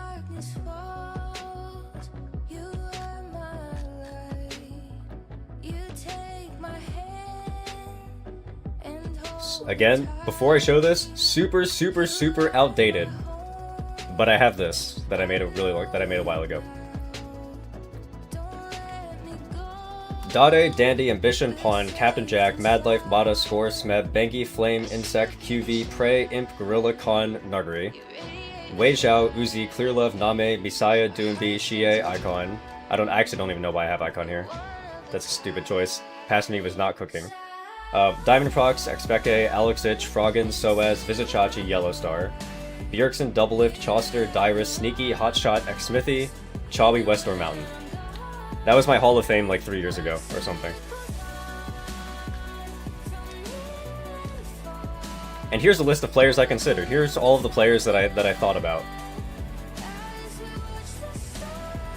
So if they're on here, but they're not actually on the list, then that means that I rejected them. I thought about them and said no. What about CBLOL? I don't know if Brazil's been, like, historically significant enough for players to actually make it. But, like, I don't know. Like, you go BRTT, like, Talkers or something, I don't know. Why did Gimgoon even cross your mind? Bro. Don't sleep on the Gangplank goat. I can't talk. Don't sleep on the Gangplank goat.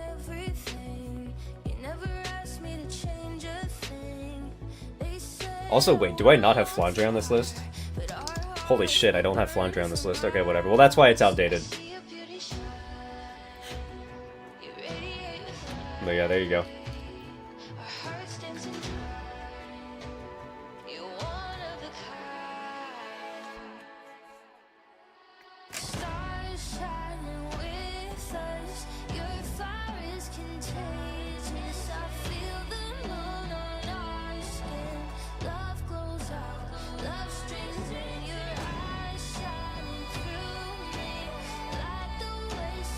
Did you see Genji chose DK over Fear X? I mean, based alert? Genji did stomp DK 2-0 in regular season, so I get it, you know? They were like, we just destroyed this team, they're shit, pick them again.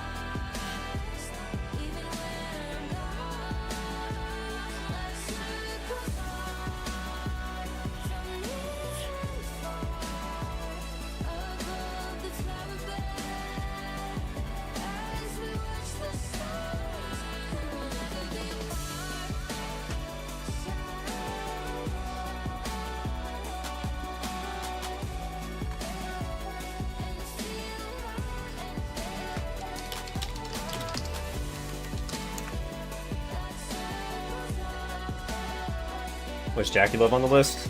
Probably not. I'm not 100% sure, but I'm gonna guess probably no.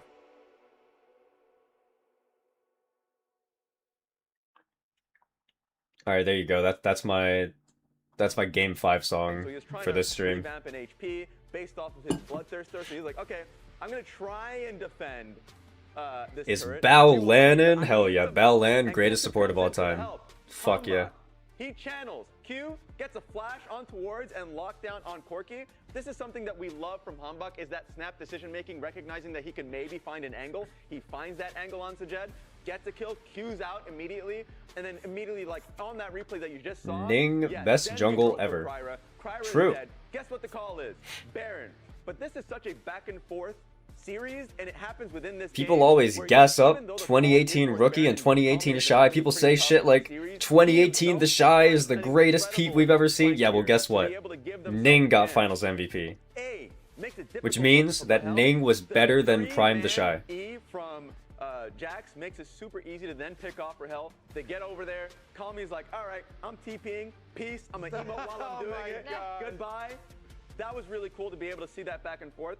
Then I go towards this play, and this one just this one made me sad for DSG, because you had eyes on Rahel sitting here, or Hambak sitting here. Ning was actually a legit player back then. He was fine back then. I'm gonna pause it here, because two things happen. First of all, while they're walking in, Kryra with that magic shield is supposed to tank everything.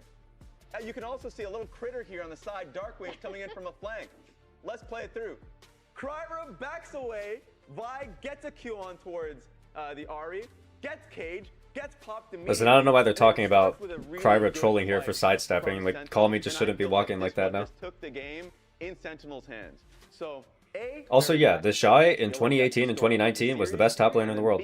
Some mistakes, some angles, you see them, you go for them. Those were 2 in a row where Hambak finds them and then is able to get them to win. That's why I'm not afraid to say it. But you can see those angles for how wasn't even close. Actually, it was kind of close because Keen was pretty good during this year's also. Last game. So, if we think that DSG can come back and win game number 5, Emily, we both did predict that for a 5-game series.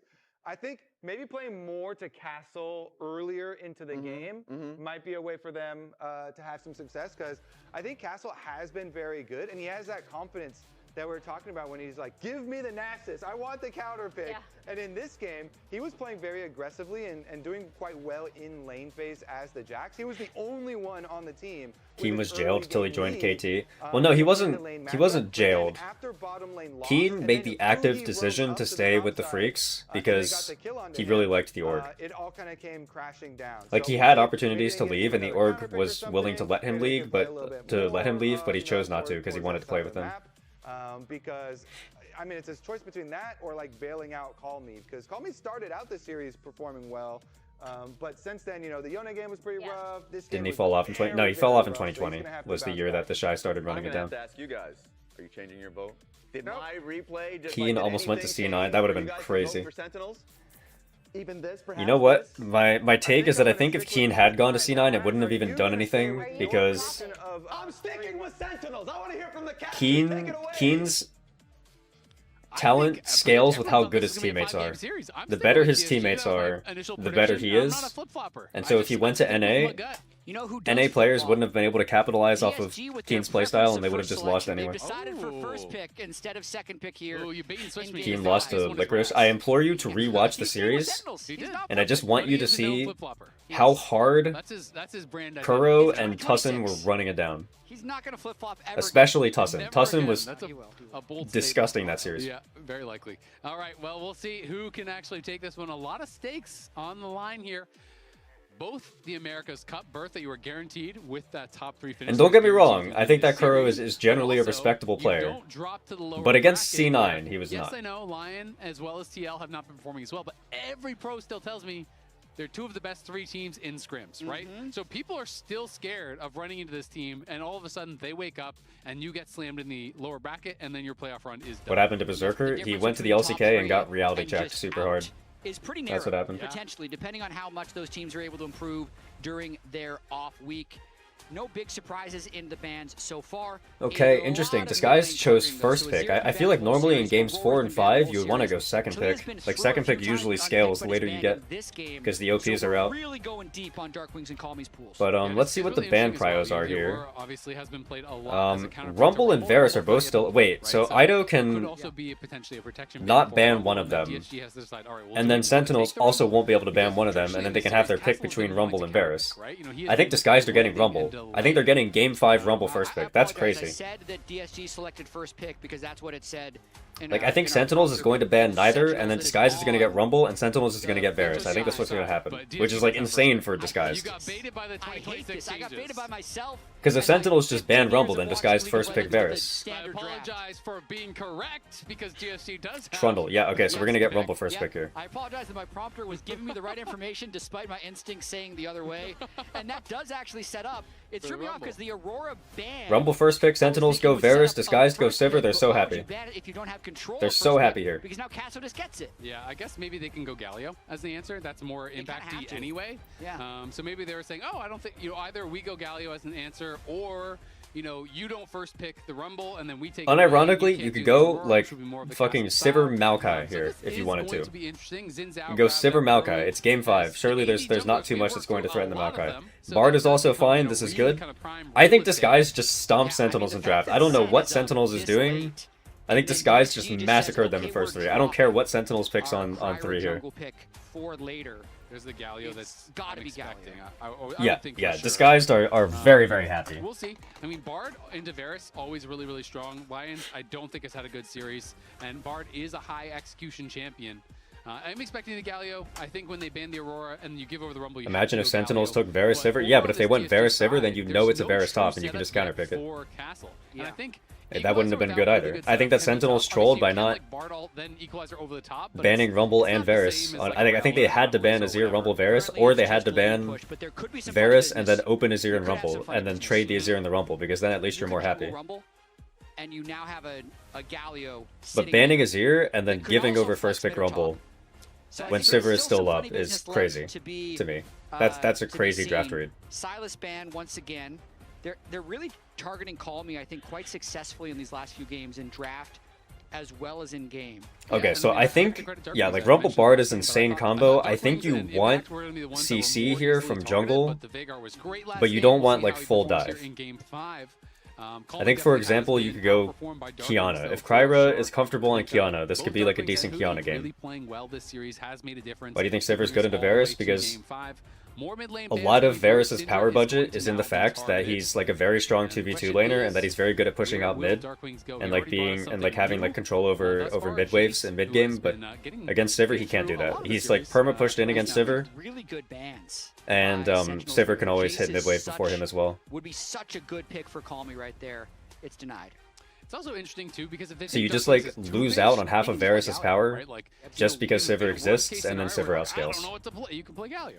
Syndra's going to be banned out. Cassio's going to be banned out. So he has to show us another new pick because every champion that he has played, unless he is going to swap that Galio to mid lane, is going to be gone. And like not only that, but they banned Aurora, which is probably Rumble's strongest counter in a game like this. Like Sentinel's draft prio is very, very weird. So he's going to be able to lock that in. Now Call Me. Okay, they're going to go play blind. What do you have left here to try to really what could you play here? On their head?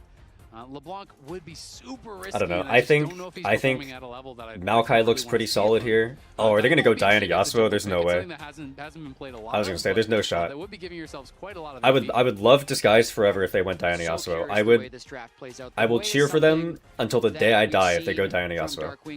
They're going Tristana Maokai? Is this Tristana Maokai? To balance out the damage. Yeah. I don't know if that's great into Hue though with the range. Are we going Maokai last pick?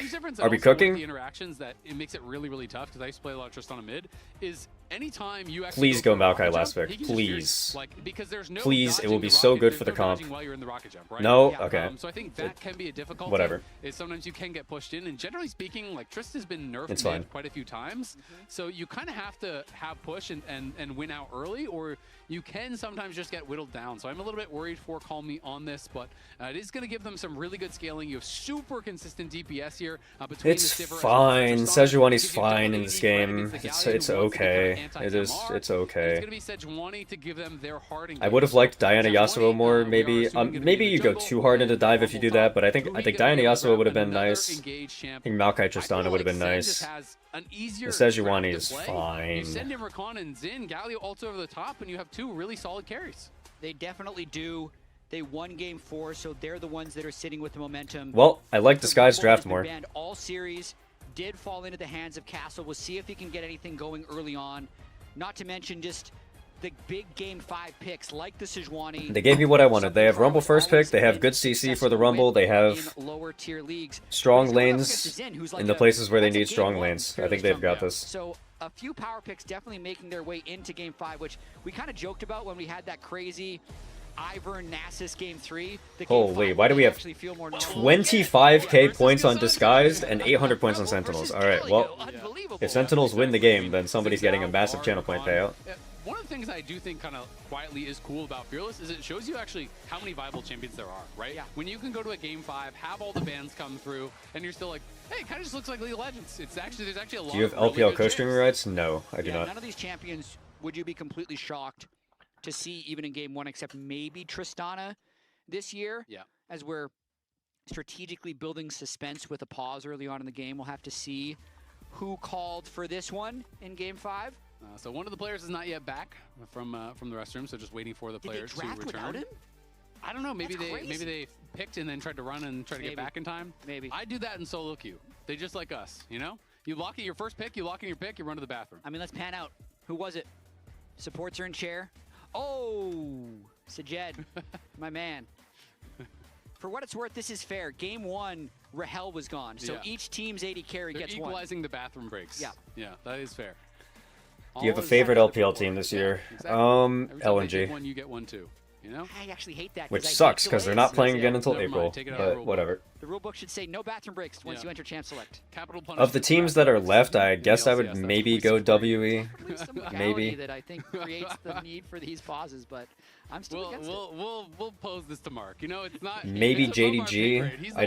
I kind of like JDG. Bathroom breaks is appropriate in the Mark, LCS. depending on his ruling, we'll take it to Gavin Newsom. You know, we'll see if he approves. Up the food chain, from us to Mark to Gavin Newsom. That's generally how we decide our rulings here at the LCS. But we got a game 5, and it's been such a fun series. I'm excited to see how it actually finishes, right? Both these two teams, so much on the line. America's Cup Huffing on JDG Hopium. Well, the problem is that I need to see what jungler they're replacing Junjo with. Like, I don't know if I want to cheer for JDG until I see who their new jungler is. Because, like, I was hearing, like, TN rumors. But I don't know if I don't know how I feel about TN JDG. Like, I think that TN is fine. But TN's not necessarily a jungler who I want to cheer for on an international stage, so... We do have people that are having their first series as well. What happened to Junja? Junja's been ass, and JDG are shopping for replacements. That's what's happening. A lot of these guys be getting experience, and I feel like a lot of them are showing up. And Hambach has improved incredibly since week 1 when they lost to DSG. And I don't think we necessarily knew the whole story of Hambach when he arrived on week 1, because the I watched some JDG games. It just seems like Junja's not on the same page as any of his laners at all. Feels like he doesn't understand which lanes he should be playing for when. There are so many games where his laners have like completely fucked lane states, where like they really need to crash a wave, or they took a bad trade and they really need to be bailed out, and it feels like he's never there. So it made sense that he Like, he's never there to help them. But him and Huhi have been so connected in the latter part of these series. He seems to have a good early game every single time, and he's going to look to have one more to win this game 5. I'm very impressed by Darkwings. I mean, yeah, he did come in a little bit at the end of last year, but like, you know, he subbed in to a DSG team that was like the most dead last. Like, on the flip side, Tien's actually a jungler who's pretty good at playing around his lanes generally, I would say. So I can understand why they would go with Tien. It's just my problem is that, like, JDG are a top 4 team, right? I had questions about how he was going to perform. And I think if you're trying to make a replacement when your team is top 4, you're trying to say that you have a replacement that you believe you can win with, like that you can win the entire split with. And I'm just not seeing how Tien on that roster is going to be like a championship team. 5 can always change that story. So I'm excited about the performance of both of these teams, because especially when you have these teams who, like, I think if you go Tien, you're going from like 4th to 3rd maybe. Both being such strong performers. And then it's like, okay, what's the point? League. And when they play against each other, they always seem to go the distance. I mean, it makes it really unpredictable. You know, a lot of our power rankings have been pretty off. You never know what's going to happen by the end of the split, but it's been a lot of fun to watch thus far. As Impact looking for a trade here on the castle, and we'll proc that phase rush and just walk out. I actually really love this new Galio skin. I think it's actually pretty sick. I love it, except... Who can you get to get first? Nobody. I don't think there is somebody. So the ultimate is harder for me to see. Not to mention the spikes on the wings. Like, I think the only angle that you would go for is to try to get like a young jungler, and then you're gonna say like that maybe you can scale. But man, it looks super cool. I'll give you that. But I don't think there's a jungler that you can go that will win you the split. Your words. I'm just saying. Like, I think there are junglers that you can go that like maybe you would feel good about, like split 2 and split 3, but that's it. But no, it's been a. Yeah, you go JDG inspired, unironically. Get inspired to learn some Chinese and run it. Pro players told me that the hawk shot they thought was like ultimate when it first came out, but people get used to those pretty quick. So you know, I definitely think pro players are going to be seeing it a lot. But like I was saying that I think that like I wouldn't if they replaced Junja with like Luo Yiyu and then just said like, okay, we're gonna gamble and see if this guy has potential to be good in split 2 and split 3, then like I could see that angle maybe. He's going to be playing on Hit Ferris. Makes a lot of sense. He is going to be that high DPS build. You know, you have to be able to get through. But generally, I think if you're trying to consistent damage, as Galio isn't really going to bring. Like, I don't know. I could definitely see it going both ways. I just think that generally, based on the options that they have right now, they might as well just stick with Junja for the rest of the split. I don't really see what the point of changing him is. Is better against the Sejuani to have the attack speed. I think this is one of those games where he could have gone either way. Yeah, fair enough. Have any idea why Bo's not back in the LPL? Yeah, because he's blacklisted. He's turbo blacklisted from the LPL because he was match fixing. By 2 spells, which is going to be a proc of that passive. As Kryra is over in the area, but Castle gonna have to flash out because Hombach was there first. Lions now here on the invade. Should have been spotted by that ward though as he walked in the brush. So Hombach, I think, JDG owner or JDG Canyon. Okay, but like, how are they getting those? Who he has now arrived as oh, you know what? Unironically, what the angle is. Lions will be able to go over the wall, but Kryra in some trouble. They're gonna just okay, hold on. Wait, let me lock in on this 4v4. Flash forward. He uses the taunt. Can't really catch too much, but does get the bard. And Lions. Lions wasn't able to flash out. Oh damn, that's tough. Milky Way was also match fixing, by the way, so you could not get Milky Way.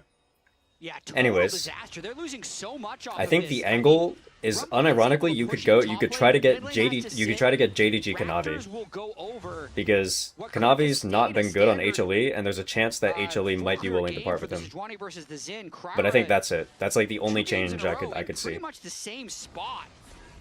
Ends up leading I think Junja might go back to CFO. Pretty much just Huhi being on top of things. I think if Junja has his choice of team, like if he was going back to the LCP and all of the teams gave him offers and he could pick one, I actually think that it would be better for him to pick Deep Cross or Ground Zero instead of CFO.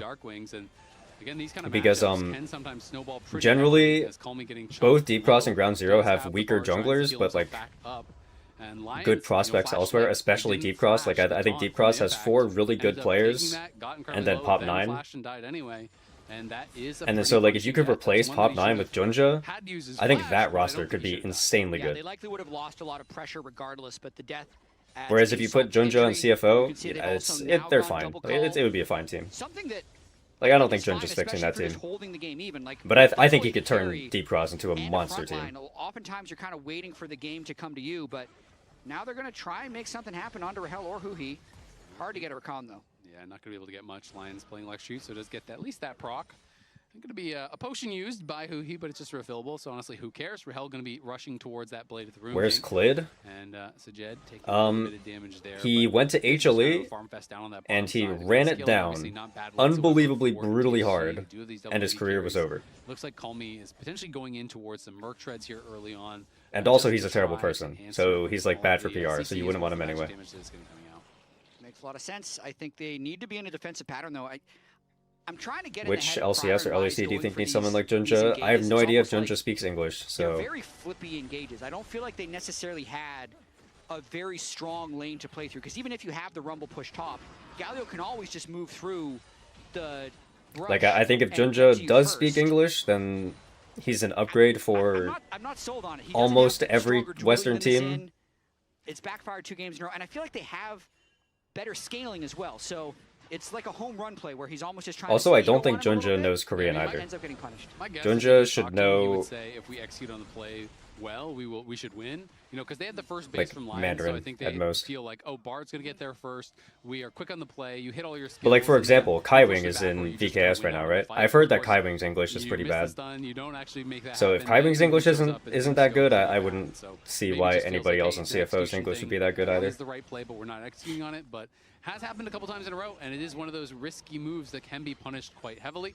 And as Impact gets back to lane now, is down a Rahel is going a little bit on hit. That is obviously from the roam. I mean, the same thing happened last game. It's not the worst on hit game ever. I mean, you're playing into Tristana Sejuani Rumble. Like, sure, if you think that you can auto attack this game, then like fine. More heavily than that, eventually caught up. And you wouldn't want to go AP either, because if you go AP, then your team is like full magic damage. I can see the angle. I can understand why he's going on it. This might be the first Drake. I'm not saying it's better than lethality. I'm just saying I get it. Pressure's really on for Sentinels now, invading blue buff as well. I actually really like this. So Huhi, it's kind of a subtle play, but he goes behind, he interrupts the Bard recall, and he stacks the wave behind the tower. So is there a chance Cuz could change teams anytime soon? So Sajid now has no support. I mean, he can't walk up to the wave. So his wave is getting denied. Kryra is also getting pushed out. Lions is back now, but like they are just bleeding minions on the bottom side of that lane. And, you know, it should be pushing away. And as you see, it is. Because all because of this little thing that Huhi did where he stacked the wave. That's like plus 4 or 5 minions that Huhi made from stacking the wave behind their tower. I think Cuz is probably going to want to stay on KT. Because he's still got BDD there, and then they'll just try to get a different bot lane. Fuming at the moment. They lose Gromp, they lose the minions bot lane, and they can't even defend the jungle. Like, I think it's more likely that KT will find a different bot lane than it is that BDD and Cuz will leave. Like, I still think that they could look for the angle to like try to get hype back, for example. But it is tough when you take that damage. And Trist, it's like, yeah, technically you can go in for some early lifesteal, but then your first item is so delayed. You do not want to go like BT or Bork on Trist as your first item. You want to go just crit scaling items. So we want death. Okay, so you want to lose. Got it. Become very, very difficult because Trist only trades by going aggressive. And when you jump in, you get feared and you just get hit by ulti. It is really, really tough. And in my experience, these matchups just kind of get worse as it goes on. Of course, you always have that ability to maybe outplay in the team fight, but it's not easy for Call Me, and he has had a really tough series. Yeah, he's got to try and survive. Is their support still Ghost? They have Palu in the back, but I also think that Palu is the worst support in the league, or was the worst support in the league last year, so yeah, they do get the flash, though, I would not exactly be the first person to want Palu to play. And he is playing Zeke, so it is going to be that lower CDR on the ulti. Sejuani's often like, you can say Palu over Ghost if you want, but that's like quite efficient, right? You know, you get the armor, the Amara, the health, the CDR, as well as 15 ultimate ability haste, and then you have the AoE slow. That'd be like saying it's quite nice. Niles is a better top laner than Psychopathic Poro. Like, all right, cool. Glad we've sorted that one out. Darkwing's continuing to slowly build that gold lead after grabbing the first blood. Or like, man, we had Niles, but we've also got Hoon on the roster. DSG's really on the back we could play Hoon instead. Seems to be able to do whatever they want. Yes, Castle can push an impact, but we know in the first 14 minutes of the game, that doesn't really matter almost ever for the top laners. All the plays are happening through mid-bot at the moment, and that's where Darkwings is pushing in Call Me, and another engage on Alliance. Yeah, Lions going to be trying to get out of there. Flashes away, Nice. but Hombach just flashes over the Tempered Fate, finishes them off. Man, our Sentinel's actually going to win the series. Again, felt safe to walk up because If they win, this is so bad for my fantasy. They commit to him and they get that kill. But, like, Kryra is just without plays at the moment. It's another deep invade, and he's losing his... God, I wish we for the had Maokai. rotation in a row. Last time it was Blue Gromp, now it's Wolves Gromp. It's going to be I feel like the mid-jungle combo would be feeling stronger. Experience advantage for You'd be Xin feeling versus like better Sejuani in this about game. your prospects with fighting with Over Rumble 30 later. CS in the jungle. That is brutal. Yeah, Kryra is feeling like he is kind of out of it. And a lot of it, I feel like, yeah, you know, it's one of these things where it's just kind of snowballing off of the earlier play, right? But Okay, right wait, this is something. Here, can they actually knock down Hombach? Let's see. Sajed going to be turned around on, is in some trouble, going to get knocked down, pops the ulti. Sajed has to use the heal, and does have the spell shield come back up. The ulti from Hombach will expire, but he dashes back in, gets the flash force. Hombach almost gets him with the wind, becomes lightning. Oh, that's so sad. After all of that, they couldn't even get the kill to Sivir. That's tough. Flash, they have to use the heal from Lions. Man, I think the only reason why that looked so awkward was because this guys were really trying to get the kill to Sivir, and then in the end, Sivir didn't even get it. That's terrible. Thank God they killed him. Otherwise, wrap it up. That would have been GG right there. Because they did, that's pretty huge. Does Sivir do damage? You get a Not lot on of these slingshot items, she doesn't. experience when you have a big level advantage like that. The kill going over to Kryra, even though it's not ideal for your late game carry, helps him a little bit stay somewhat adequate against Hombach and items. But who is just going to continue to keep annoying Sivir right here, and Kryra, he still can't really farm. No, I mean, how fearless is Hui this game? It feels like it's like the 4th time he's been behind the towers. He's just standing in between the 2 towers saying, you know what, you can't do anything about it. Like, we know you have no Sejuani help. Good luck locking me down. You're not going to be able to do anything to me. So he's just harassing them constantly. I love this kind of play from Hui, where you really know the limits of your champions, but also, almost more importantly, you know the limits of their champions. And when they're missing this Sejuani ult, they have nothing really to lock you down. So Hui's just kind of dancing on him and being as annoying as he possibly can. Hombach going to come back in for the invade. The wind becomes lightning will miss the big Krug there, excuse me, the big Raptor there, so won't be able to grab that, but they just go right back down towards the bot side. Darkwings is up 900 gold at this point. Call Me is just getting kind of gapped in the mid lane. It's been really, really tough, and it should be a freebie at the Dragon, you have to feel like, because look where Hui is again. He's scouting everything out. They're not worried at all. Yeah, still really impressed with Hombach and just the overall synergy from Sentinels in this Game 5. It's been such a hard-fought series to this point. Definitely a few mistakes being made in previous games, but in this one, Explain how draft allows for this jungle domination. DSG into the jungle of Sentinels, and since then it's just been I don't think it should. Like, if I'm being honest, I really... Wolves, but blue is gone again, and the wave isn't accessible. I don't think this is the way that this game should be going, based on the drafts. This is a crazy game from Hui. I feel like he's just played this so well, constantly in their face. They have to reset that bot wave. He got the Grump again. Yeah, when the wave is just pushing away from him once more, Sajed can never move up. He's down 40 plus CS. This is ridiculous. And it's like, it's not like he's missing CS. He just can't walk up to the wave. Every time Hui's going behind, he's stacking the wave against him, so it's pushing out away from him. And Lions is like recalling and not there to help him push it out. They're constantly reinvading, so he doesn't feel comfortable to move up. I mean, it's a 1.6k gold lead in the bot lane without a kill. Like, this is just crazy. And sure, you have Sivir, you have Triss, great, you're gonna scale, but I don't even know if they outscale, and they're just getting pummeled in the early game. He's still got 40 cull stacks left. Like, he's just been sitting there slowly trying to complete a support quest, but he can't do anything. How is the gold only 1,400? That's the puzzle here. Well, look at top lane. It's 900 for the Rumble. Yeah. Sure. That's the answer, really. I guess that's it. Yep, it's that, and it's the Call Me Cole cashed out. So, you know, you get an injection of gold from that. You have 900 gold in the top lane. So that is kind of like making it appear a little bit closer. Of course, you know. I mean, I think part of it is generally that something that they have going for them, but again, you would think Tristana would be like more even, but maybe all the buffs that Hui got are just too much. Maybe it's like not actually a playable matchup for Tristana. After that, you're hoping that Sejuani can hit an ult or something, but there's not that many tools to hold him in place. And Hui's just first item of kills, because why not? Yep. Because that's the one engage that DSG has. I love it. So Sentinels definitely making this draft look very effortless in its execution, knowing that there's just that one bit of hard engage. Huhi's Recon is kind of checkmating the game, it feels like, so far. Yeah, I mean, Huhi went for an early Mikhails even in the Leona game as well. Like, he's just grabbing it. It's making sense in pretty much every position he's taking it. And especially in this game where you have basically one button to engage, and Mikhails says, nope, can't do that. So that gets really, really tough. Rahel is scaling. Sajed has had a bit I mean, I think that Disguised lane assignment is correct. Mid lane, so finally he's getting right now, just like get the Sivir mid at all costs. And they just have to hope, you know what, scale, scale, scale, and maybe you can have a big team fight win later on. But Cryer are going to have to flash out and use the ult defensively. He's trying to invade to get something back, but Hombok is there and he's up 2 levels, so there's no way you're ever going to win a duel against that. And Darkwings just moves over, and now all your playmaking tools are gone. Cryer feels like maybe falling victim to a little frustration. Like, I would have to watch the early game again, to be honest, to see what happened. Like, exactly what happened. Yep, because Rakan should never have this much HSC in the lane. In the last 10 minutes, they are in his house and he can't get rid of them. So now, even with no ult, Darkwings fails flash. Darkwings, oh no, he did fail his flash going over the wall. All right, well that's really good for Disguise. Get over, but doesn't get hugging the wall before he uses the flash and is going to get taken down as a result. They are able to grab that kill, and Castle continuing to extend that lead.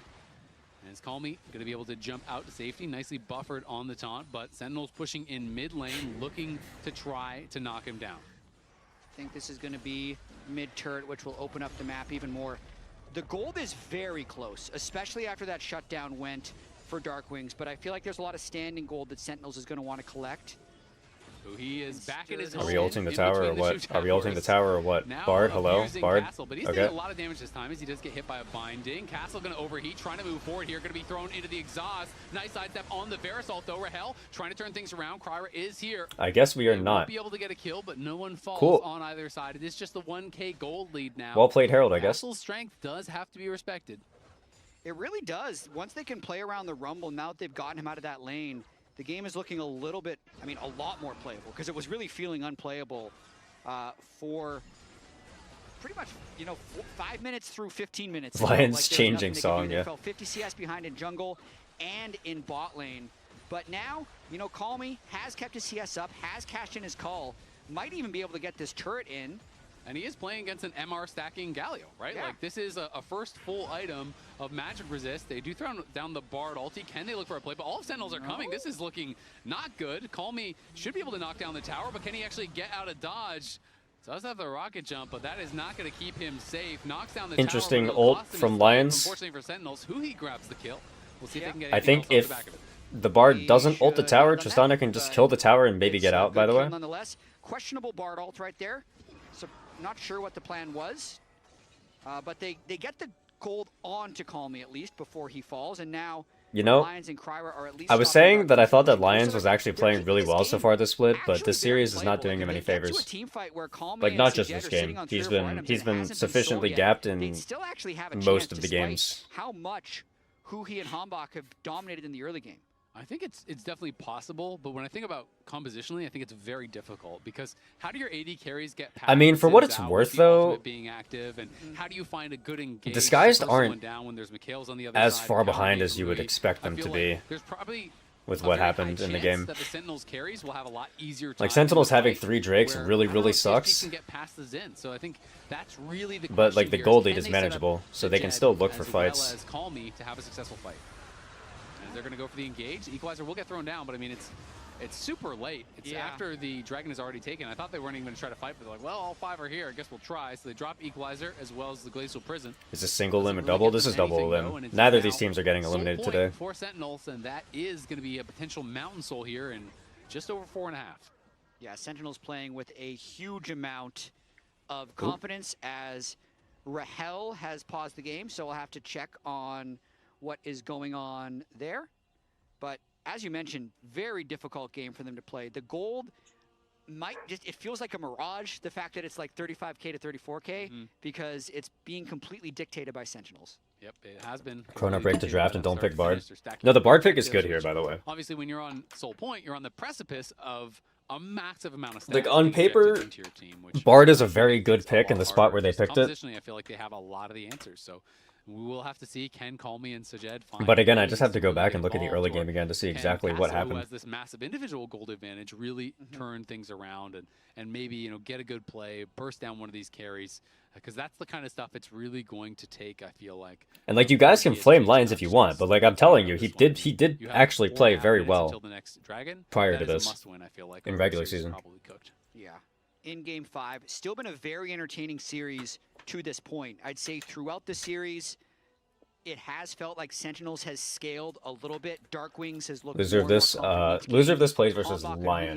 No, the loser of this plays versus Liquid. My bad. On the DSG side, Castle's had a great series. He's had individual advantages in almost Yeah, every loser of game. this plays Liquid. Sajed Loser of has been C9 able Fly to keep plays his farm Lion. up and team fight very effectively in most games. This game's a little bit tragic because the bot side got so dominated, and he kept pulling the wave to prevent him from being able to farm. But still, a lot of League Legends to be played.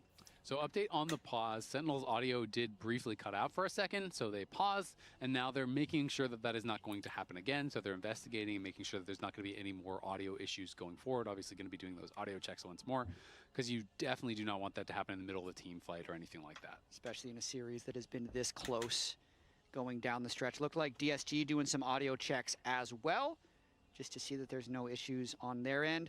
A lot of stress on this team as when you're getting choked out like this, it's a very difficult game to play. I feel like that's why we see fights like the last one, which wasn't a fight. It was just Kryra throwing his ult in and Castle throwing his ult in, because when you have no agency, you kind of want to be around to hope that someone else has some level of agency, and then you're there in case something good happens. But currently, there's just nothing good to be done for DSG. So another update. So it actually did also happen at DSG. So it happened for both teams. So they are now continuing to investigate. They believe they have figured out what the issue was. So we should be able to hopefully get that fixed and get back to game very quickly here. What are the rules on pauses if you're about to crap your pants? People have done bathroom pauses before. I feel like I remember DK doing that. For our first I feel like I remember an instance where DK paused, and then 4 players got up and went to the bathroom. Of course, we'll still be in the hunt for that first stand berth that everyone is really fighting for. Yeah, and loser will get sent down to play either Lion or Team Liquid. So with all the parity we're seeing, it was surprising that Lion and Team Liquid are even in the lower brackets. So not necessarily like you go down there and play a team that is... Yesterday? No, there's one like weeks ago that happened that I'm talking about. Swiss stage, where like Siwoo, Lucid, Smash, and Career all went to the bathroom. They paused the game and they all went to the bathroom. The last bit of this Game 5, because it's either America's Cup or a... And then Showmaker was just sitting there. Yeah, and I mean, a lot of people I know that I've been talking to are feeling like it's even scarier going against TL and Lion, because they basically have 2 weeks from their last game to their next game, right? So they have a lot of time to kind of try to work through things, potentially fix some of those issues, because obviously they played last weekend, they're in the lower brackets, so they don't play this weekend, and then they will be playing next weekend. So can look forward to that. Dark Wings, I think, has had a really good series. You know, we talked a bit about top lane. I think Castle has done great individually. Dark Wings, I think, has as well. And this is a guy who I think people didn't expect that much from him. But he's been really solid, and he has been able to find a way to make some of these less popular control mages look really, really good. The Veigar was great last game. Yesterday, everyone except Smash went to the bathroom. Okay, that's kind of funny. It feels like Calmy didn't have a good answer. All right, we are back in. I hope Dark Wings has a similar trajectory to what we've seen from APA in Tier 1, because Dark Wings feels like this super young new player, but he's 25. He played like 7 years in Tier 2 before actually getting his chance, and then as soon as he does, he performs at a very high level. So hopefully stories like his are like, even if you didn't think this is some incredible standout Tier 2 player that must be thrown in LCS, once you get a few reps, even without the same champion pool as others, I'm still not sold that Dark Wings has it, by the way. Like, I feel like I've been hearing a lot of different people saying that they think that Dark Wings has good potential, but I wasn't impressed with him last year, and I haven't been impressed with him this split so far either. And Lions could be in some trouble, but is able to use the magical journey to get back to safety. But Calmy is now cut off from the rest of his team, and Impact is going to be able to tank this one up. Calmy flashes back. Okay, not a bad Bartled, actually. Wait, really good Bartled, actually. Hold up. Nice turnaround there. The Disguised? Are we gaming? Where's the Rumble Equalizer? Wait, Stun Galio? Rumble Equalizer. Where is it? Okay. The Equalizer could have been better. I feel like they could have gotten a couple more kills there. Oh, but they're going to get Baron. Calmy is spacing. His TP still on cooldown though, unless the spectator client is wrong. And Castle may have just gone too far. Castle now Castle's fine, bro. Castle's okay. He wanted to chase. The rest of his team wanted Baron, and now that miscommunication. Wait, maybe he's not okay. Really Hold up, wait. I thought he was okay. I thought they were just gonna keep on hitting Baron, but chased way too far. The rest of the team wanted to go for the Baron. I feel like they could have tried. I think they could have tried, but it's also an 18,000 health Baron. I feel like the equalizer could have been so much better. That would have been their window back in the game. So I agree with the call. Just go for it. It felt like a small miracle the way this started. Like, Call Me goes to defend this turret 1v3, and the best Bard ult of the game catches two of the divers. Yeah, that was like that was an insane Bard ult. Allows the turret to just one-shot Darkwings, and then they have. But I feel like so. I think you stun the Galio, and then you drop the equalizer here. But the equalizer was like the stun on the Galio was late, and then the equalizer was like kind of slow. I don't know. And could probably have turned for Baron, but that is going to be something. Maybe I'm not 100% sure. The angle on the equalizer was odd. I think he could have made it way harder for them to walk out. No flash. They're not going to fully commit to it though. Cryra did use the ulti. Oh man, Call Me does no fucking damage right now. He is very tanky. If Call Me can get one more item, and if that item is either a Lord Doms or an Infinity Edge, I think he can start pumping really hard. But right now he just doesn't do enough damage to Galio. Like, if we can get to a point where we're ulting Galio and then, like, chunking him for, like, 75% of his health with our double marksman, then this game becomes very playable. If they can get this next dragon, get towards IE for both of their carries, that would be huge. But Call Me gonna be able to rocket jump to safety, will be pushed back, and it means that tower top should fall. Of course, they're not going to have the IE for this next fight, and that is going to be the soul fight. So this is the one that DSG really have to problem solve for. Can they find a way to make it work here? There will be no flash on Castle, their strongest member, no flash on Call Me either. Also, I don't know if I agree. I think Navori second can be good. Like, it's better against, like, if Tristan is hitting the Quay or the Varus, you'd rather have Flickered Blades. Because then you can, like, one-shot them and then reset all of your cooldowns to hit somebody else. More pushed in, but at the very least, being able to take a little bit of vision in River is a positive play.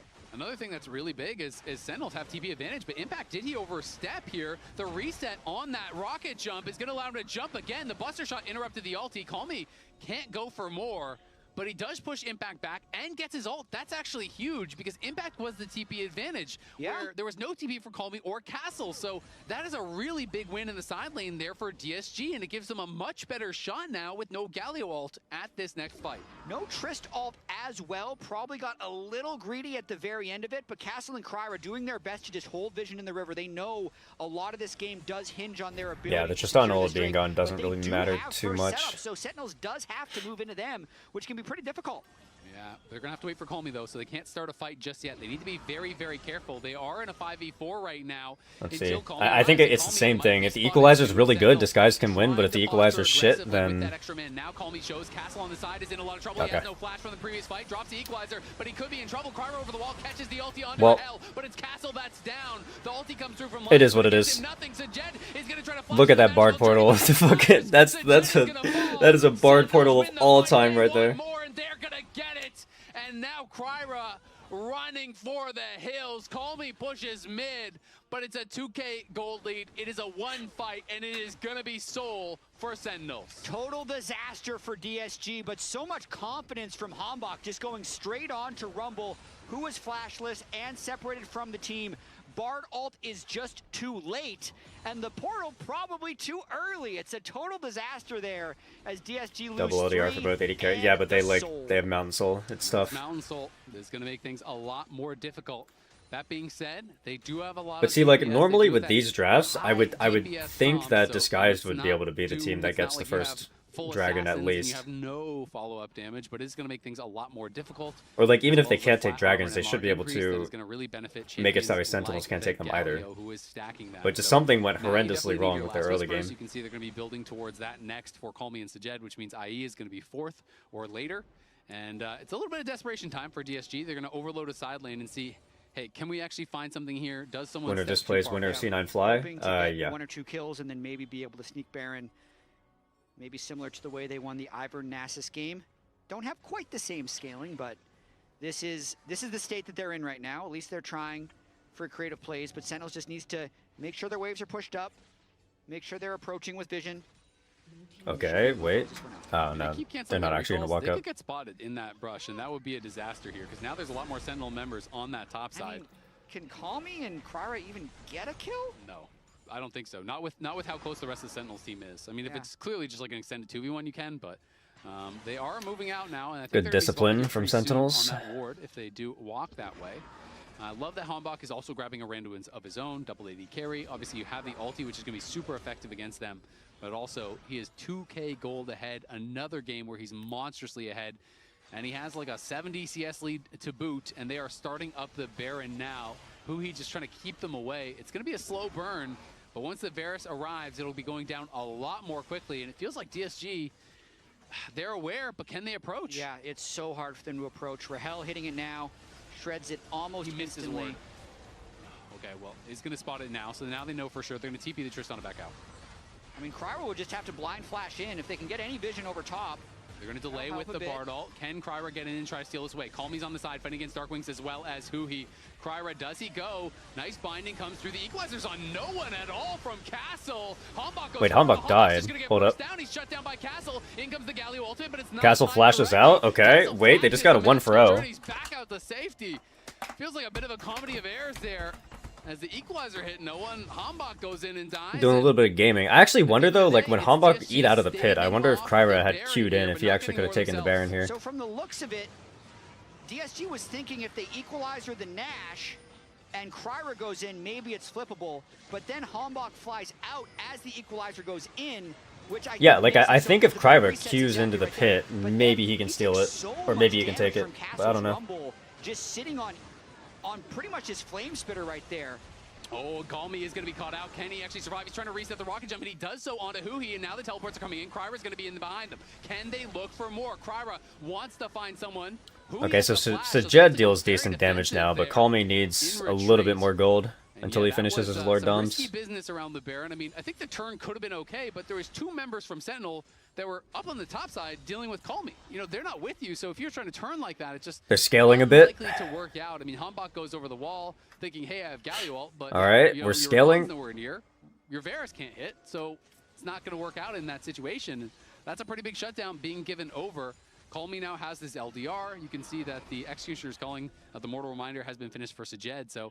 Is this winnable for Disguise? It's winnable. I don't think they're happy to be in this spot, but it's winnable. Partially because the Mountain Soul needs to be cut through. I got a weird feeling now. Just with the way that Baron went, with the way the pick happened before the maybe possible 20-minute Baron from DSG, it feels much more winnable now than it did at, say, 10 minutes. Tristana has no TP. She's just like pushing bot with no TP. Let's see, Baron's pretty tanky though.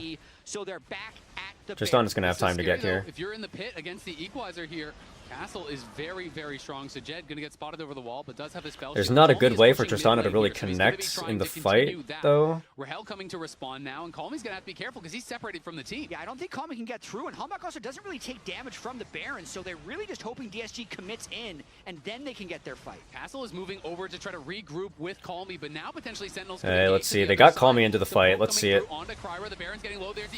Equalizer's not terrible. It was hitting the play. It doesn't look amazing. Yeah, I think they lose. They're going to try to get something done here on the side, but they get no kills at all. They lose their bot lane, and it feels like they're about to lose so much more. Can just go right back onto the Baron. It is a 3v5. Kryra's in a lot of trouble. He's got a flash over on the other side. Calmy's going in. They're going to try to win the fight on the That was a nice pick, by the way. That was a really good bush camp from them. Massive shutdown as Hanbok was trying to go for a kill. They're probably going to die for it anyway, but it's a really good idea. I respect the idea hard. He falls, but without the Varus, this is so much harder to do. Castle's got to try to stay alive, though. He gets caught on the recall briefly there. Overheats, trying to go in on a Huhi, but surely has no damage to finish him off. And Impact is not going to go down. They're delaying the death. They're just delaying the death. Yeah, because Elder is going to be up in 34 seconds, and now he's dead for 20 seconds after Elder, and 5 will likely be alive for this Baron. So Sentinels really on top of the death timers. Watch the Sedge want to steal it. Well, I mean, she doesn't have a way to get into the pit without killing herself, and I think she'd want to stay alive for Elder, probably. To peel the backside of the fight. Kryra's sticking around for some miracle steal, but It's looking tough. Like I don't think Cryo should even go for this. Probably Elder as well. It depends how long They should just play Elder setup. Rumble's TP will maybe be up. Still 30 seconds until Castle respawns here. They're going to be able to have the Baron buff on all 5 for Sentinels, so instant reset here.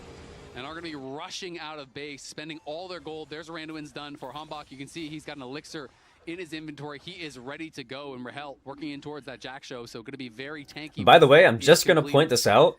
Sentinels have 4 Drakes and Disguised have 0. So Sentinels don't deal much damage to this Elder, and they take a lot of damage from it, whereas Disguised will shred it really fast.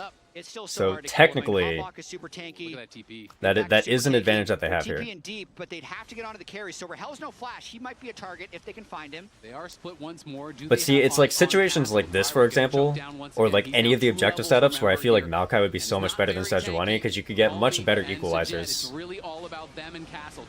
And you can make it much harder for Sentinels to like walk in and stuff. At the same time, as the Bard ult, it cancels everything. Sejet is going to be charmed up. He's going to be taunted up. Castle's in trouble. They still kill Sejet is gone. They do get Darkwings. Colmey's going to jump in, but he just gets knocked up and he gets knocked down. Well, that was terrible from the Bard. Was playing for the other team. Sentinels. Bard just ulted the equalizer. Rumble dropped the equalizer and Bard ulted it. Nice. Timing there from Lions as it immunes the equalizer damage, immunes the Sejuani well, that's game. And Sentinels I guess we never give Lions Bard ever again. That's probably the game. Just a series. And you know what's funny is that Rumble Bard is actually a really good combo. Though you're supposed to Bard ult first, and then you drop the equalizer on top of the Bard ult right before it expires, and then you get like guaranteed hits. This is probably the series, Azael. This is definitely looking like the series. Impact tanking up the towers. Castle. Okay, I need to know what happened early. I need to see what happened early to like make the game go like that. Waiting for the game to come to you, but. Trying to heal himself back up. But it's pretty much just Huhi being on top of things, matching the roams and playing a DPS build. You know, you have to be able to get through that Sejuani, and they want to have that consistent damage, as Galio isn't really going to be bringing that. He'd have the range advantage on both. Okay, so Lions roams at 3 minutes. Interaction I was talking about.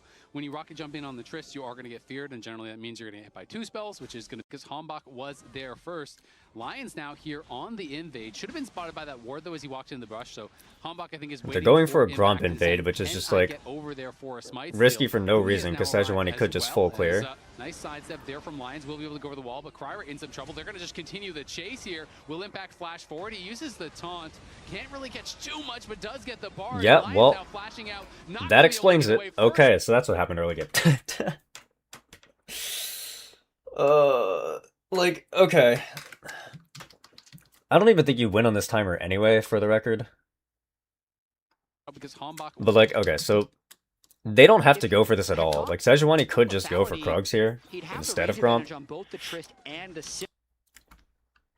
And Bard doesn't need to be here at all. But definitely is better against the. So now the thing to think about is like, okay, had they fought this properly, would they have won the fight? Wanting to have the attack speed. I think this is one of those games where he could have gone either way. Yeah, fair enough. Both of them are quite strong, and that's that interaction I was talking about. When you rocket jump in on the Trist, you are going to get feared, and generally that means you're going to get hit by 2 spells, which is going to be... I mean, the problem with going for an invaded like this is that even though the Rumble is like pushed into the Galio, because you're on this side of the map, Galio always has really easy entry to the Gromp, whereas the Rumble has to go all the way around, and it's very awkward. As Kryra is over in the area, but Castle going to have to flash out because Hambach was there first. Lions now here on the invade. Should have been spotted by that ward, though. Because if Rumble was walking right now, then maybe they can fight this. Waiting for impact and seeing, can I get over there for a smite steal? But see, like, it's so much easier for Galio to get here than it is for Rumble. He has now arrived as well, as nice sidestep there from Lions. Will be able to go over the wall, but Kryra in some trouble. They're going to just continue the chase here. Will Impact flash forward? He uses the... Yeah, no, I think this guys were just trolling. I don't think this invade can ever be good. Now flashing out, not going to be able to get away. First blood grabbed by Darkwings, as these invades are just not working out for DSG whatsoever. Yeah, total disaster. They're losing so much off of this. I mean, Rumble well, and now the Sejuani's behind, and the Bard is behind, and the Rakan is ahead, and the Sivir is... Alright, so let's see what happens here, though, because, like, technically bot's side is still potentially stable. Heal himself back up. And Lions, you know, flashed late. He didn't flash the taunt from Impact. Pretty punch. Lost a lot of pressure regardless, but the death adds insult to injury. You can see they've also now gone double call. Something that I think is fine, especially if you're just holding the game even. Like with double AD carry, gonna try and make something happen onto Rahel or Huhi. Hard to be a potion.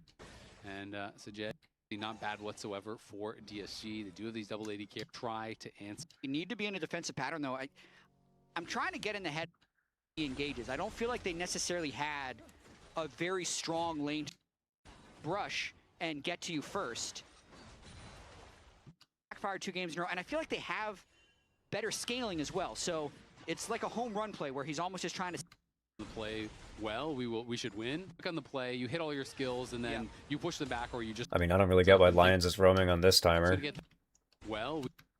Yeah, I mean, ends up getting punished. My guess is if you talk to him, he would say, "If we like this is a timer where Lions could be in lane trying to like reestablish push." Bad. So it happened a couple times. But he just gets his recall canceled like 3 times. That can be punished quite heavily as Impact gets back to lane. And then Sivir has to back up because she doesn't know if Xin Zhao's going to try to dive her or not. Castle got out to a pretty early roam, but now is down. Like the Sivir's backed up here because she doesn't know where Xin Zhao is. Like Xin Zhao could be here as well. Heavily as Impact gets back to lane. So she has to back up because she could be 4-manned. Last game, and then until the Xin Zhao shows on Drake, the Sivir's just like homeless. Pretty early 20-ish CS lead, more heavily than that eventually. Seems like a pretty easy Drake by Hambach. Like if you're gonna go Electrocute Bard, I think you have to lane a bit because Electrocute Bard is actually really strong in 2v2. But he's just like trying to perma match all of Huhi's roams, and then he just got his tempo super scattered. It was really bad. And now Sivir just can't touch his way. Yeah, okay. I think this was like. It was definitely a bit of jungle gap because of like the invade, but this is also just support gap. Like this, so Huhi, it's kind of a subtle play, but he goes behind, he interrupts the Bard recall, and he stacks the wave behind the tower. So what this does is it means that the wave is pushing away from DSG. So Sajid now has no support, and he can't walk up to the wave. So his wave is getting denied. Yeah, this is tragic because like normally when you have these comps, like if the Sejuani was just full clearing bot side, like if they didn't go for the invade and Sejuani was just full clearing bot side, Sivir and Bard should actually have push against Varus for Khan. So this should not be happening at all.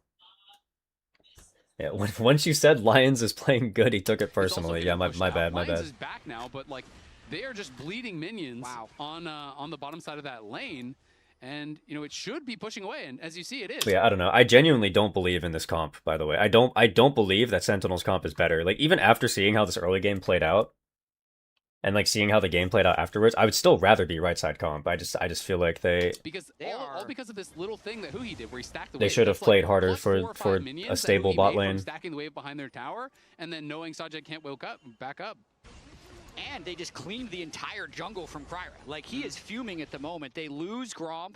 They lose. Sentinels won the game through draft gap. Disguised made 0 mistakes. And they can't Truth even defend nuke. the jungle. So. Sentinels, Hambach, Huhi, how many points do the people rooting for Sentinels just get? How can I check? Is there a way to see? Invade, repel it, and then they execute their own invade expertly. Yeah, their Call Me jumps in immediately. Or is it too late since the prediction already happened? He, of course, will survive, but it is tough when you take. But last I checked, it was like 800 channel points for Sentinels and then like 25k on Disguise. I mentioned. Trist, it's like, yeah, technically you can go in for some early lifesteal, but then your first item is so delayed, you do not want to go. It was like a 3.04x payout. Go just crit scaling items. So these matchups where you're getting poked become very difficult because Trist only trades by going aggressive. See, I feel like the most disguised thing that could ever happen is that TL just like randomly becomes good again, and then TL win. Wait, okay, imagine this timeline. Imagine how cringe this timeline would be, okay? So, Disguise to go here against TL, and then Fly lose to C9 and they go against Lion, and then for no reason whatsoever, both Lion and TL decide to be good teams, the way that they were projected to be, and then both Fly and Disguise to get knocked out, and then the top 4 is just C9, Sentinels, Lion, TL. How snoozer would that be? Holy shit. Holy shit. Can't see left side of the bracket? Yeah, my bad. Let me move my...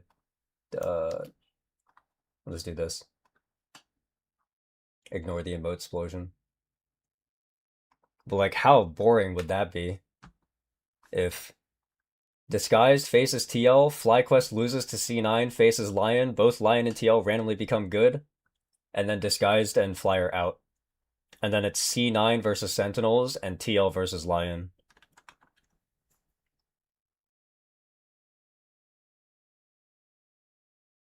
That would be so terrible. I really hope that doesn't happen.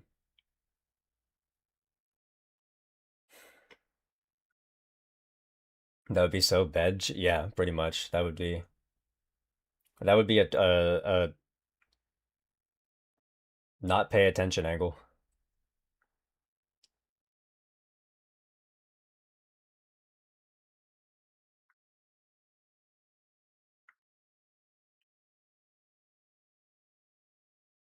God, please, please just let Disguised and Fly win in losers bracket so that way we can have a fun top 4. Please, I'm begging. Or at the very least, can one of them win? Can like one of the two of them win their lower bracket match?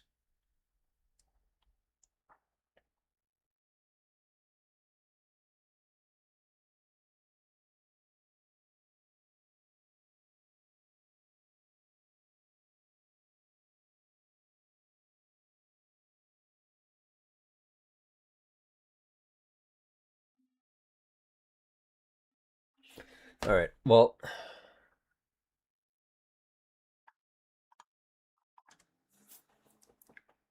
Fly lower bracket, my goat's going to upper. I knew somebody's going to say that.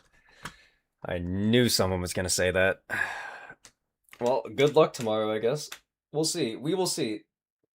You know, who knows? I predicted today wrong, so...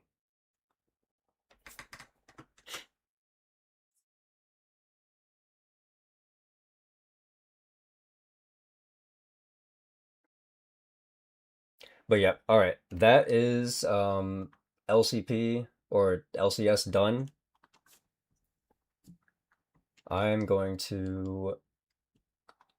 I actually have some stuff I need to do, so I do need to just end stream.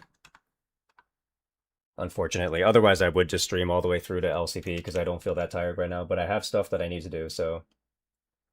We must end stream, sadly. I'll be back in... Honestly, maybe what I'll do is I'll end stream for like an hour and then I'll come back. Maybe. No promises, but I might come back and do like a 3-hour stream before LCP where I can play either Minecraft or like solo queue or something. I don't know.